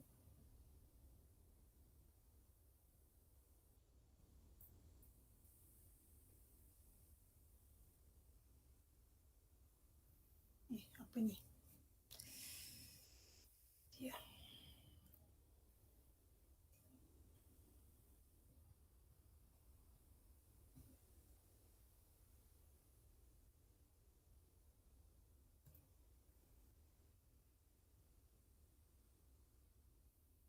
Okay, is it slideshow now? Yes, Dr. Priya. Thank you. Okay, I apologize everybody. I think I pressed the windows instead of the screen share just now. So minta maaf that it went into that. So I will continue from where I am. So the transmission, the reason why I'm talking about transmission to you all is because there's a lot of misunderstanding in the hospital, in the clinics, in the PKD, and even in the offices. So my point to you all, ladies and gentlemen, tuan-tuan dan puan-puan, is understand how the transmission occurs, but don't panic about it. And airborne has been misunderstood. Okay, the second point I would like to touch on is the incubation period. Incubation period of 14 days. So everybody selalu tanya, all right, what happens when I get a case? I will be on quarantine, how many days, and so on and so forth. So we all know that there's an incubation period of 14 days. 14 days by which kalau you terdedah, if you are exposed, there is a possibility that you could get the infection within that period of 14 days. However, studies and research have shown that the infectivity, the kebolehjangkitan, is at 10 days. That is why in the beginning, everyone was given 14 days of quarantine, but subsequently it was reduced to 10 days of quarantine. And this applies to everybody who becomes positive. The third thing I would like to highlight on would be the vulnerable employees. So who are the vulnerable employees? The older age employees that we have, those with pre-existing medical conditions, high blood pressure, heart disease, lung disease. It's the same whether it's the public or us. The difference is we hope that our healthcare workers or healthcare providers are more well aware. In other words, they have to take care of their diabetes, hypertension, heart disease, take your medication properly, and also adhere to all the precautions properly. And those are the important things that I would like to highlight in terms of our employees. And I'm talking about all this in the occupational context of managing COVID at the workplace, although it's my introductory slides, but I would like to point out what are the occupational issues that we are facing among our healthcare providers and among our MOH staff. So common symptoms, everybody knows: fever, cough, sore throat, difficulty in breathing, severe symptoms, pneumonia, kidney failure, and so on and so forth. But there was an interesting symptom: loss of smell, loss of taste. Suddenly unable to smell, unable to taste. So take note of this. If there's a sudden loss of smell, complete loss of smell and taste, then please go and check. You never know what your symptoms are. You don't necessarily have to have fever. Or just to share the estimates on clinical severity so that it's kept in mind, 80% of the cases will have no symptoms or mild symptoms.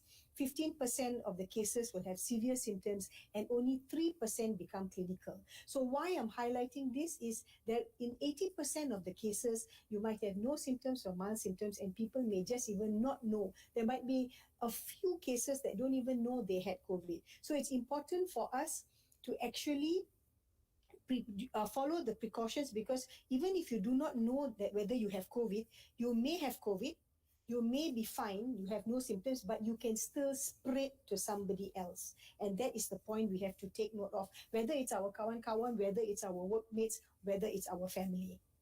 All right. So the basic facts to remember are this. COVID-19 is still a novel virus. Novel virus meaning a new virus. We still do not know enough. We are still learning about it. We know that there's no specific treatment. There's a lot of stories going on, ivermectin, all sorts of things, but there's nothing, no research that has established the use of any one treatment. And I think even Tan Sri DG has actually come up with statements with regard to this. There's no sustained immunity, meaning even if you have got the infection before, you are not protected. You are not considered as immunized from a natural infection. So that's why even with the vaccine, it's very difficult. I'll explain that before. And the fourth basic fact to remember is the only way to prevent this are preventive measures. All your langkah-langkah pencegahan. There's nothing that changes this, whether you're a healthcare worker or not. So looking at the current situation, as you know, the latest number of cases, 7,703 cases, are on the rising trend. And basically, you all have seen these numbers. But I'd like to show you a little bit more about the details of what's happening. So as most of you all are aware, the R0 in Malaysia as of 1st of June was 1.07. So what that means is one person, one anggota can spread to one other anggota. And that one other anggota can spread to another anggota. And if you continue spreading one person to another person and another person, the numbers go on. So as you can see very clearly, our R0 forecast according to 1.07 is what you see in the, if you look at the right side of the graph, and if you look at the red area, so this red area is the area of the rise in number of cases that is projected if we continue on this rising trend. And we had projected these cases way back from last year itself, and our number of cases were low. And we project our case basis based on different R0s. And if you look at the projection following R0 1.2, then it's going higher and higher. And currently our normal cases, or the cases we're facing every day, which is the black line, is going in the same trajectory as the R0 that has been projected by IMR, meaning our cases are continuously rising and we are continuously spreading. And this is important for us because the same thing is happening among our staff. It is spreading among our staff. So if I'd like to show you the cumulative daily cases, this is just for your understanding. So during the first wave, or the gelombang pertama, we had many cases, but all these cases were actually imported cases. There were cases that were from overseas that had come. They were actually foreign tourists. We had very few local cases. And then, but we had 11 days of no cases. And after the 11 days of no cases, we went to gelombang kedua or second wave. And in our second wave, you can see the red are all the foreigners, and then we have green and yellow. Green and yellow is already warga negara Malaysia or the Malaysians, where we have local non-citizens, meaning the Malaysians, and then you have the local non-citizens in yellow, meaning the local non-Malaysians who are in the country. They are staying in Malaysia, and also you have the Malaysians. So at one point of time, the number of cases were more among the local non-citizens. But if you look at gelombang ketiga or our third wave, you will see that majority of the cases are among Malaysians within the country, not exported from outside. You don't have, I beg your pardon, not imported from outside. Secondly, you will see that basically it's among the locals, the citizens. Okay, Malaysians, which is green, and the non-citizens, which is yellow, is becoming less and less. So what we are talking about is more numbers in the or among the Malaysians. So if you look at the transmission trend, you will find that or initially there were more of clusters. We said cluster this, cluster that, ada banyak cluster. There's a lot of clusters with names. But currently you will see that the number of clusters are less. The clusters are in light blue, and the sporadic cases have started to go more. So sporadic cases are in dark blue. Sporadic cases means cases within the community. One here, one there, two here, two there. All right. So what you're talking is that it is spreading. We are not talking about specific clusters in specific places anymore. And that's what leads to a major spread or a nationwide spread. And if we look at the trend according to nationality, now among the citizens, or should I say 78% of the cases are among citizens, Malaysians. Okay. And 21% are among the non-citizens, but in the country. All right. So let me show you some statistics on the sectors of the clusters. I apologize, my slides here are in Bahasa because I've used official slides, but since it's mostly Malaysians and our anggota. So if you look at our slides, the total cumulative number of clusters are 2,163, and the total cumulative cases in these clusters are 223,000, with 635 active clusters and 1,500 clusters have been completed or have closed. And if you look at the comparison between 2020, which is in blue, and 2021, which is in orange, and you look at these bars, you will see that the cluster tempat kerja or the workplace cluster contributes to most of these cases. Okay, you can see that there's about 78,000 cases in 2021 and 53,000 cases in 2020. Second is in the community, and then you have pendidikan kumpulan berisiko, high-risk groups, and then in our detention centers and religious clusters, and of course imported clusters, right? And if we are to look at the clusters in a trend, I will show you. So this is in the trend. And when we have actually used our MCO, CMCO, RMCO methodology over the last many months, actually, since last year. And this data is actually basically from January until now. You can see that if you look at the colors, you'll find that the dark blue is the tempat kerja or the workplace clusters. And then you have others like the community in red, religious in grey, and so on. So again, the workplace clusters are high. But having said that, I do not want you to panic because it is mostly among the industrial sector, which I will show you. So if you look at the sector in which you get the highest workplace clusters, according to week 1 to week 22 this year, you will see that the highest is in manufacturing or sector pembuatan or pengilangan or the manufacturing sector. All throughout, it's highest in that sector, followed by perkhidmatan, services, and pembinaan, which is construction industry. We, KKM, come under pentadbiran awam. That's how the data is done, or it has been calculated that way. So we come in this little yellow part. So it's not a very high number among KKM staff. When I mean KKM, I mean all KKM staff. Okay, so let me share with you the data on KKM staff. KKM, as I said again, all of KKM, tak kisah, it can be hospital, clinic, PKD or anything. So when you look at the cases, of course, the current cases are 7,597 in total. This is our cumulative. And the latest number as of yesterday was adding 51 cases. So every day we have a rise in 50, 60, 70 cases. There was a point of time last year when it was 1 or 2. And now we are up to 51 cases. For us, that's a lot.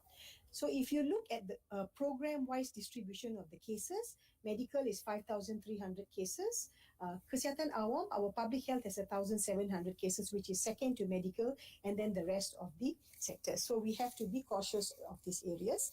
Distribution by gender is there. Currently, it seems to be more among the females, but we also know that there's a lot more females in certain duties like nurses, because we have a high number among the nurses. 36% of them are among the nurses, and that attributes for the reason why we have more females among the cases. One of the reasons, yeah.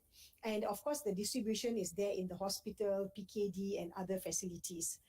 If we look at it, 7,000 have actually recovered, and we have a few in ICU. We don't have any in ICU, and we have 6+1 deaths among our healthcare workers. But the point that I would very much like to highlight to you is this point on punca, on the reason why our healthcare workers actually developed COVID to begin with. You will find that healthcare worker, pesakit is only 11%, meaning healthcare workers being infected from treating or from being exposed to patients is only 11%. But from healthcare worker to healthcare worker, kawan-kawan, it's 29%. And very, very important, from community, 53%. So, meaning our healthcare workers are being infected by either their friends or by family and community, not so much from treating the patients. So, but we still consider it our healthcare workers as tempat kerja, but this is just to share on what it is. Okay, so if we look at the number of percentages by state, this is what it is. We have the numbers highest in Selangor, followed by Sabah, WPKL, Sarawak, Johor, Kelantan, and so on. And the rates are also accordingly. And the rates of the cases among healthcare workers are actually comparable to that of the normal cases among the public. So in other words, where there's a spike of cases for the public, we also get a spike of cases for the healthcare workers. The pattern or the trend is the same as the public and community.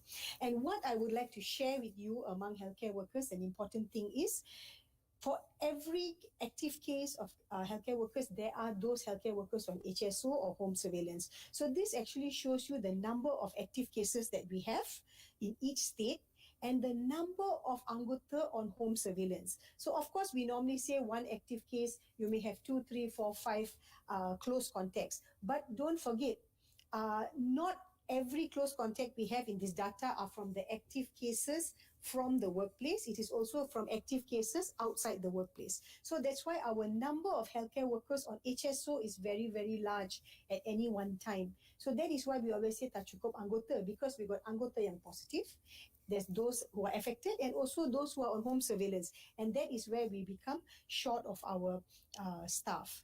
So we are now worried because of this taburan. We are already going to almost completely red. And that's the reason why in our public health measures, we talk about flattening the curve. What are we actually doing? We are actually trying to make sure that we spread out the cases. Why do we need to spread out the cases? Because our healthcare workers cannot cope. Tak mampu sudah. Kita tak dapat handle this many number of cases being admitted. Jangan lupa, the activities are not just medical, as I will come to it. We have a lot of activities involved when there are positive cases. So before that, I'll just talk very generally on the control and prevention of COVID-19. So we are using our ACTA, Act 342, for the control, and we use things such as movement control orders, your MCO, CMCO, RMCO, EMCO, and border control to control COVID-19 in the country. And most importantly, we adhere to the new norms of wearing our face mask, practicing physical distancing and hand hygiene, and that is the same for everybody.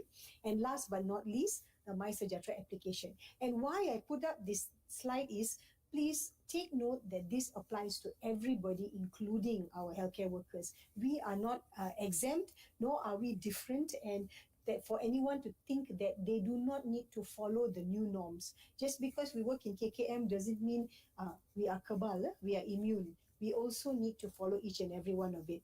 Just to share with you on the public health action that we took, when COVID first started, we had to look into sourcing a lot of things: equipment, facilities, transportation policies, human resources, vaccines, and research. Okay, we looked at all these components, and all these components had to be dealt with. And this is for the benefit of those of you who are new in public health. When something like a pandemic of this gravity or this magnitude occurs, the preparation we do on the the public health side is very, very intense in terms of procurement, in terms of training people, in terms of getting sufficient staff, in terms of looking at the health of the anggota, in terms, because the stretch is on the anggota, the stretch is on the staff. It's our people who have to do the work. It's our people who have to source the things. So it is not an easy task for us to do and to manage a pandemic. And of course, we have hospital preparedness, so we increase the number of hospitals. What that meant is when you increase the number of hospital beds and so on, you're also needing to use more people to manage these hospitals, use more people to manage ICU beds. So we are stretching our resources one more time. In terms of public health activities, again, for the benefit of many who don't understand each other's role, there was, of course, national public health activities at the national level. We have our National Crisis Preparedness and Response Center, CPRC, operations room, and all these activities were carried on. And it was a long term. There are people doing data 24 hours a day. And again, this is for me to highlight that people sitting in admin are also working very hard. We have to understand that they also have a psychological component in having to work hard and having to answer all the aduan and having to find the necessary equipment and having to deal with everything, which is at a different level, managing data, analyzing data. On the field, our concerns for our healthcare workers are testing. Our workers have to do testing to diagnose cases. They had same people in PKD have to carry out case investigations, contact tracing, opening of the workplace, closing of the workplace, specifically for disinfection, carry out the vaccination as it's being carried out now. And of course, we have to collaborate with international or have an international collaboration because of travel to neighboring countries, to Singapore, to Thailand, and all other countries. And this is affected by workers. We have workers, please don't forget, 20,000 workers in Malaysia who work in Singapore, who travel daily to Singapore. So we're not just talking about MOH workers, we're talking about workers in general. So we have to look into all these things. And intersectoral collaboration, we work with MITI, KDPN, HEP, KPKT. Actually, we work with all the kementerian, but I'm highlighting to you all the kementerian that are relevant here in terms to workers, MOH and non-MOH. All right. So just to highlight to everyone, we have a lot of management guidelines. We have Annex 8, 8A, 21, 25, 26, 27A, and 36 that's come out by our sector KEPAS, or Occupational and Environmental Health Sector, and Annex 25 being the one for workplace, and Annex 21 for healthcare workers, which is going to be updated one more time. So other issues to note are screening. So screening are as per government instructions for SOCSO, but we carry out targeted screening or even periodical screening, which is an option of the majikan, and mental health assessment where necessary.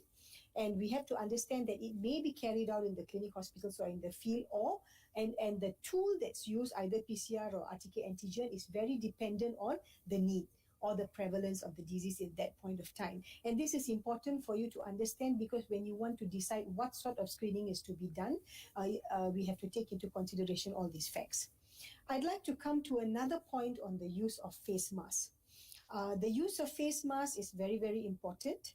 Right now, early part of last year when we started or we came up with the policy that semua wajib memakai face mask bila berada di tempat awam. Everyone has to wear a face mask. Of course, there were instructions on how to use the face mask. We recommended the medical face mask for those with chronic diseases, other than healthcare workers, those with chronic diseases or the elderly people. We recommended a medical face mask, and then we recommended a fabric face mask for those who are normal public, or if you are in areas where you find that you don't really have a high prevalence. And it found that we could use the fabric face mask as long as it was 3 layers, 2 layers of non-absorbable and 1 layer of absorbable.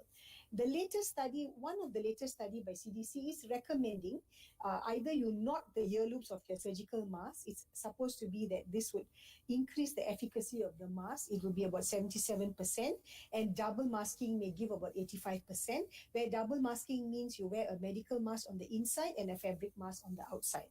But again, this is not a WHO recommendation, but we galakkan, we encourage it. It's part of a CDC study. So, giving the introduction to you, I will come to how to manage COVID-19 at the workplace in general. So, the most important thing is, of course, the education. We want to make sure that all, and if you all are in a position of leadership, to ensure that all your subordinates, all your peers actually have the latest information when it comes to what is happening, what's with COVID, and what our new policies are, and training on preventive measures and SOPs need to be given. So, action at the workplace includes one, as we all know, having a no handshaking policy. I think we have all been following very well, and being in Malaysia, this is not common among everybody, but currently we say that there is a no handshaking policy. Procurement of screening equipment where necessary. If you have a thermal scanner, you don't need this. Enforcing the use of hand sanitizer at the entrance, and of course ensuring all health safety measures are taken. So this is by the workplace, what needs to be done at the tempat kerja. And other actions that are important are the regular cleaning of the work site. When we say cleaning and disinfection, we're not talking about decontamination. We're not talking about spraying the whole building saja we want to spray. No. What we are talking about is cleaning areas of high touch areas, your door handles, your surfaces, your tables. Those are the areas, the tap in the sink. That should be clean. If it's an office setting, at least 3 times a day. Other settings, more frequently. Cleaning, and we have the guideline Annex 36 that talks about what you use, either sodium hypochlorite dilution or alcohol.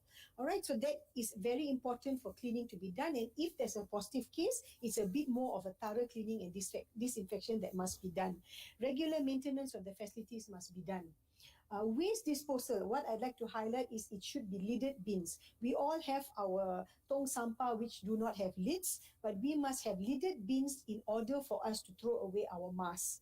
So if we are throwing away the masks or tissue papers that we use to wipe our nose and mouth, the bins should be lidded bins, right? And that would be the SOP. And for whatever transport we use, ambulance or any other car, if we are using a general transport with people, that transport must be cleaned after every use or after every round. It has to be cleaned. That means wipe down. Cleaning, again, I explain, is wiping down of the vehicle. Next will be action at the workplace. So it's good if you can identify employees with health conditions, say chronic diseases. I'm not saying chronic diseases tak boleh kerja, but they need to be reminded to manage their chronic diseases well, and they need to follow the SOPs very, very tightly, and they need to take extra precautions. Those with psychological health problems, that's from COVID, we can deal with it. We need to have the programs to look into their mental health status. Those who have been abroad or traveled, of course, that doesn't apply to now. We need to ensure that they had their quarantine period completely. And of course, we might have deployment of staff. On screening, I'd like to touch on the temperature screening. Everywhere we go, we see the temperature screening being done. But is it being done properly? It's not being done. Everybody screens, the guard will show you your temperature. Puan, 36.5. So he doesn't know whether to let you in or not. He just shows you this is your suhu and you can go in. So please, if you're giving any taklimat or if you're getting any people on board, what we need to do is to ensure that they are screening, meaning anybody with a temperature more than 37.5 degrees Celsius should not be allowed to go in. Not I tunjuk you and I let you in. Okay, so this is something that I like to highlight, and it happens everywhere, even in our workplaces, right? And the registration of MySejahtera needs to be there because this is very important for contact tracing. So we as Ministry of Health staff need to advocate this to people as well, that they must register. It's not about writing down the temperature. It's about getting the name and the phone number in order for us to do contact tracing. That's the basic we need. Of course, we can triage those who are at risk of getting COVID. Ensure if they're isolated waiting for treatment, you give them a mask. Maybe they are symptomatic people. Very strict enforcement of hand hygiene, respiratory hygiene, cough etiquette, physical distancing, and the use of relevant PP must be there. I'm using this in general because we cover also clinical settings, and we must ensure that everybody follows. We do not want someone saying, oh, there's somebody with symptoms and nobody knew about it. And then the next day, everybody is out on home isolation. So we have to ensure that we provide the necessary sanitizer. Okay, we ensure that everybody uses their PPE and adheres to all the precautions. Now, other action at work should be signages to inform when anything happens, or even to inform of any upgraded policy, a daily supervision of health status. That's what we would like to know, that everybody is fine. And again, although I'm giving all these actions at workplace, there are also actions for employees to do. A simple on-site mental health assessment may help, and of course monitoring of employees who are on sick leave, have absenteeism, where they are maybe admitted to hospital and after discharge. And as now we are all aware, actions taken at work include alternate work practices, such as having virtual meetings and trainings like we are doing today, revamping our schedules to work in a flexible style to allow for people to be able to handle their work, maybe having staggered hours at meal times. Don't everybody rush to the canteen at the same time. This is of course not during lockdown ataupun not during MCO, but that's the thing. We have a 1 hour lunch break. Everybody goes to eat lunch at the same time. Everybody goes to the canteen. Maybe we can look into having staggered, like in the school, right? Primary school, they got the standard 1 to 3 first. I mean, this is just a basic example, but what we're talking about is having staggered people moving at one time, reorganizing the task, and prompt reporting of healthcare workers suspected with COVID-19. This again, I must request, anybody with symptoms, don't stand back. Don't be afraid. Come forward, get yourself treated, get yourself tested. And if you have to go to the hospital or PKRC or stay at home, do it. Please don't be afraid that, nanti dia bawa saya ke hospital. Doesn't matter. You have to do it. Employees must do their part to follow all these recommendations, okay, to adhere to it. So it shouldn't be, okay, pakai mask means I pakai mask, but the mask is under my nose. You have to wear it properly. Wear it over the nose. Press the nose clip. If your friend is not wearing it, you have to tell them to wear it. You have to keep your distance. Don't sit and share makan and sit side by side and talk. Why do we say this? Because you think these are my friends. I see them every day. Or these are my family members, my relatives, but you don't know whom they are talking to, they or whom they are exposed to. They might be exposed to someone. So everybody has to jaga diri. So we don't say don't talk, don't eat, but keep your distance. Okay, this is something that everybody has to take part or play a role in.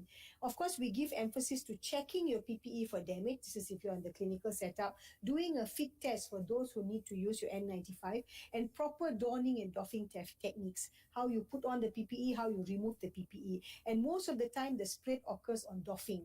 When you remove the PPE, that's when the spread is occurring. So this is just sharing some things that are going on. Yes, you can see the temperature screening being done. We are very serious about it. Precautions such as cleaning, such as distancing, only having limited people, distancing in transport, in the lift like we are all doing, wherever it is, this is very important. And this has to be done in any workplace. All these are workplaces for your information. That's why I'm putting it up. And we are also doing this in other workplaces as well. We are working with industry to make sure it's done. But again, the problem we are facing is compliance. Compliance from people, and also compliance from the workers themselves. And of course, we have all our Akta 342, we have our ordinance, but we don't need to wait for somebody to come with a rotan to give us that. We should be adhering to this SOP ourselves. So let me touch on positive cases. So what happens if there's a positive case at your workplace? Again, I'm talking in general. Importantly, inform the nearest PKD as soon as possible. The employee themselves, they can do it through MySejahtera. The employer can inform the PKD. Employer may isolate the worker while waiting for PKD officers to come. Okay, in industry, we do that. They will send them home. Even here in MOH, we do that. We send them home, tell them to isolate from their family. PKD will carry out the risk assessment to identify close contacts, but we assist to identify. Okay, and then positives will be admitted in hospital or PKRC, or the decision is made by PKD. The premise will be instructed to close for the period of disinfection. We don't tutup sebab tutup. It's not tutup because of outbreak. That's a different kind of tutup. This is tutup for the sake of cleaning and disinfection only. When the disinfection process is completed, PKD should be informed to reopen the premise.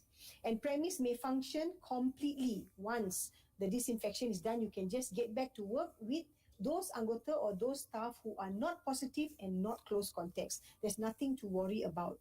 Similarly, for those staff who have been discharged from hospital, once they get the discharge all clear, they can resume work.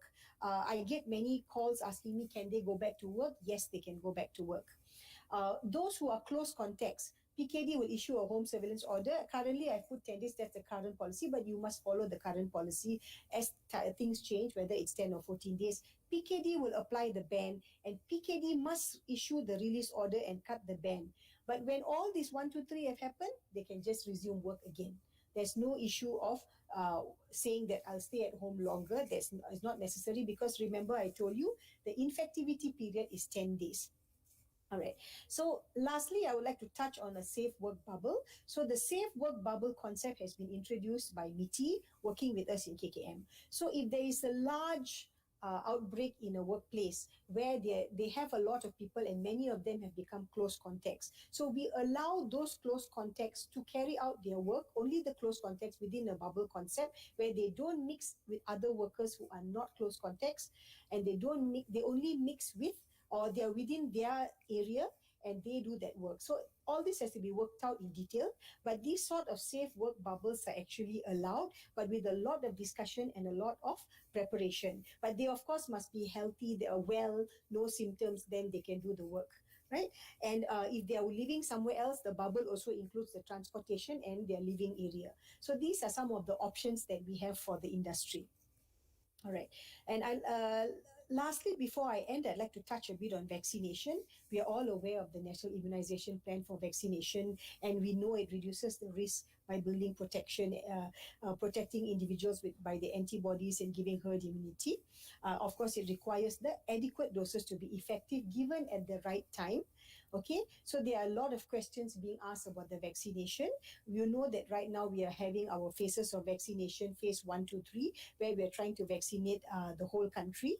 And in the midst of that, our objectives are basically to protect our high-risk people, to protect the frontliners, and to achieve herd immunity as a basic objective of this program. So frontliners have been put into phase 1 that involves everybody who actually is giving services. So that doesn't only mean the clinical services like hospital, clinic, it also means PKD and so on. And so why we have done that is because of the vaccine stocks. I'd like to explain to you all that it's not on choosing pilih kasih, but it's when the stocks are there. And since the phase 1 is frontliners, where we put it into phases, and phase 1 is frontliners, they got it first. So the priority that is given is determined based on a risk assessment to the exposure. So this is what the frontliners are: staff managing patients, handling specimens, and involved in health prevention, implementers in health facilities. So this is what we deemed as frontliners, including security, defense, social, and also there were economic frontliners. But again, now I think almost majority, from what I understand, at least about 70%, over 70% of anggota have already been immunized. But I would really like to highlight on this point, very important point before I end, which is the full vaccination status is 2 weeks after the second dose, not immediately after the second dose. And the second thing is that precautions must still be strictly followed even after receiving vaccination, because the vaccines will reduce the individual morbidity and mortality, the severity of the disease. It does not give you full protection. As I said, the natural immunity or the natural disease also doesn't give full protection. How can the vaccine give it? So why I'm saying this is because we understand that many healthcare workers, once they receive their vaccine, they think, oh, we are free, we are okay, it's like US. No, it's not the same, because herd immunity must be achieved. In most countries, our aim is to get herd immunity. For the individual, it is to reduce morbidity and mortality. So once the herd immunity for the country is achieved, maybe then we will have a new policy out on the precautions to be taken. But please ensure, especially as healthcare workers, adhere to these SOPs very tightly still. The vaccine does not change anything yet until we can achieve our herd immunity. So with that, I end with please follow all our new norms. And all we need is a bit of persistence. As Albert Hubbard, who was a philosopher, said, a little more persistence, a little more effort. And what seems a hopeless failure may turn into a glorious success. And I think we can do it, all of us in KKM. We just need to work together to manage COVID. And I think it needs the personal commitment of each and every one of us, leading to a healthier tomorrow, and so we can fight COVID in Malaysia. So with that, I thank you very much. And I think I'm open for questions.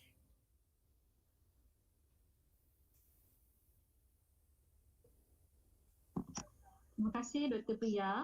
Sama-sama. Sofia dimohon untuk merujuk kepada chatting bagi soalan-soalan daripada peserta. Oh, okay. Okay, yes. First, do I just answer satu persatu? Can I go on? All right. So the first thing I see is, have you updated Annex 36 on disinfection of public areas? Yes, we have actually just completed updating Annex 36, but I would like to share something. Annex 36 is not telling people to disinfect public areas. If you read Annex 36, it is an annex of how to carry out disinfection in public areas. And if you read the ayat pertama, it says this is how to carry out disinfection in areas after there has been exposure to positives. So I want to clarify that point. It is not instructing it to be done, but if there is a need to be done, that is how it needs to be done. Say there has been exposure of positives in a certain area and you feel there may be exposure or contamination, then that's how it's done. But yes, we are also updating it. Thank you very much for the question. The second one is, what is our control on the effectiveness of disinfectant services? No, we do not have a control because disinfecting companies are not registered with MOH. And we also are not involved in the external disinfection or public disinfection, where although we said public spaces, we are talking about the technical part of it in our annex. That is just to give guidance on how to do it. And it's not just for public areas. It's, we look at the annex, is for bangunan, dalam and luar, because we also want to help the workplaces. How do they clean? What do they do? How do they dilute? Basically, the aim was to cover all bangunan and also outside the bangunan. So that was the aim of the annex. Okay. Third question, what if the company bought rapid tests but did not declare the positive case? Is there an anonymous platform for whistleblower? Actually, any complaint, any aduan, any whistleblowing is accepted. You can anonymously also inform KKM. There is a CPRC. In our CPRC, you can call. Of course, email if you want to remain anonymous. You can also be anonymous, or by giving a call. We will accept it and we will investigate it. But of course, we also have to be careful. You must understand. On one hand, we will protect the identity of the person. It's not that if we get a complaint, we're straight going to go and tell the company, oh yes, this person complained, because we understand. But at the same time, we must also know if it's a valid aduan or not.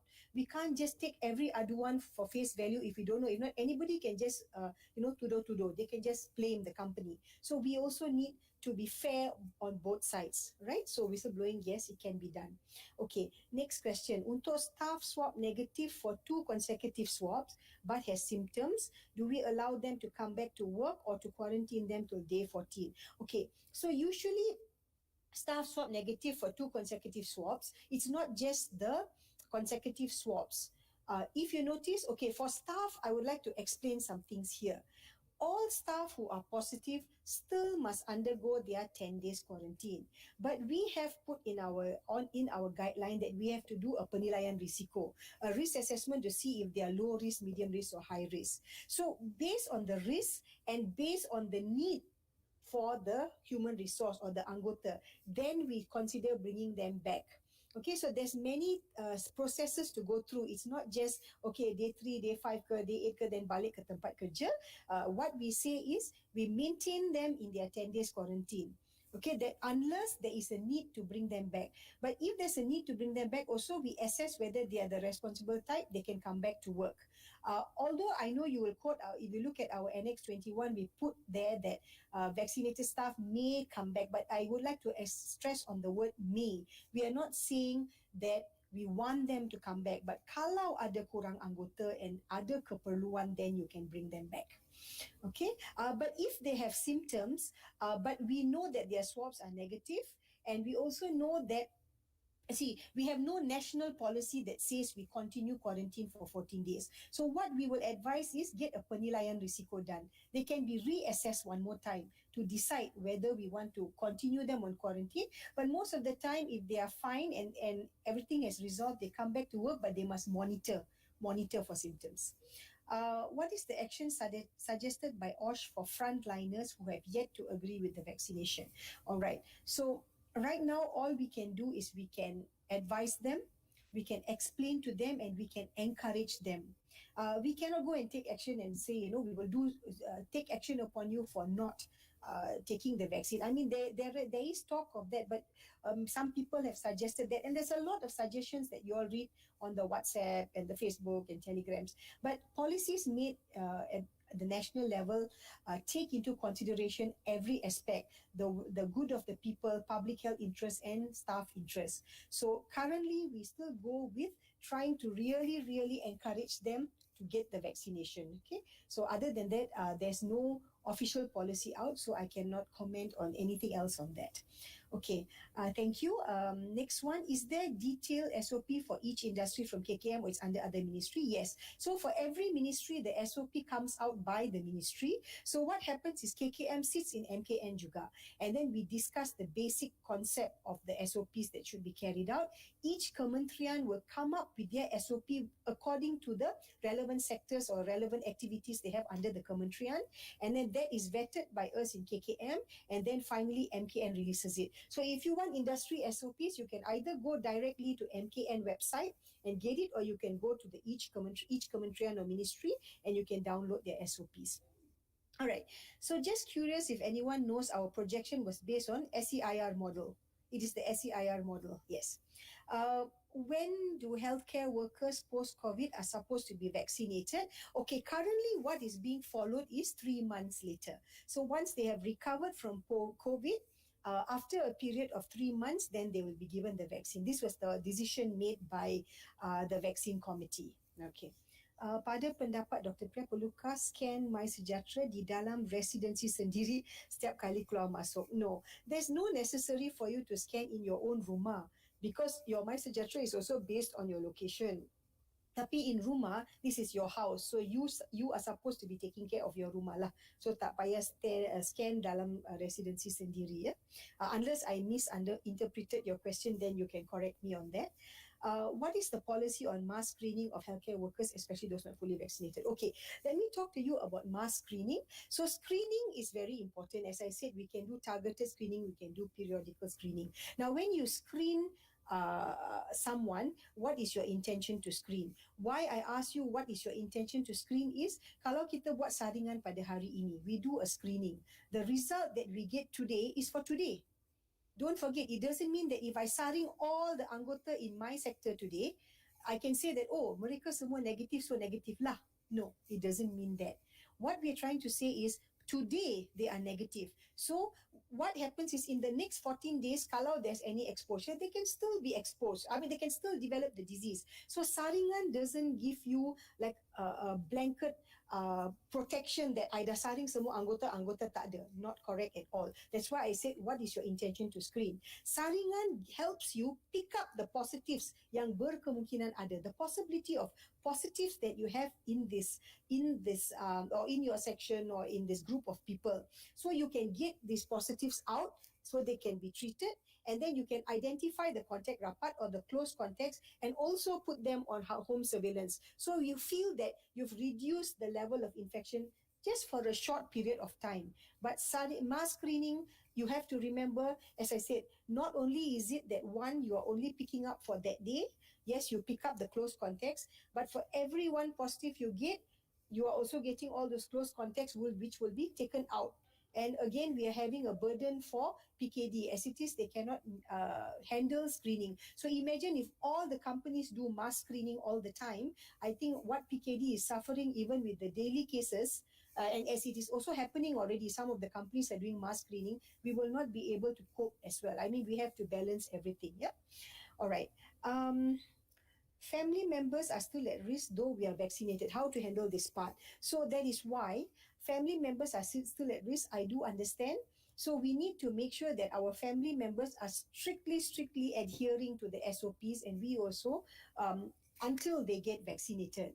I mean, I know it's a hard one with spouse and children. That's difficult. So in your own household, you encourage your spouse, your children to follow SOPs. But if not your household, say your adik-beradik, your other family members, your extended family members, you must make sure you still follow the SOPs with them, unfortunately. And don't forget, for elderly people, you are protecting them. When you follow, they follow, there's protection. So you as MOH should encourage them that until things are better, I know it's not very pleasant, but we keep our distance. We are going to talk to each other, but we keep our distance. I think that's the best thing that we can do. Okay, next question. I'm wondering, why did KKM choose older adults as second phase 2 rather than the working population? Would it be easier if KKM chose the second phase from the working population? Okay, so these phases were decided upon discussion, and a lot of analysis was done on what is important. So initial group is the healthcare workers, and if you see in every country, the healthcare workers become phase 1, because if the healthcare workers group are not there, then everybody else will not survive through the pandemic. So that's fine. But phase 2, what we found was that the higher risk people, so the younger adults, I'll come to working population after this. The younger adults, compared to the old age group, are still in a fitter position. Now, we were seeing a lot more morbidity and mortality among the older age. So that is why we opted to give the older age that, because it's protection of the older age. And then we said all other adults will be phase 3. Now, for the working population, initially, when we say frontliners, it was not only healthcare workers. We do remember that the frontliners included police, RELA, military, and so on. So that group, a working group also who were exposed, were taken as the first group. Yes, so MITI came up with the concept that there needs to be economic frontliners as well, people in counter services and so on. So that group is also being looked into on a separate basis. Okay, when you talk about the working population, right now MITI is addressing that, trying to see how they can, source vaccine and have a sort of separate group. Again, in that working population, there'll be prioritization. If not, everybody is a working population. So macam mana? If you don't have vaccine stock, as I said, your vaccine comes in batches, and what they give is depending on stock.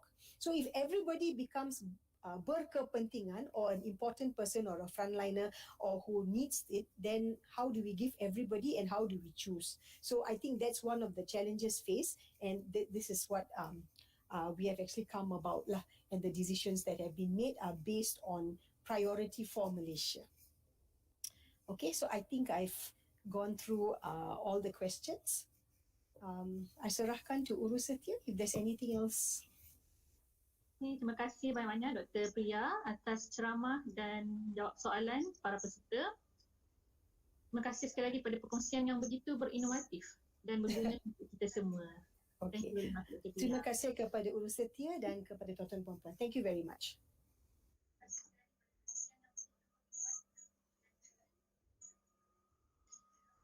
Para hadirin yang dikasihi, kita akan mendengar ceramah yang terakhir untuk hari ini.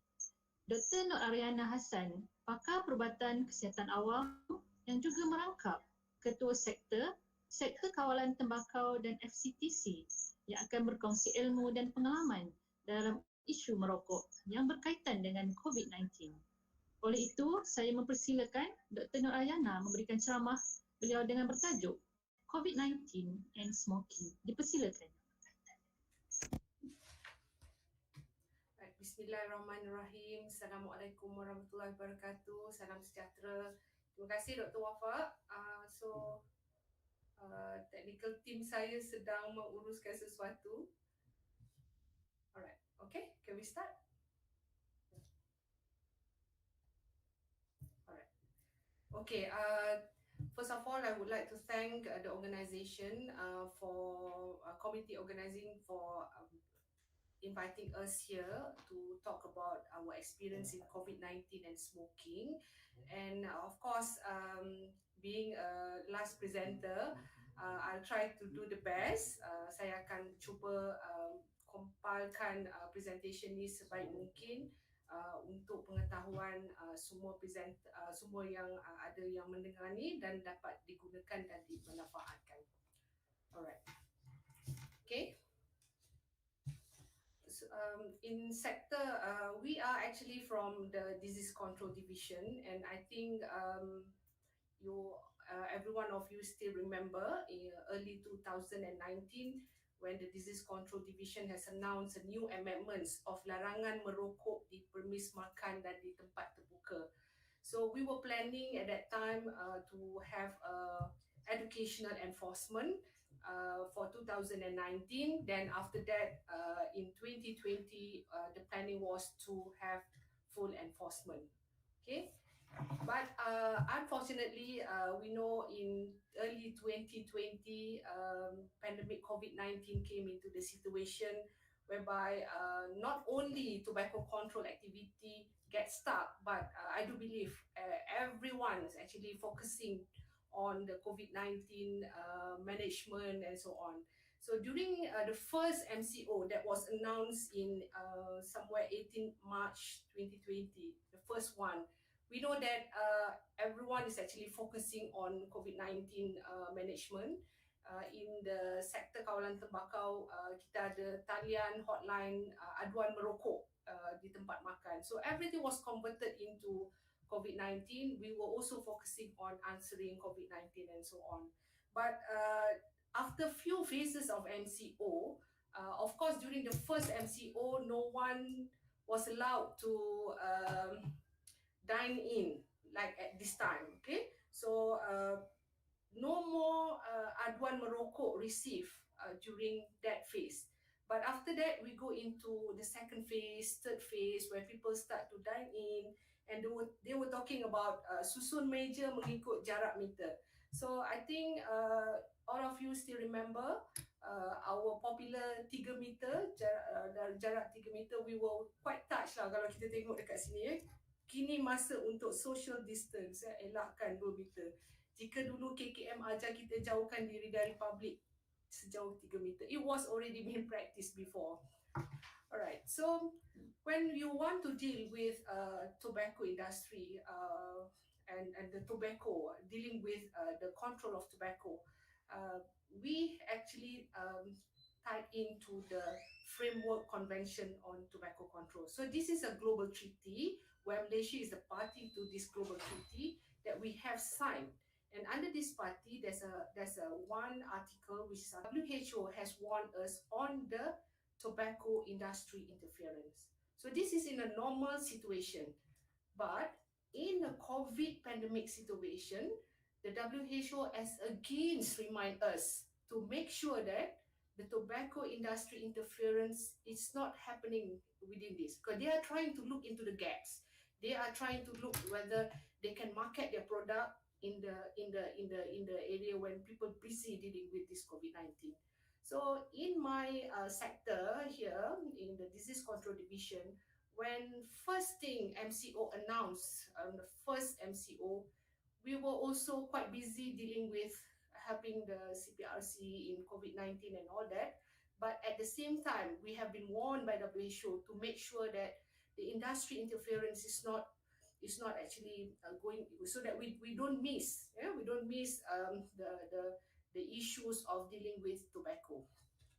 So we look into various ways for us to make sure we can strengthen the tobacco control in order to make sure that all this industry interference cannot be overcome during the pandemic COVID-19 situation. And dealing with this pandemic, we know that we have changed our new styles. Everyone is going into a new norm. Semua orang membeli barang melalui dalam talian, and this is also the problem during the MCO. The first MCO was quite bad, actually, and you can see there's a lot of issues going up in the social media, dalam surat khabar, whereby they say perokok tegar beralih kepada pemberian secara dalam talian kerana PKP. And I think you can still remember and you can still notice that the issue of the one of the pergerakan penjualan nilai dan kerana nilai setitik merosakkan susu sebelanga. So this is the thing that had happened during the first MCO. So what we did was our team here in the tobacco control sector, we go on into close monitoring of this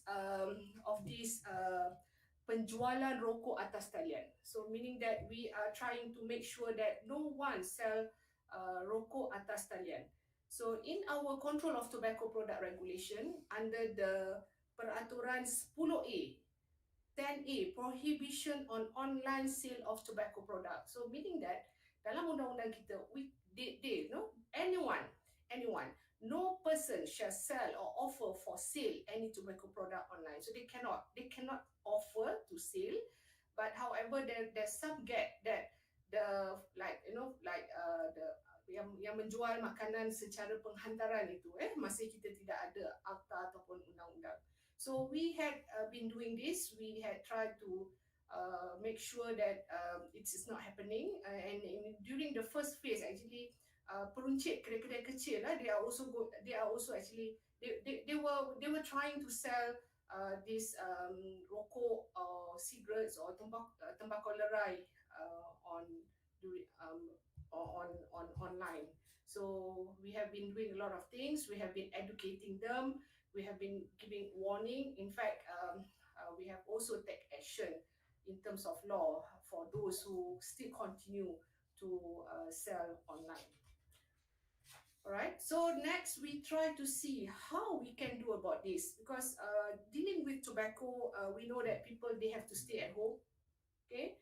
They have to deal with their addiction, and we know smoking does not protect against COVID-19. We know that by fact, and in fact, smoking kills half of its user. So this is an evidence base that we must accept. As you know, netizen outside is very naughty. Kan, kalau you tengok recently, it's not only in the first COVID MCO, but until now, the third MCO that we have been going through this, you know, there's a lot of issues, fake news. There are people trying to say that smoking protect against coronavirus. And they were also talking about the French doctors suggest smoking may protect against COVID-19 infection. And a few days ago, I received a complaints from my colleague saying that I think one of the writer from Indonesia asking people to smoke so that the nicotine that fits into your lung, it can helps to protect COVID-19.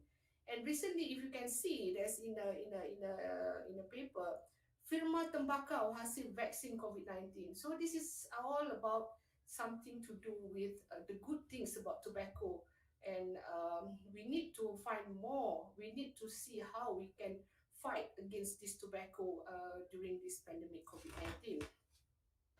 So we know by fact, tobacco and tobacco product, it's not essential at all. It's not essential, not during COVID-19, not ever. So it's not essential sampai kiamat. So we need to know that. So we know that tobacco itself or a cigarette contains 4,000 chemicals that harms people.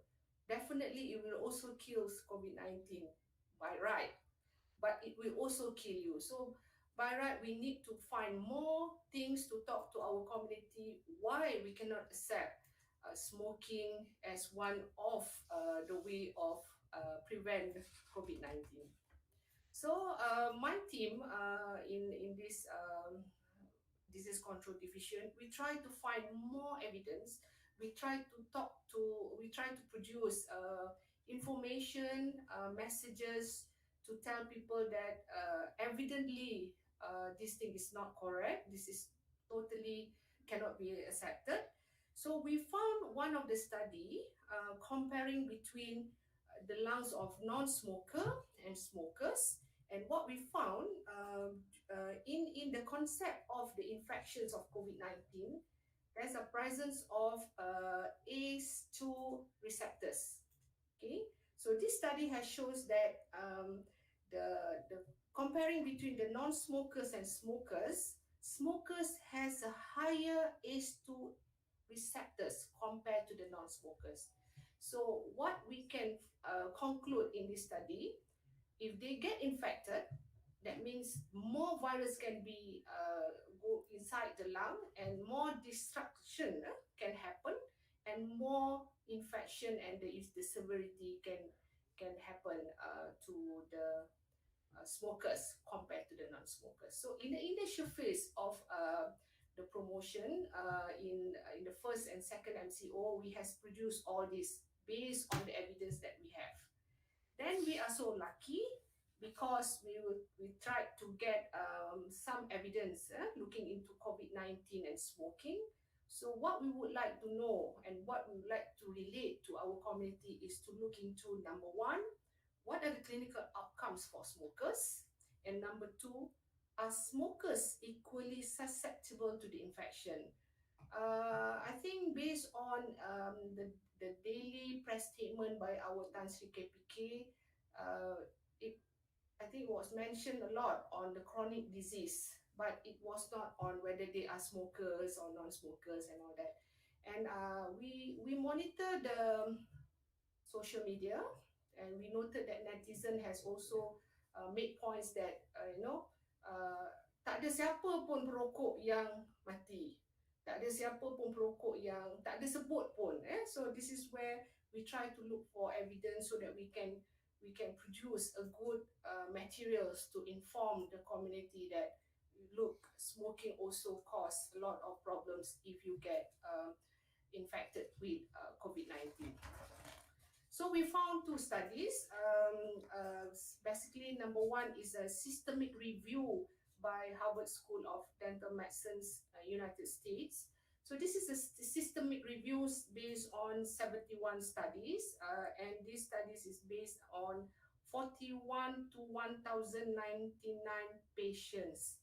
And from the study, what I can conclude here, the smokers were 1.4 times more likely to have severe symptoms of COVID-19 and approximately 2.4 times more likely to be admitted to ICU, need mechanical ventilation, or die compared to the non-smokers. So these are the few earlier findings we used last year to convince our community, especially our smokers, to start to think on quit smoking during this pandemic COVID-19. Then we try to seek more papers, and we are very fortunate because WHO in their scientific brief in 30th June 2020, they have started to review and assess the association between smoking and COVID-19. So they will try to answer three things. Okay, and all these things, these three things actually has been circulating in the social media. Rokok kita memang bertanya tentang all those three things that has been highlighted here. Number one, the risk of infection by COVID-19, whether they are more susceptible or not to get COVID-19. Number two, what is the hospitalization with COVID-19 compare smokers and non-smokers, whether they need hospitalization more compared to the non-smokers. Number three, the severity of the COVID-19. What is the outcome of the hospitalization patient in terms of admission to ICU, in terms of use of ventilators, whether the outcome, whether they are hidup ataupun meninggal dunia. So these are the three issues that tried to be answered based on the scientific brief issued by WHO. So to answer the first question, what is the risk of smokers being infected by COVID-19? Actually, there are currently no peer-reviewed studies. Of course, we know that this is something new. It just happened last year. It's just 1 year plus, 2019. And then we started the pandemic here in Malaysia 2020. So you know that there was no peer-reviewed studies that have evaluated the risk of COVID-19 infection among smokers.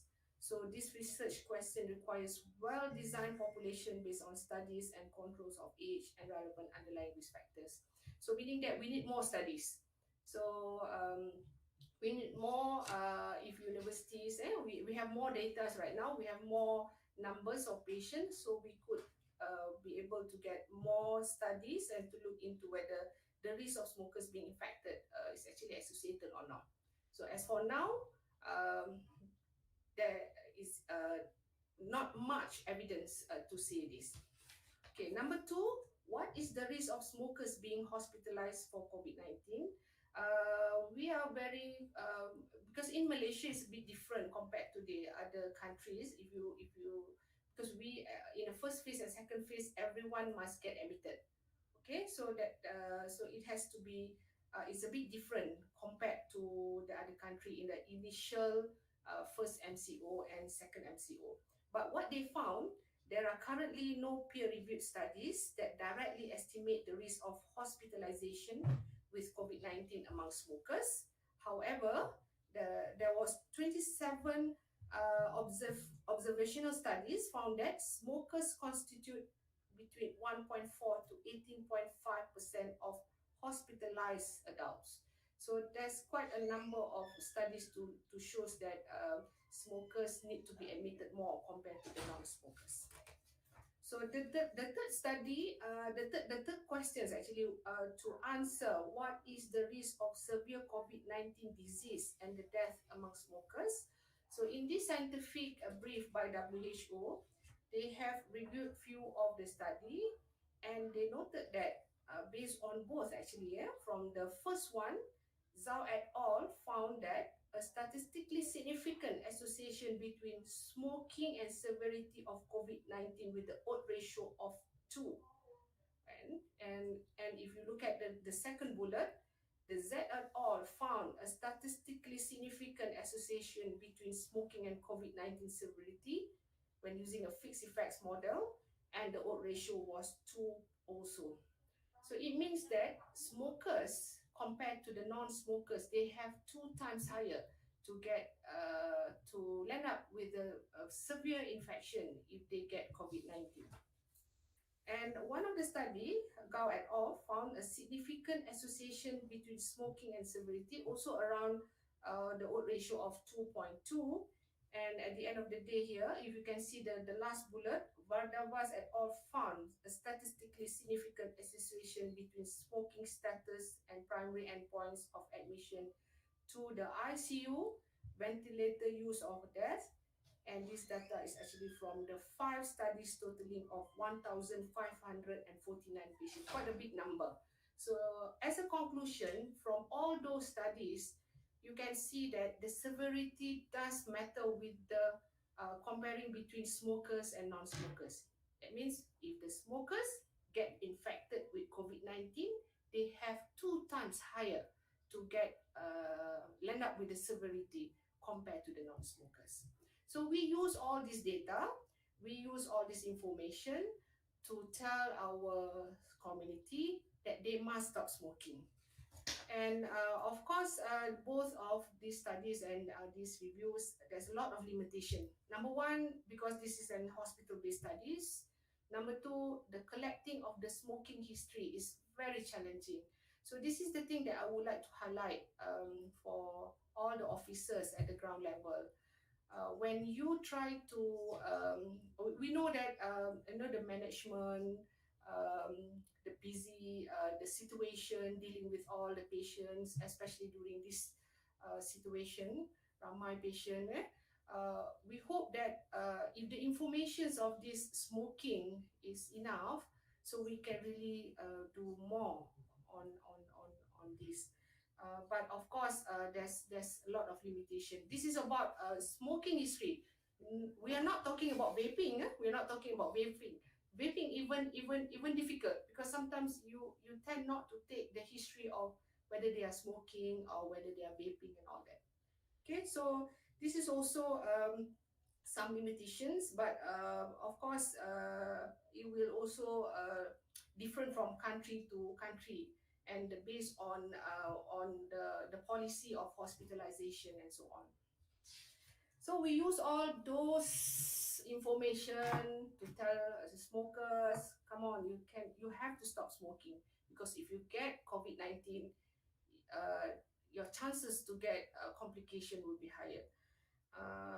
As you know, they were asking about where is data from Malaysia. This is data from China. So this is all data from overseas. We want data from Malaysia. Do not Google. Please give an exact figure. So we have been trying to look for more data for Malaysia in the Malaysian context, in the Malaysian in the situation, so that we can give a real situation to our community, what's happening among the community who smoke. Yeah. And of course, as I mentioned, there's a lot of limitation. We do understand there's a lot of limitations of information. I can't Perubatan, we tried to find patients, positive patient, whether they are smokers or not. Very difficult. But unfortunately, we manage. We are lucky that we work together with bahagian perubatan, bahagian perkembangan perubatan, to look into at that time last year, 31st May 2020. We tried to do some simple analysis where 17 deaths during that time. So 17 deaths where we found that 19.8% they were among smokers out of 86 of them. So the statement has been made by our Tan Sri KPK during the World No Tobacco Day last year, 31st May 2020. And from the 17 deaths, the number also higher among the COVID-19 deaths that had no history of chronic diseases but were smokers, 17.6% as compared to the non-smokers, 12.1%. As I mentioned just now, we had a limitation to announce, okay, whether they are smokers, whether they are not smokers, whether they are vapors or non-vapors because of the limitations of the data. Of course, when Tan Sri KPK announced about the relationship between the COVID-19 positive patient with other chronic diseases, it is quite easy because when you are already diabetes, hypertension, the history is a bit straightforward and clear.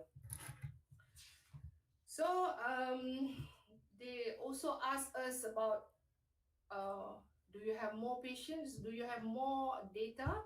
So we try to get more information among our COVID-19 positive patient, and we at last on the 28th April this year, with the collaboration between Disease Control Division, Bahagian Perkembangan Perubatan, NIH, Universiti Putra Malaysia and Universiti Islam Antarabangsa, we managed to conduct a study, and the preliminary study, the preliminary information about this study has been announced by our Yang Berhormat Timbalan Menteri Kesihatan 1 on the 28th April 2021. So you are lucky because I've tried to pursue my team to allow me to present this study to all of you here today. And this study is about smoking and COVID-19, the association of smoking and severity of COVID-19 infection among 5,889 patients in Malaysia. So we have now a study in Malaysia to prove that the risk of smokers in getting more complications if they get infected with COVID-19. So the objective of this study is to investigate the association between smoking and the severity of COVID-19 infection during at that time during the second wave of this pandemic in Malaysia. And we actually collected the data based on the recap with the assistance of Bahagian Perkembangan Perubatan from the 1st February to 30th May. All patients, all 5,889 patients that were admitted to hospitals all over Malaysia from 1st February to 30th May 2021. And we would like to see the severity of the condition, the complication, and of course the outcomes of what is happening to all these 5,889 patients. And the patients were stages on based on the clinical staging, stage 1, 2, 3, 4, and 5. And this is some of the finding. As I mentioned just now, there's a lot of limitation when we try to deal with the data. Some of them, we're not sure whether they are really smokers or non-smokers because we don't have things to validate whether they are really non-smokers. And in terms of former smokers, if you can see there, in terms of the former smokers, so most of the time when the history taking, when they get infected, and they have symptoms, they are admitted into the hospitals or admitted into the pusat quarantine and so on. So they say that, okay, I've stopped smoking. Saya dah berhenti rokok seminggu yang lepas, or 2 minggu yang lepas, or I've not been smoking anymore. Yeah, so they were classified under the former smokers. So there's no way for us to validate whether this is really a former smoker. Former smoker means they have not been touching anything about nicotine within 6 months. So that's why in this study we concluded as smokers and former smokers as ever smokers. And we compare these two group of people, ever smokers and never smokers. So in this 1998, yeah, 791 or 13.5% were from the ever smoker group, and 86.5% were from the never smoke. So between these, if you can see from my slide here, majority of ever smoker they are from male, and we know that majority of our male 40% actually they are smokers. So this is something concurrent, or actually more or less the same with the national data. And majority of our patients actually Malay. Yeah.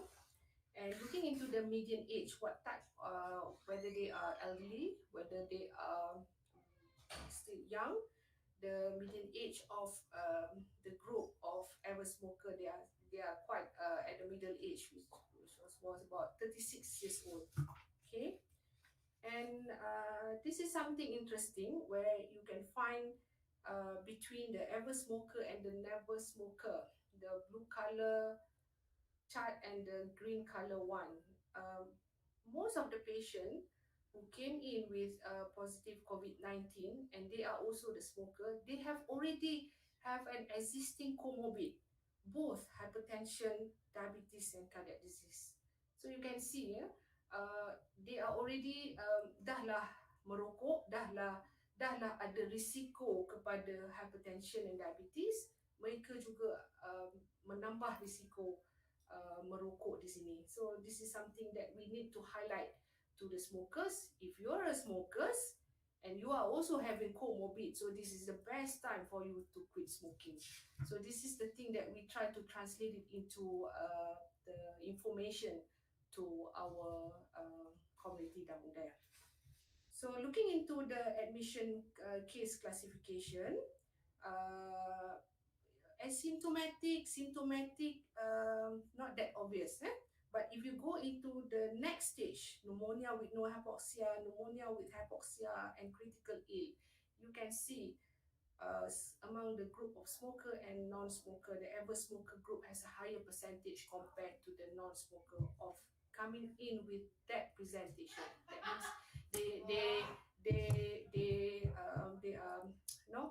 they came in with more severe compared to the non-smoker. Okay. So then when we go into the complication, liver injury, you can see there's a few complications that can be highlighted here. There is a liver injury, renal injury, acute respiratory distress syndrome, and DVT and seizure. So at the end of the day, these are the three main complications that you can see is actually higher among smokers compared to the non-smokers. So liver injury, renal injury, and ARDS. So we then go into more to see what is the outcome. If you can see from this outcome, the group of ever smoker, they have the higher percentage to be admitted in ICU. Of course, not much different between whether they required invasive ventilation or not compared to smokers and non-smokers. But in the stage of critical ill and died, smokers has a higher percentage compared to the non-smokers. And then we go into a more multivariate analysis to see the risk. And what I can conclude here, patients that get infected with COVID-19, we compare between smokers and non-smokers. When they get infection of this COVID-19, they are going to have 1.3 times higher to get liver injury, 1.5 times higher to get renal injury, and almost or towards 1.7 times higher to get acute respiratory distress syndrome. So this is actually more or less in line with the earlier study. If you can see the earlier study that I've showed just now, 2 times higher, but in Malaysia is almost 2 times higher. If you are a smoker, you get infections of COVID-19, you will end up in a quite severe infections, which is around more than 2 times higher. So this is a thing that we have been announcing to the community. Look, you need to stop smoking, because if you get COVID-19, you will end up to get to ICU, you'll end up with to get more complication compared to the non-smokers. Then we also go into an analysis to see on the outcome, whether they get admitted to ICU, whether they require invasive ventilation, or whether they whether meninggal dunia ataupun tidak. Of course, if you can see the odd ratio, kalau kita just tengok at the odd ratio there, 1.4, 1.51 and 1.68. If you want to read this, kita boleh kata between smokers and non-smokers, 1.4 times higher to get admitted into ICU. Itu yang macam itulah yang kita baca. But of course, for this particular multivariate analysis, it was not statistically significant. But if you look at the data here, most probably, apa yang kita boleh kata mungkin in the initial phase of the COVID-19 infection, the management and all that is still under control, and apabila perbincangan dibuat, it could be because of the good management that they are still alive, but at the end of the day, the morbidity is high among the smokers compared to the non-smokers. So we have issued this infographic during the announcement by the Yang Berhormat Timbalan Menteri Kesihatan 1. I think all of you have received this infographic. What we can highlight in this study that among Malaysians who has been infected with COVID-19, they are at risk to get 2 times higher of complication, hampir 2 kali ganda, for severe acute respiratory syndromes, kerosakan buah pinggang, and also kerosakan hati. So what about vape and COVID-19? Ni lagi satu soalan. Merokok, yes, but I can still vape. Whether it's true or not, basically, as I mentioned, for this 5,889 patients, we have a very limited data. We have no history of vaping. So that's why I encourage all of you at the ground level, try to get history as proper as possible, whether they are smoking, whether they are vaping. Don't forget about vaping, because nowadays, people, there's quite a number of Malaysian, they vape, and we also would like to see whether vaping can also lead to the complication as smoking.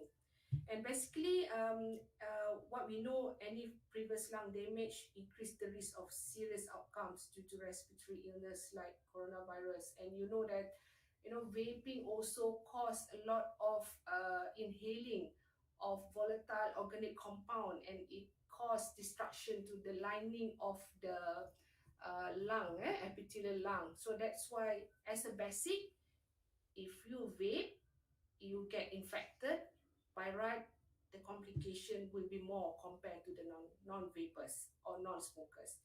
And as February 18, 2020, CDC has announced a total of 2,807 hospitalized EVALI cases. EVALI is an electronic vape-associated lung injury, because of the volatile organic compound that cause injury to the lining of the epithelial lining of the lung.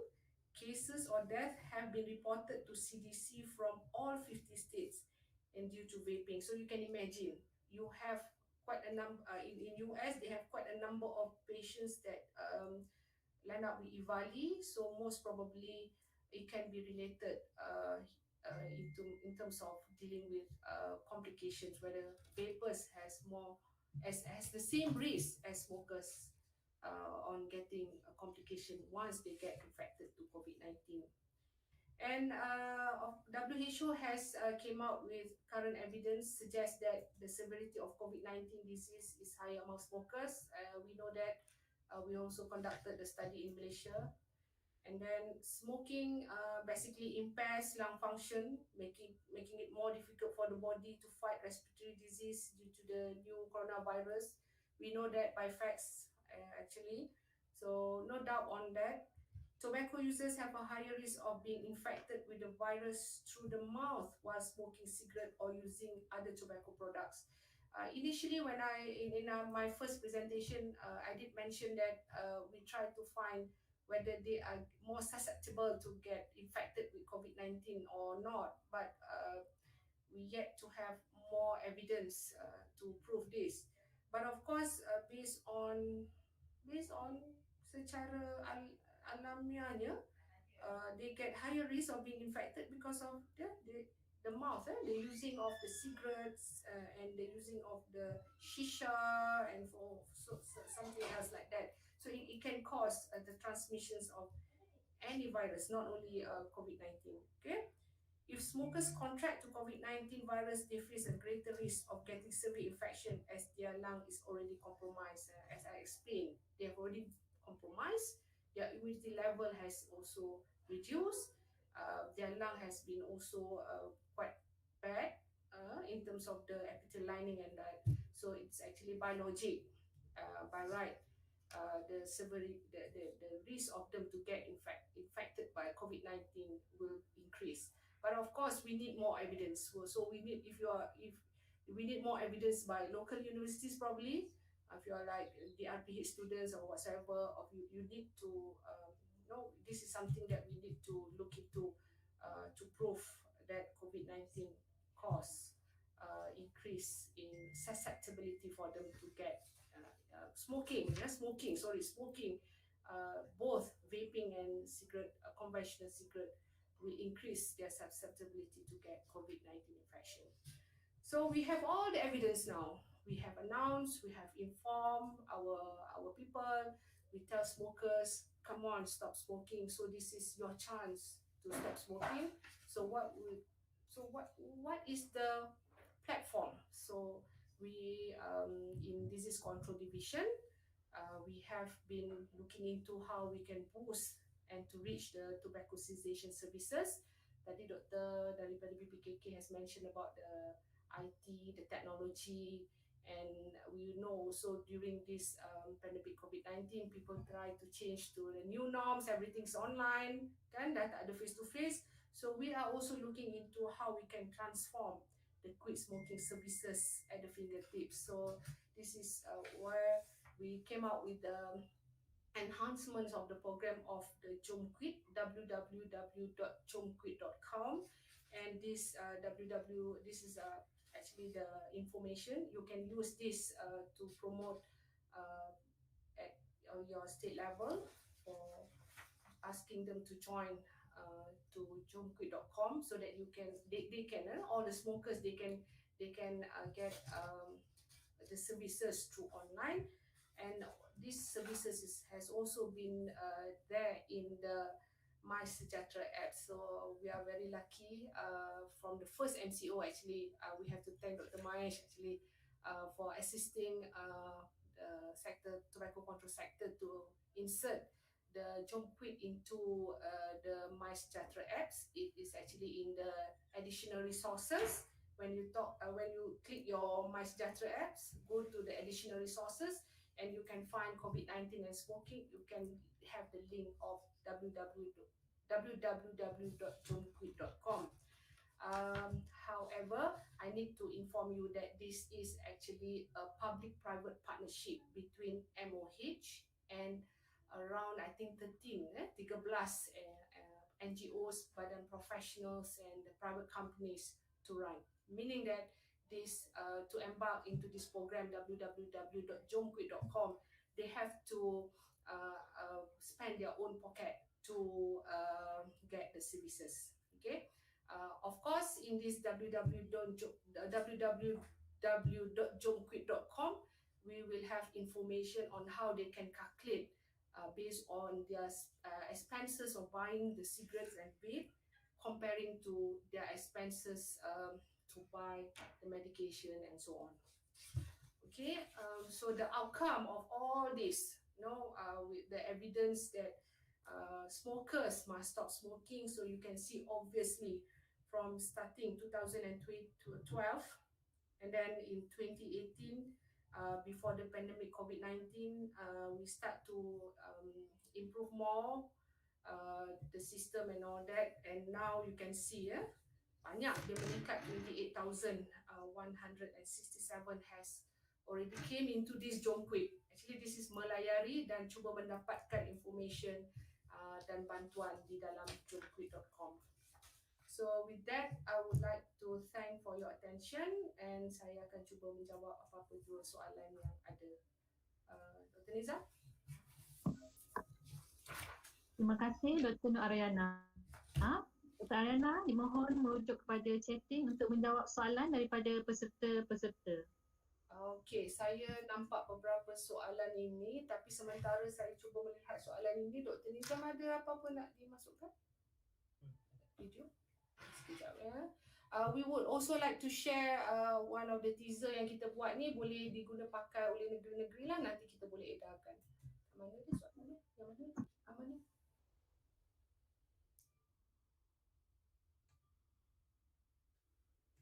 Tak nampak.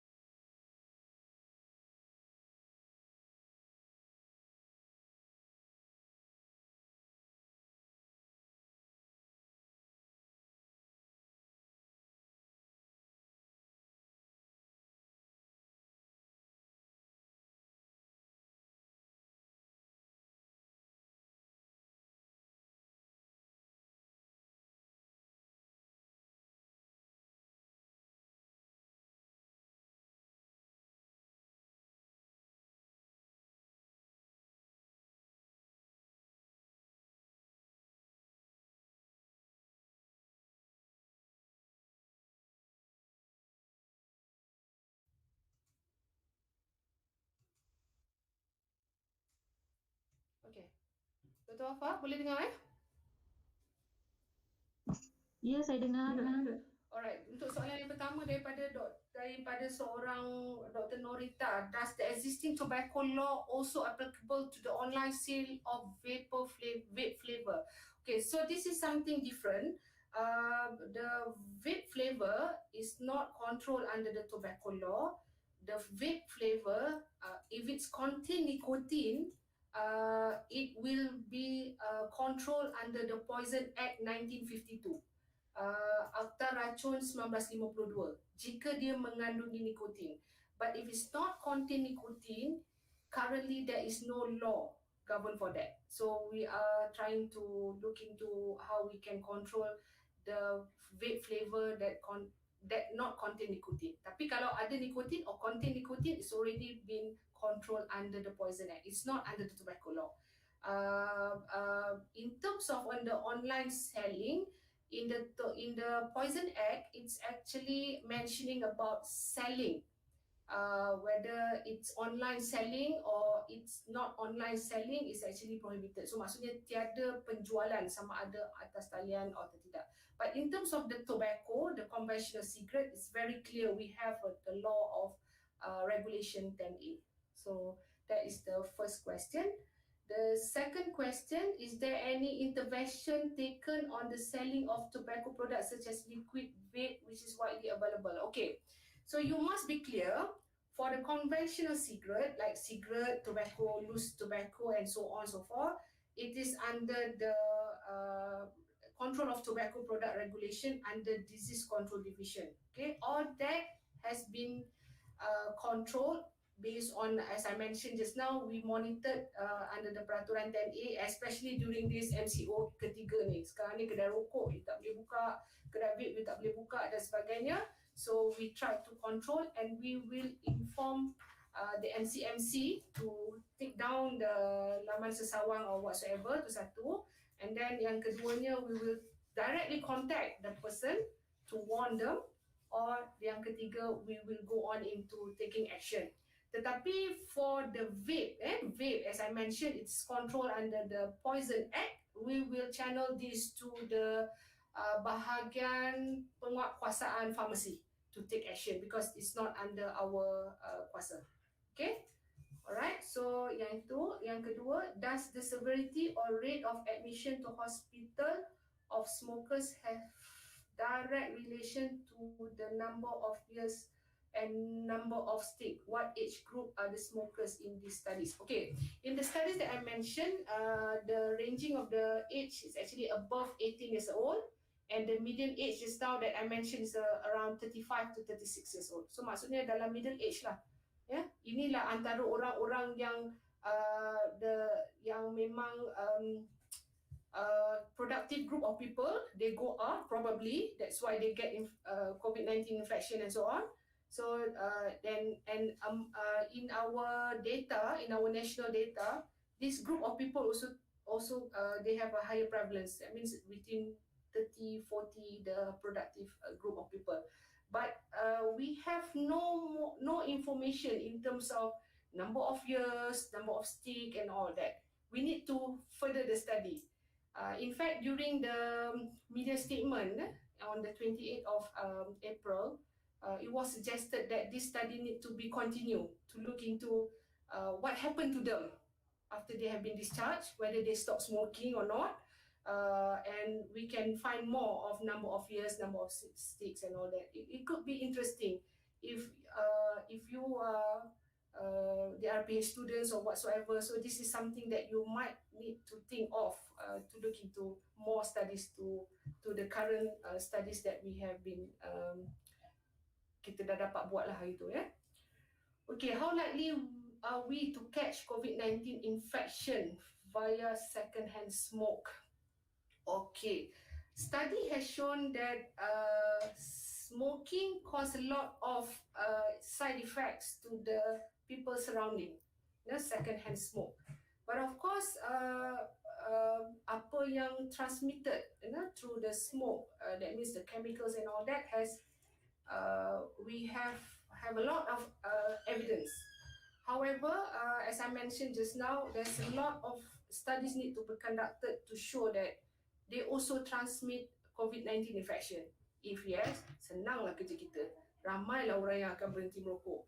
And if yes, ramailah yang tak isap rokok dah di kedai-kedai makan. So this is also quite interesting. During the MCO, they lock down, so people can't dine in. So orang tak isap rokok. But when they start to dining in, our complaints of smoking in the eateries get higher and higher. So we really want to look into the catch of COVID-19 infection on the second-hand smoke. If we have that data, it will help us further, and I think people will not try to smoke in public. Cuma based on the informations and the theory of transmitting and so on, kita dekat klinik pun kita dah tak pakai ni kan, kita dah tak pakai apa nebulizer and all that. So that's why I think based on whatever information that we have, it is more likely. Tapi evidence tak ada. Okay? Lagi satu soalan, can we have a copy of all presentation? If we can, we have. Okay, boleh insyaAllah. The presentation I can share with you, but I need to delete the study of the COVID-19. I can only give you the infographic because we are in the midst of trying to publish it into one of the journal. So we hope that it can be accepted as soon as possible so that we can share with all of you. I will share the slides to the organizer, but without the study of the Malaysian, but with the infographic, yes, you can have it. Okay. I think vape is really a major issue today. They are very aggressive in their marketing by advertising on quit smoking. Like, okay, ini yang Remy Ishak ni. Okay, Justin Wong. Yes, you are right. Vape is a major issue. It's actually all. Dealing with issues like high risk issues like this, we are also facing the war. I know you all at the ground, you are fighting with the COVID-19 and all that. My team here is actually fighting with the industry. Keluarlah video vape boleh 7 hari, keluarlah rokok boleh melekat nikotin tak boleh lekat supaya COVID-19 tidak melekat dan sebagainya. So we are fighting with them.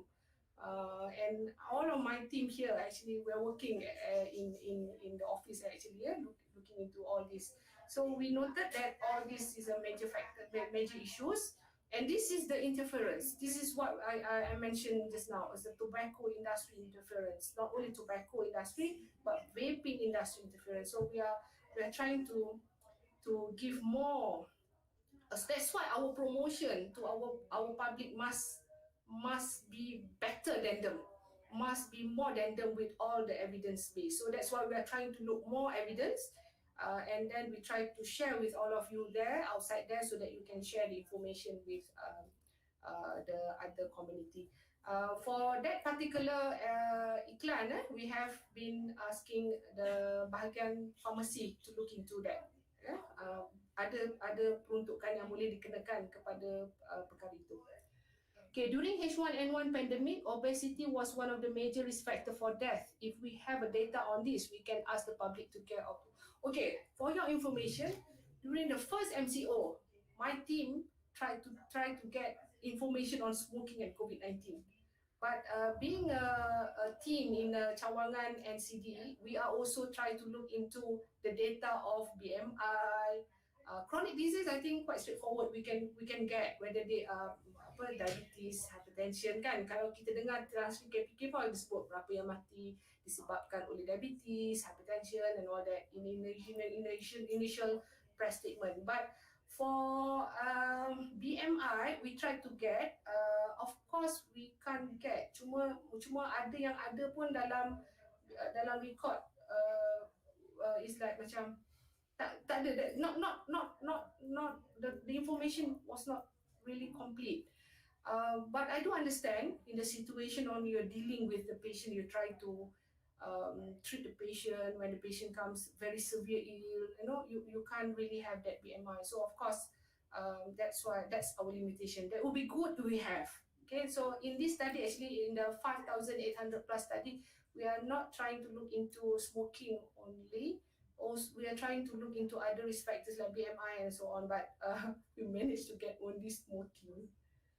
Okay, the MLR for complication, yeah, of course, is less than 0.05, so it's significant.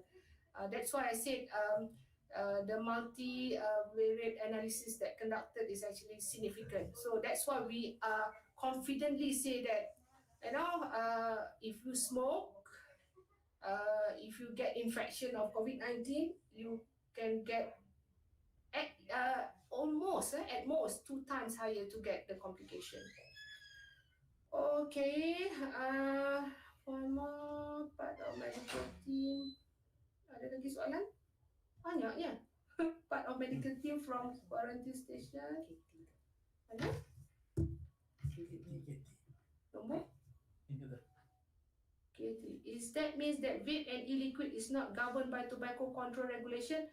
Vape and e-liquid that contains nicotine governed by the Poison Act 1952, because the Poison Act actually nicotine is actually listed under the Poison Act Schedule C, but vape liquid that does not contain nicotine not governed by any regulation at the moment. Okay, all right. Alright, other than that, tak ada dah. Okay, last one. We get quite vape and vape related para kejap ada satu soalan ni. Saya mesti jawab. Kalau tidak dia tak we get quite of it and vape related paraphernalia via online buying. Anywhere we okay, you can report to us to send to our you can send to our hotline number. So whatever complaints regarding smoking, regarding vaping, or regarding whatever on issue of smoking lah, you can send to our hotline. We have a hotline. The number is actually 010-860-8949. So please WhatsApp to us, or you can always email to us as well, or you can always email to CISPA. But the best thing and the easiest way is to WhatsApp to 010-860-8949. Okay, no more question. Thank you so much. So I pass over to you, Dr. Wafa. Thank you.